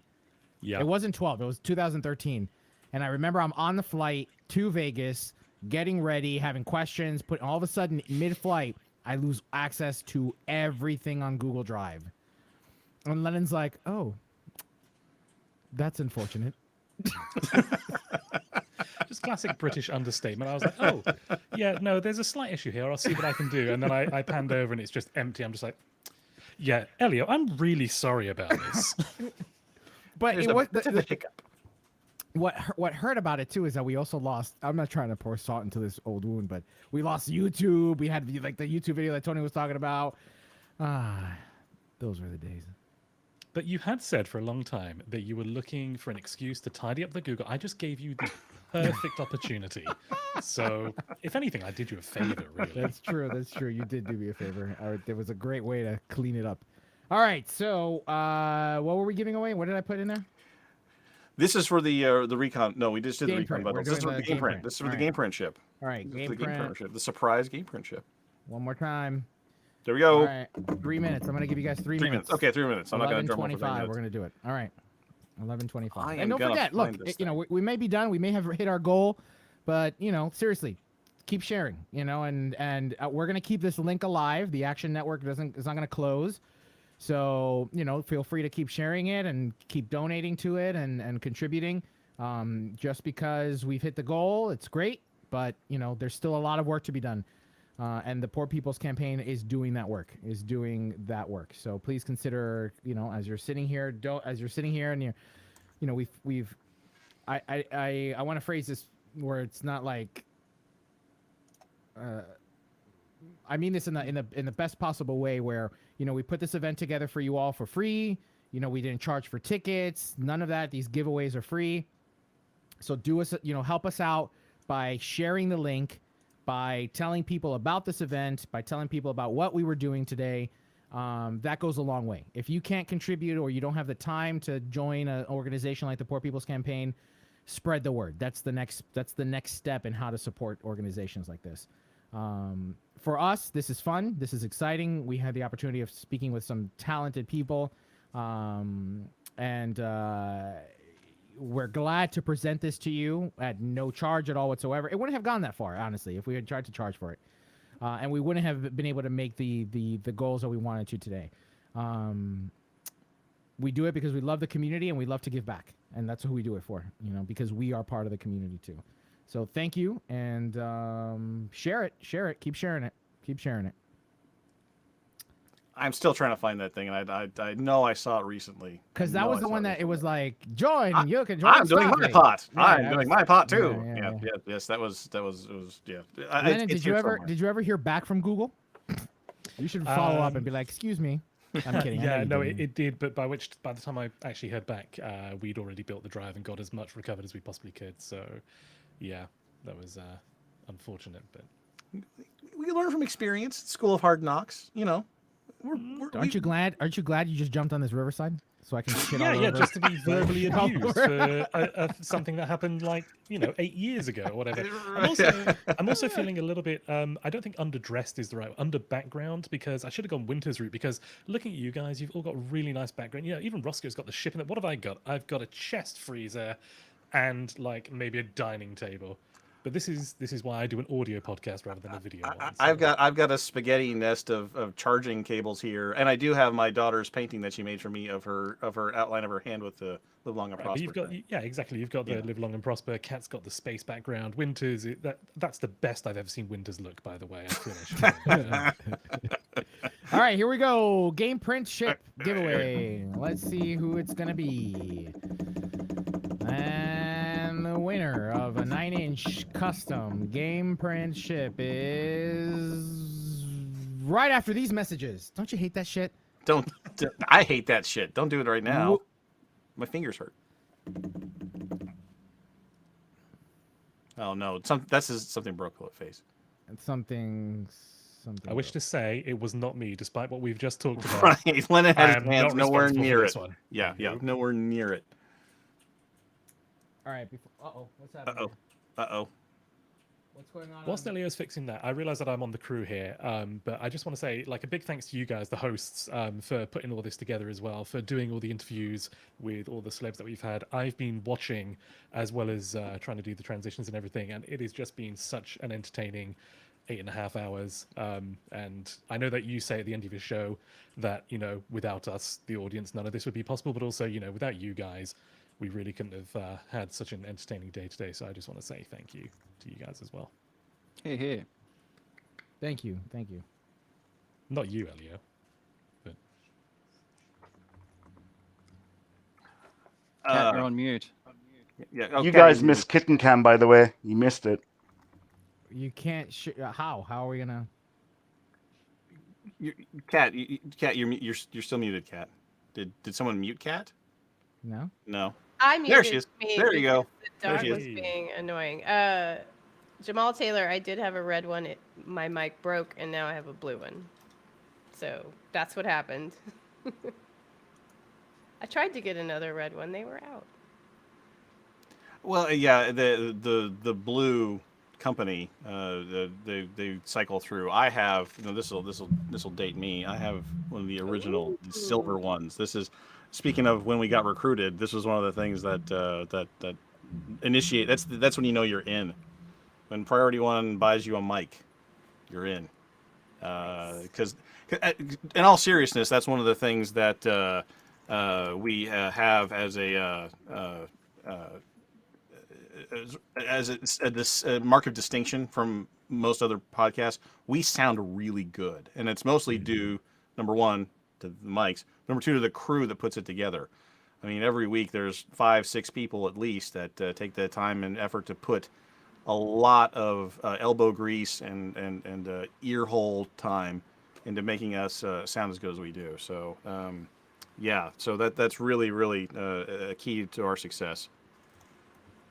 So yeah, absolutely. All right, that winner was. Sorry, I got that. There was a delay on everything. All right, William Hardy. Congratulations, William Hardy. Congrats. Way to go. 9-inch custom ship. All right. Congrats. All right, let's move on to the next one. What do we got, Tony?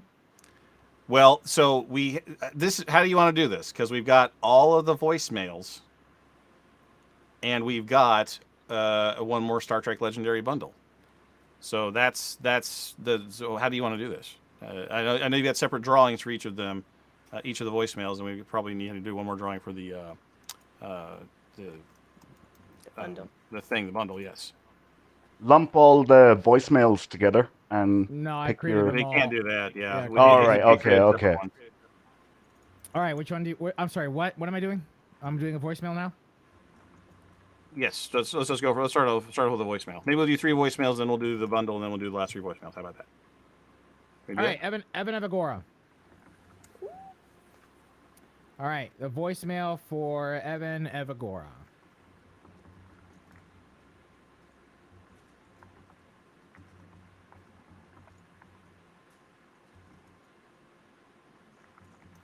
Good luck, everybody. All right, here we go. Let's go.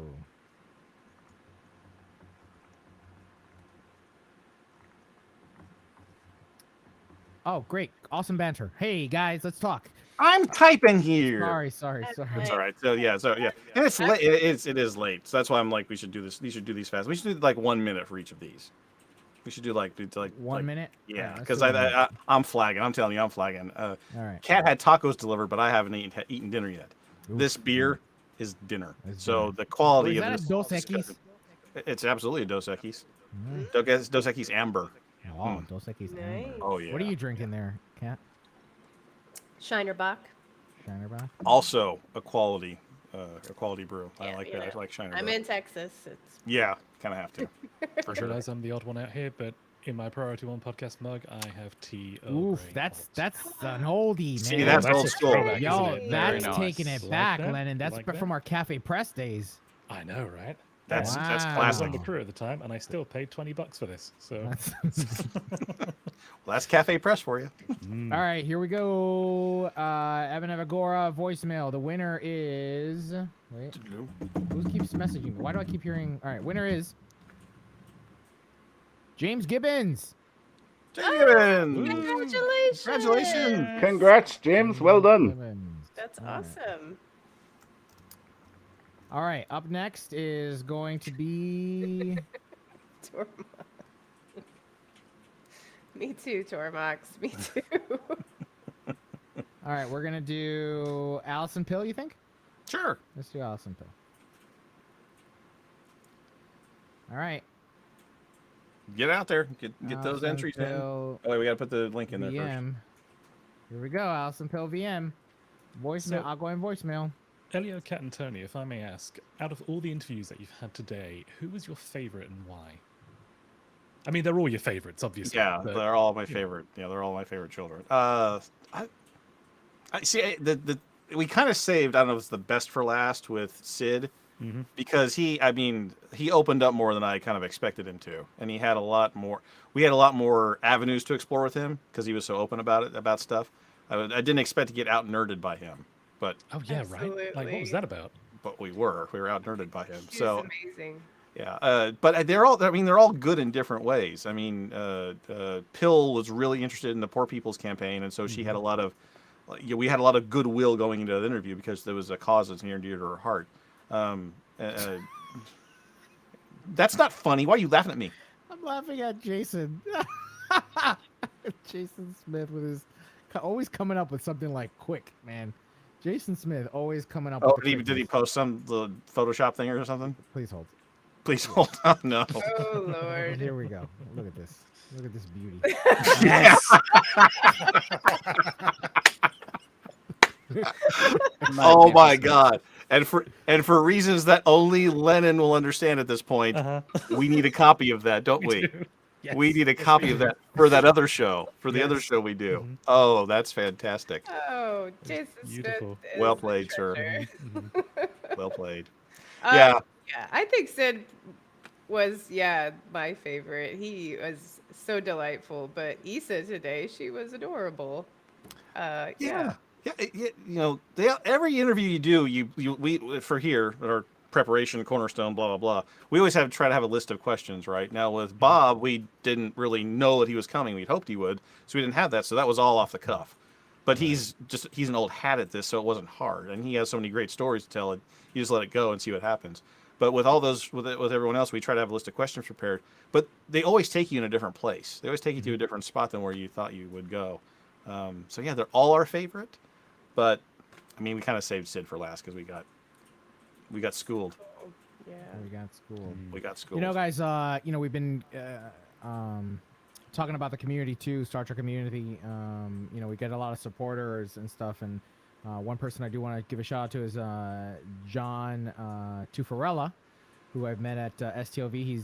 He leads the USS Aaron Eisenberg, the world's oldest Trek fan club, endorsed by Gene himself. Wow. The ship's formed by friends of Aaron in his memory, and it's the largest ship in the fleet. So if you're interested in that, I asked John for bullet points, and he failed to send me a link. But actually, you can look up the USS Aaron Eisenberg on Facebook. They do have a big Facebook group. So look them up and consider joining.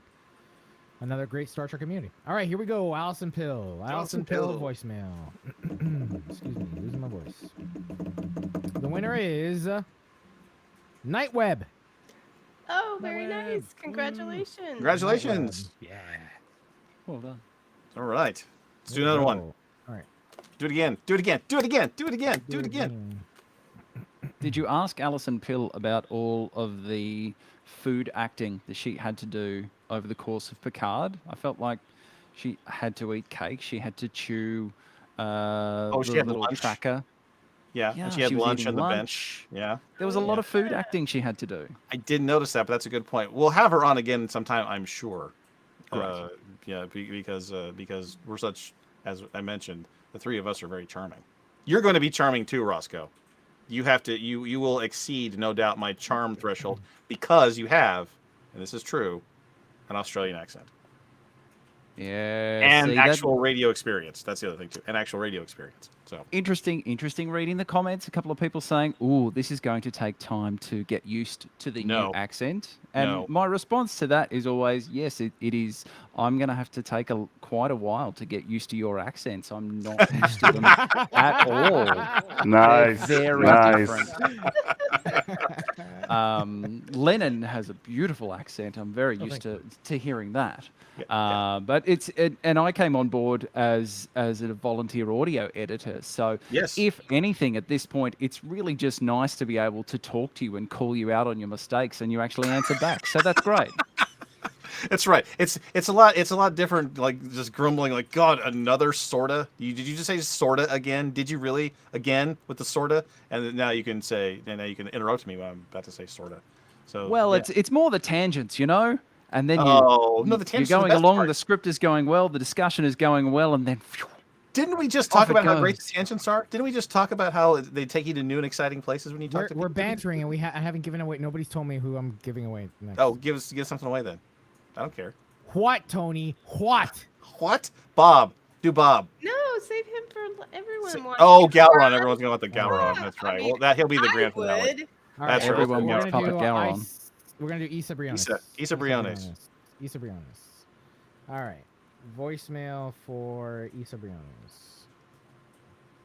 So what have you guys got against craft? Because the moment Issa Briones started talking about her craft and how much she enjoyed that during lockdown, you just cut her off. Are you anti-craft and anti patchwork? We That's had the technical end. difficulties. Yeah. Okay. No, That old chestnut. Skiffy almost got fired again. I mean, how many times has Skiffy been fired? That's What when the stream. That's when the stream cut. That's when the stream cut. Oh. Yeah, we're anti-crafting. You know, Yeah. keep your hole punches out of here, man. That's right. No. But we did capture that, so it'll be recorded, and we'll be able to. You guys will be able to hear about her craft. See, She's the a thing resin. that we- Resin, yeah. She has Instagram. Yes. I was going to say, the conspiracy theory that we came up with in chat was she was spilling too many secrets, and the Paramount censors got to priority one and just pulled the Right. plug. Right. So, Right.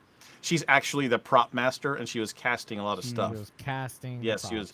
was casting communicators and tricorders and stuff. No one's supposed to know. All right. So, yes. Here we go. Issa Briones entries, and the winner of Issa Briones is Theron. Congratulations. Wow. See, so Theron, that's win number 4. That's win number 4. So you And go. this is this is all Rafflecopter. Yes. Yeah. Stop hanging out with us. Go find a lottery ticket. Yeah. Yeah. This is your day. Is there a blackjack table nearby? Go there. This is don't do this anymore. Roulette pays out more. Yeah. Oh, okay. Okay. We're not going to get into how Kat knows that. Sorry, we made it sound that we were giving away Issa Briones. No, we don't have that kind of authority. All right, how about Mary Chifo? Let's give away Mary Chifo's voicemail. That would be so cool. She was delightful. Speaking of recent interviews, yes, she was awesome. Yeah. All right. Zeph had a question for me in the chat. I'm not really going anywhere. I'm doing 2 shows currently. I do Guard Frequency on Friday nights, and then I was doing Priority 1 on Tuesdays.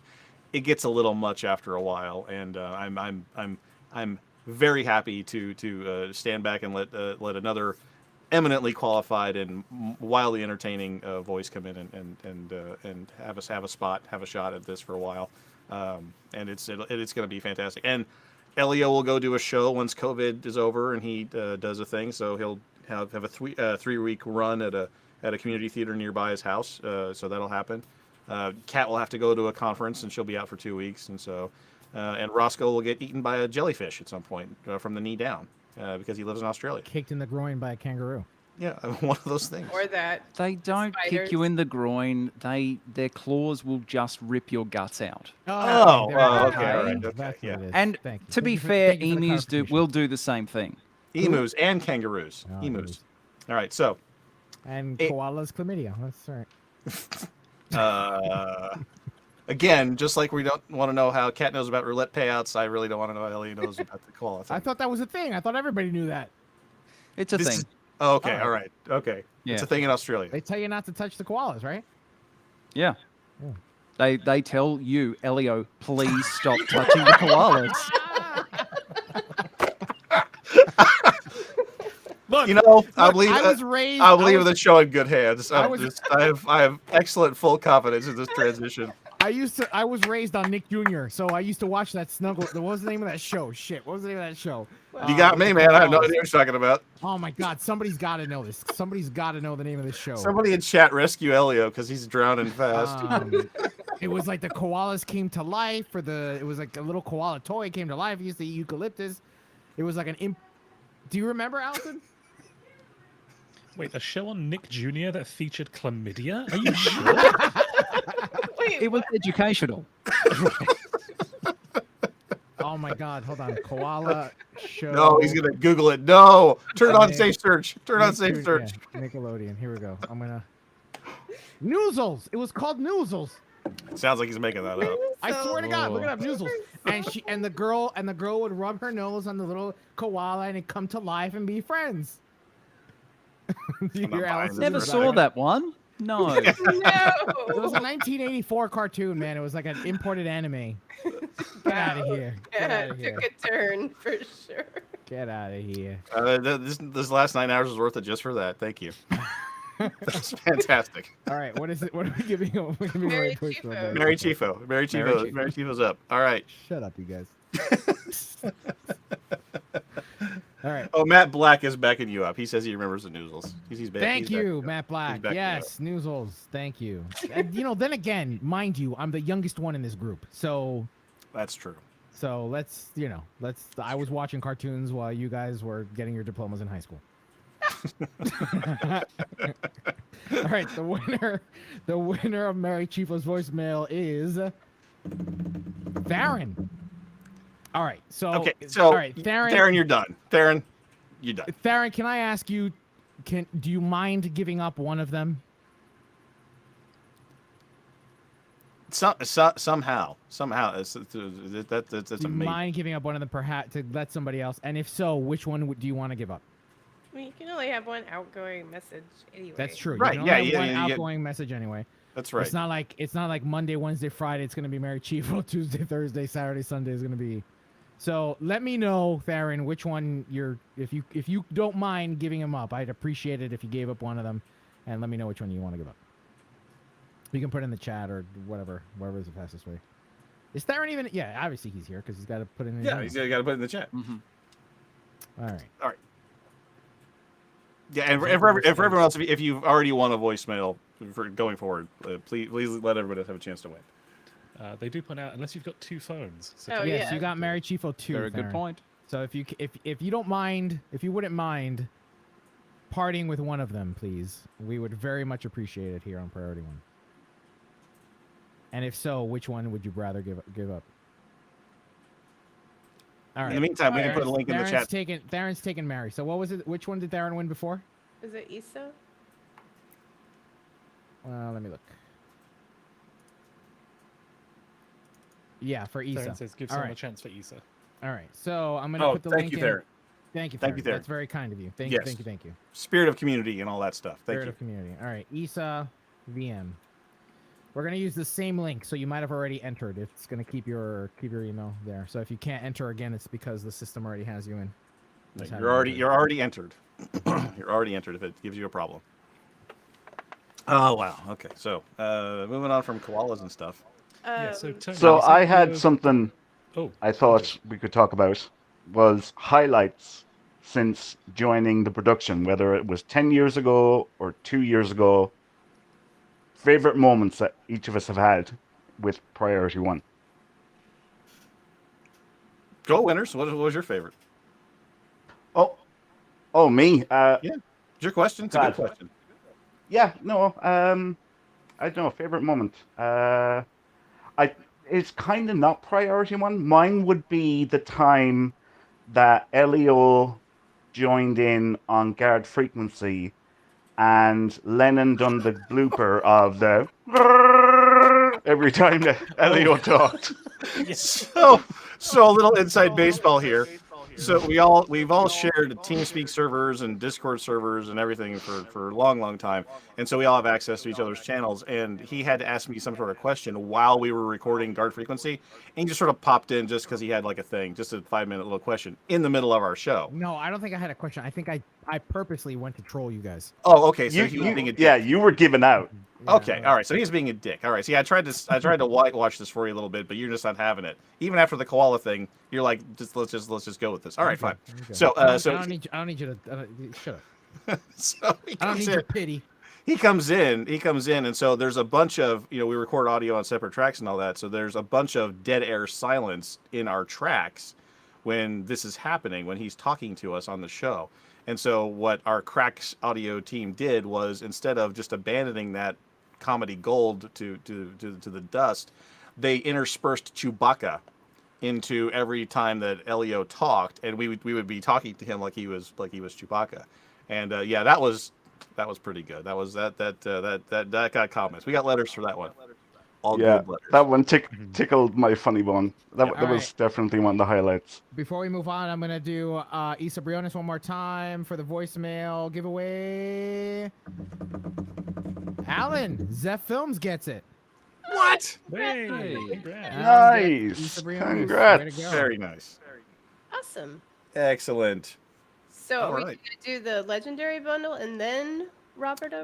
I think that's the best plan. I think so. I think that's the best plan. Who wouldn't want a voicemail from Galron? Right. So if you've already won a legendary bundle, please don't enter again. Worf. Um, Yes, Yes, wouldn't you want a cannot voicemail win. from Gowron. You cannot That's win. true. You cannot win two Yeah, legendary bundles. Two legendary bundles, and no, we're not gonna do that.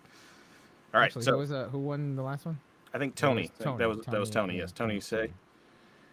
And actually, now that I'm looking at that name, I think Tony's been a long time listener. I recognize that name. It might even be over from Guard Frequency too. Is now that I'm thinking about it. So I think we've crossed paths before. As a matter of fact. All right, so this one's for the big old Star Trek Online bundle. All right, why don't you guys, Kat, how about you? What's your favorite moment so far?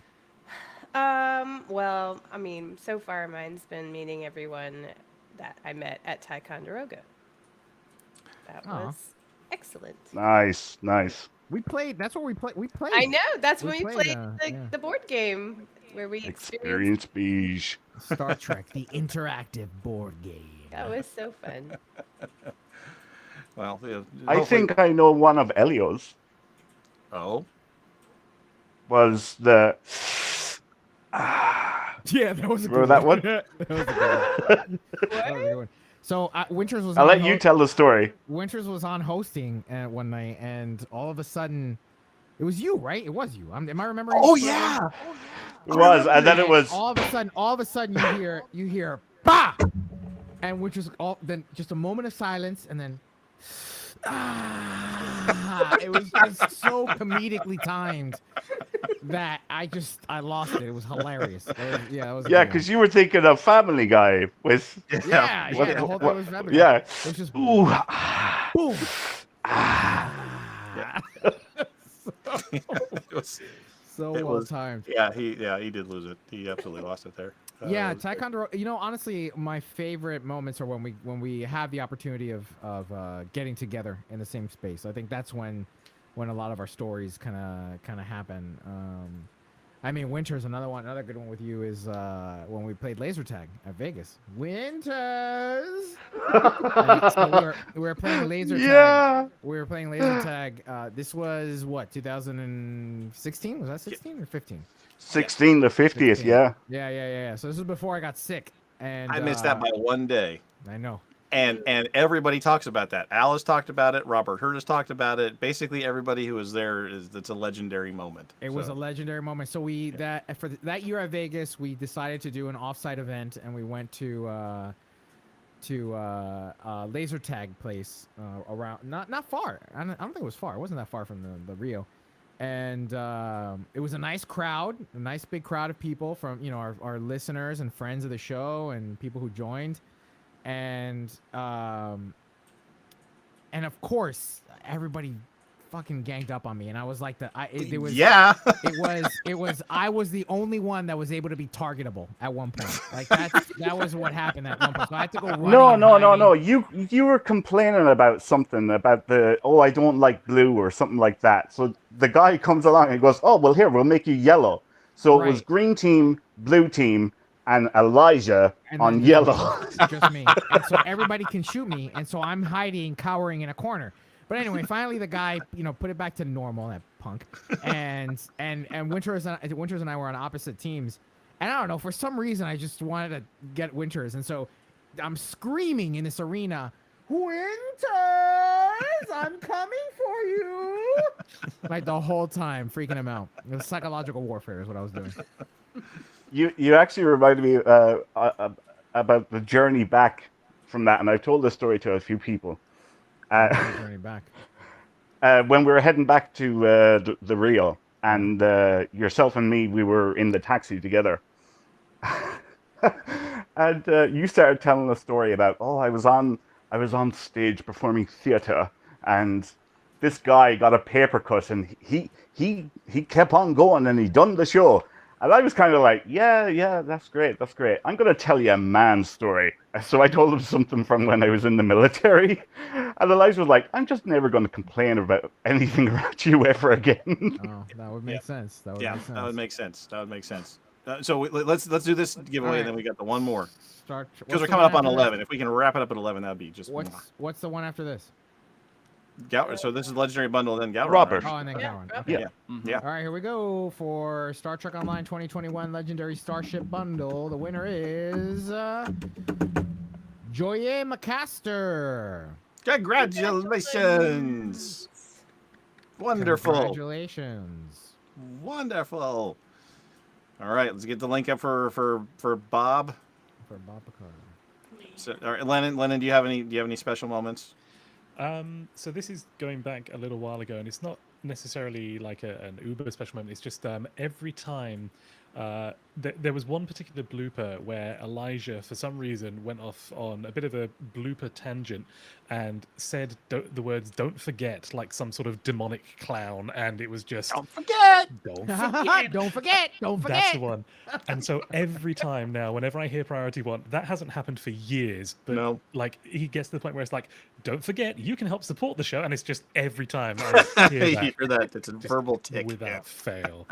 Yeah. Don't forget. Why did this is weird. Jake just popped in because he's got a story he wants to tell too, I bet. What's your favorite time, Jake? No, because I know what time it is. Come on, Jake. You've definitely got a favorite moment or two. I know his favorite time. He just turned the camera off. You know why? Burger. I don't remember. I don't know. That's right. That's his favorite moment. Burger. G drives. I don't know. When I brought him a cheeseburger, he didn't want it. That's his favorite time. No, it's not his favorite time. You know, But- my favorite time with Jake was when we did the Engage podcast, man. That was a trip. That was man. awesome. That was a awesome. trip. That was a lot of fun. Yeah, that's what you guys went into New York, and was that there was you went into the studio where they recorded. Yeah, in at CBS. We went right into CBS, CBS Studios, and we did the Engage podcast with hold on, I can't do them. with Go that ahead. guy that's not still doing a Why podcast, don't, you unlike tell, us. why don't you tell a story, Jake? Or not? We did a podcast with the guy who's not doing the podcast anymore. It Glad I was could awesome. help. But it was like, was it your first time in New York City? Is that what Yes, it was? and I did the thing that I said that I would never do. Like I did such an old man thing where I'm like looking around, going, "Wow, look at this place! Look how tall the buildings are!" Like it was such an old man, like nonsense thing to do, but it was. Man, one thing I won't forget is how bad it was raining that day, man. It was like pouring out, yeah. soaked, Yeah.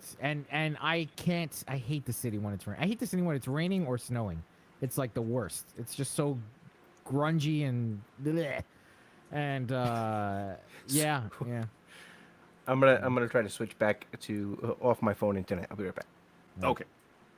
All right, so we put in a link there for Robert O'Reilly voicemail, and you've got a couple of minutes to try to win Gowron yelling at your incoming callers. So what about you, Tony? What's- What's your favorite? That's right, moment? Yeah, Tony, give us all- yours. It's all been my favorite. No. All of it's been my favorite. I don't know. I think Not for tofu. Not for tofu. Oh yeah, we do have a lot of the fun with that stuff. Paradigm, not for tofu. It goes back and forth to all the. Don't forget, I pay $60 for that. I mean, we have so many. Ooh, little, that's an oldie. Yeah, there we go. Is there anybody in the chat that even remembers that? That I'd pay $60. I for saw that? it. I think I saw. Or maybe it was Skiffy. Maybe Skiffy was doing it in our chat. Was Skiffy Skiffy? remembers. Yeah, I'd pay $60 for that. But yeah, it's just all these fun moments, these tangents that sort of pop out of nowhere. It's not in the script. It's not something we plan on talking about. Sometimes it winds up in the blooper reel. Sometimes it makes it onto the show because it's gold. But yeah, it's just all those. It's that. All the actors talked about this too. It's you write something on the page, but really what's fun and what sometimes changes the course of the show is what happens when you're not on script. And that's really kind of the story of this whole thing is that. People come for one thing. Some of us come for audio editing. Some of us come for, sort of video production. Some of us came from the Armada. I mean, we come for one thing. We wind up doing something else. We go off script. And you know what? That brings that's up a good point too. Is that for those of you watching now, if you want to be a part of Priority One, don't hesitate to reach out. We're always looking for not just a host, but we can always use help with video editing. We'd like to do more of that for our YouTube channel and get back, get into the video thing because video is king, especially now during this pandemic.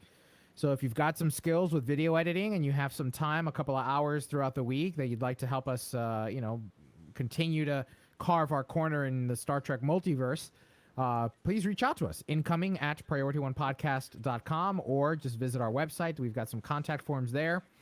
But yeah, we're always looking for members of the team to join the team, right? We're all volunteers. Nobody gets paid for the work that they do on Priority One.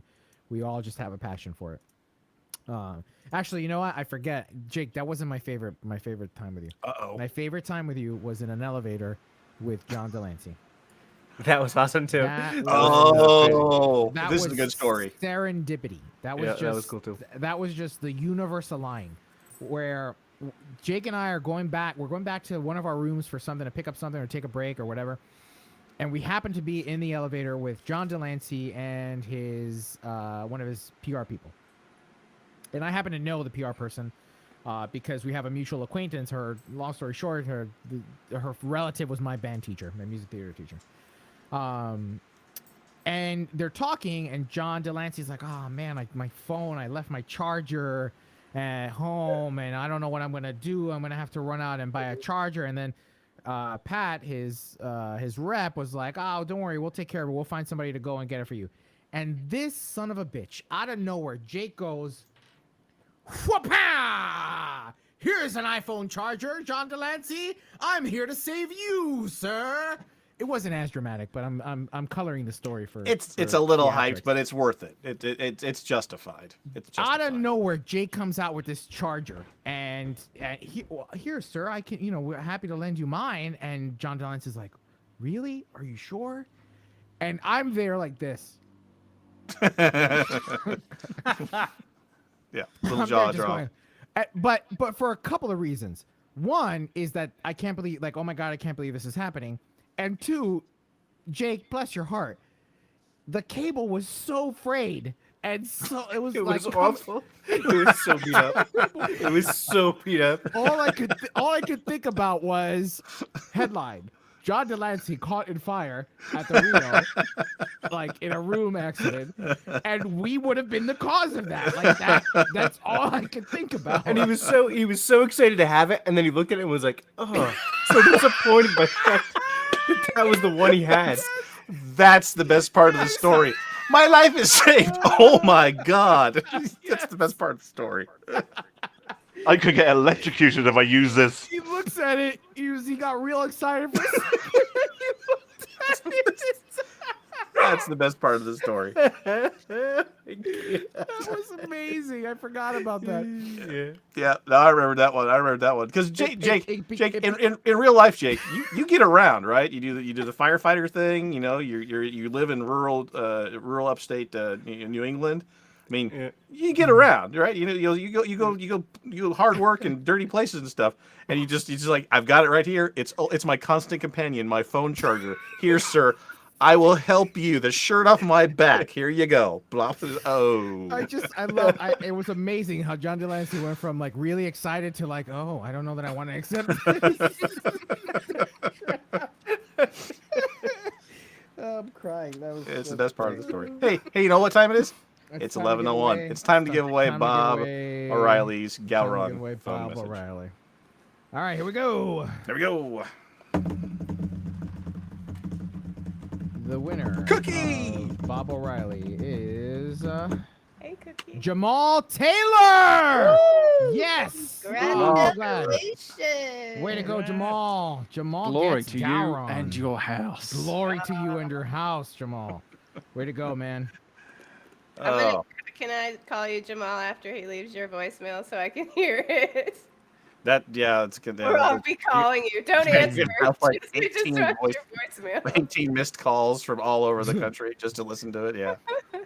Oh man, that's hilarious. All right, captains, I think it's time. We've been doing this for 10 hours now.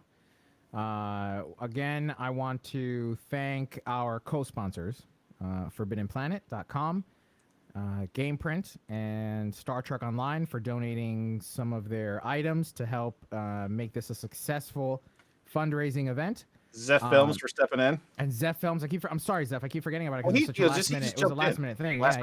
Yeah. Zeph Films for contributing. To Rod Roddenberry for matching our fundraising endeavor. As of right now, it looks like we have how much? $2,050 is what we've raised, which is fantastic. You know, guys, I know that this is a very difficult time. You know, some of us may not have that money to share. If you did, thank you. If not, we hope that you will share the links to the show and share the links to the donation page, and keep it going. This will stay live for whenever, however long. To Alejandro, who worked tirelessly on the art for the promotional materials for this event. To Thomas Maroney, who also contributed by creating the beautiful patch that we're going to be giving out to our patrons. To the team behind Priority One Podcast. I mean, you guys really make this happen each and every week. To our entire audio team who work each and every week tirelessly to make us sound decent. To our producers, Jake, to Shane, to Panda, Kat, Tony, thank you so very much. Social media managers and technical specialists, Skiffy, Lennon, Anthony. I know I'm sure I'm forgetting people. Elliot, Elliot and I go way back. We've been doing this for a while.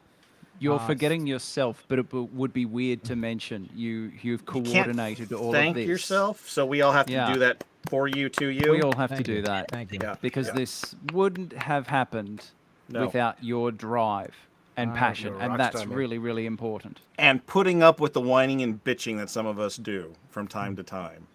Do we have to have another meeting? Yes, we have to have another meeting We because have to have another meeting. this is what comes out of it. So good on you, sir.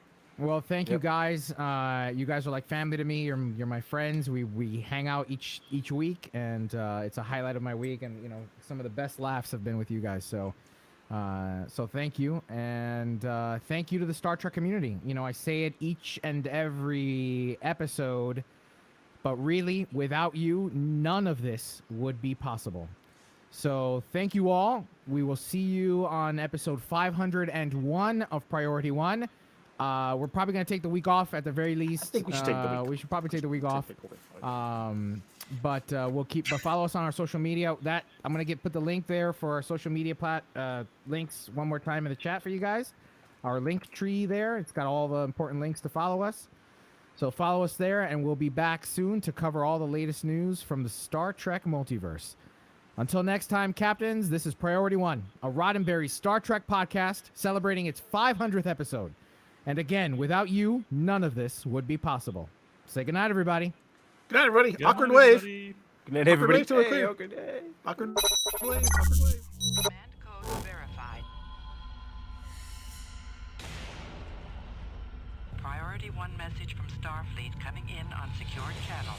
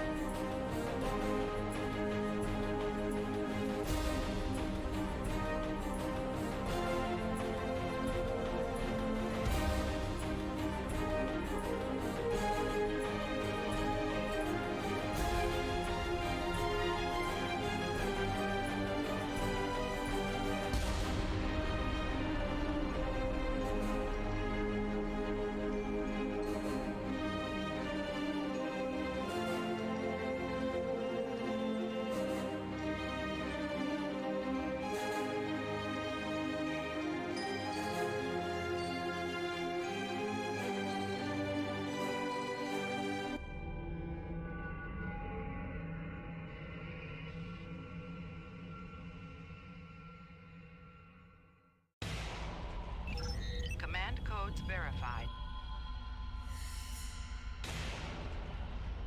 Priority 1 message from Starfleet coming in on secured channel.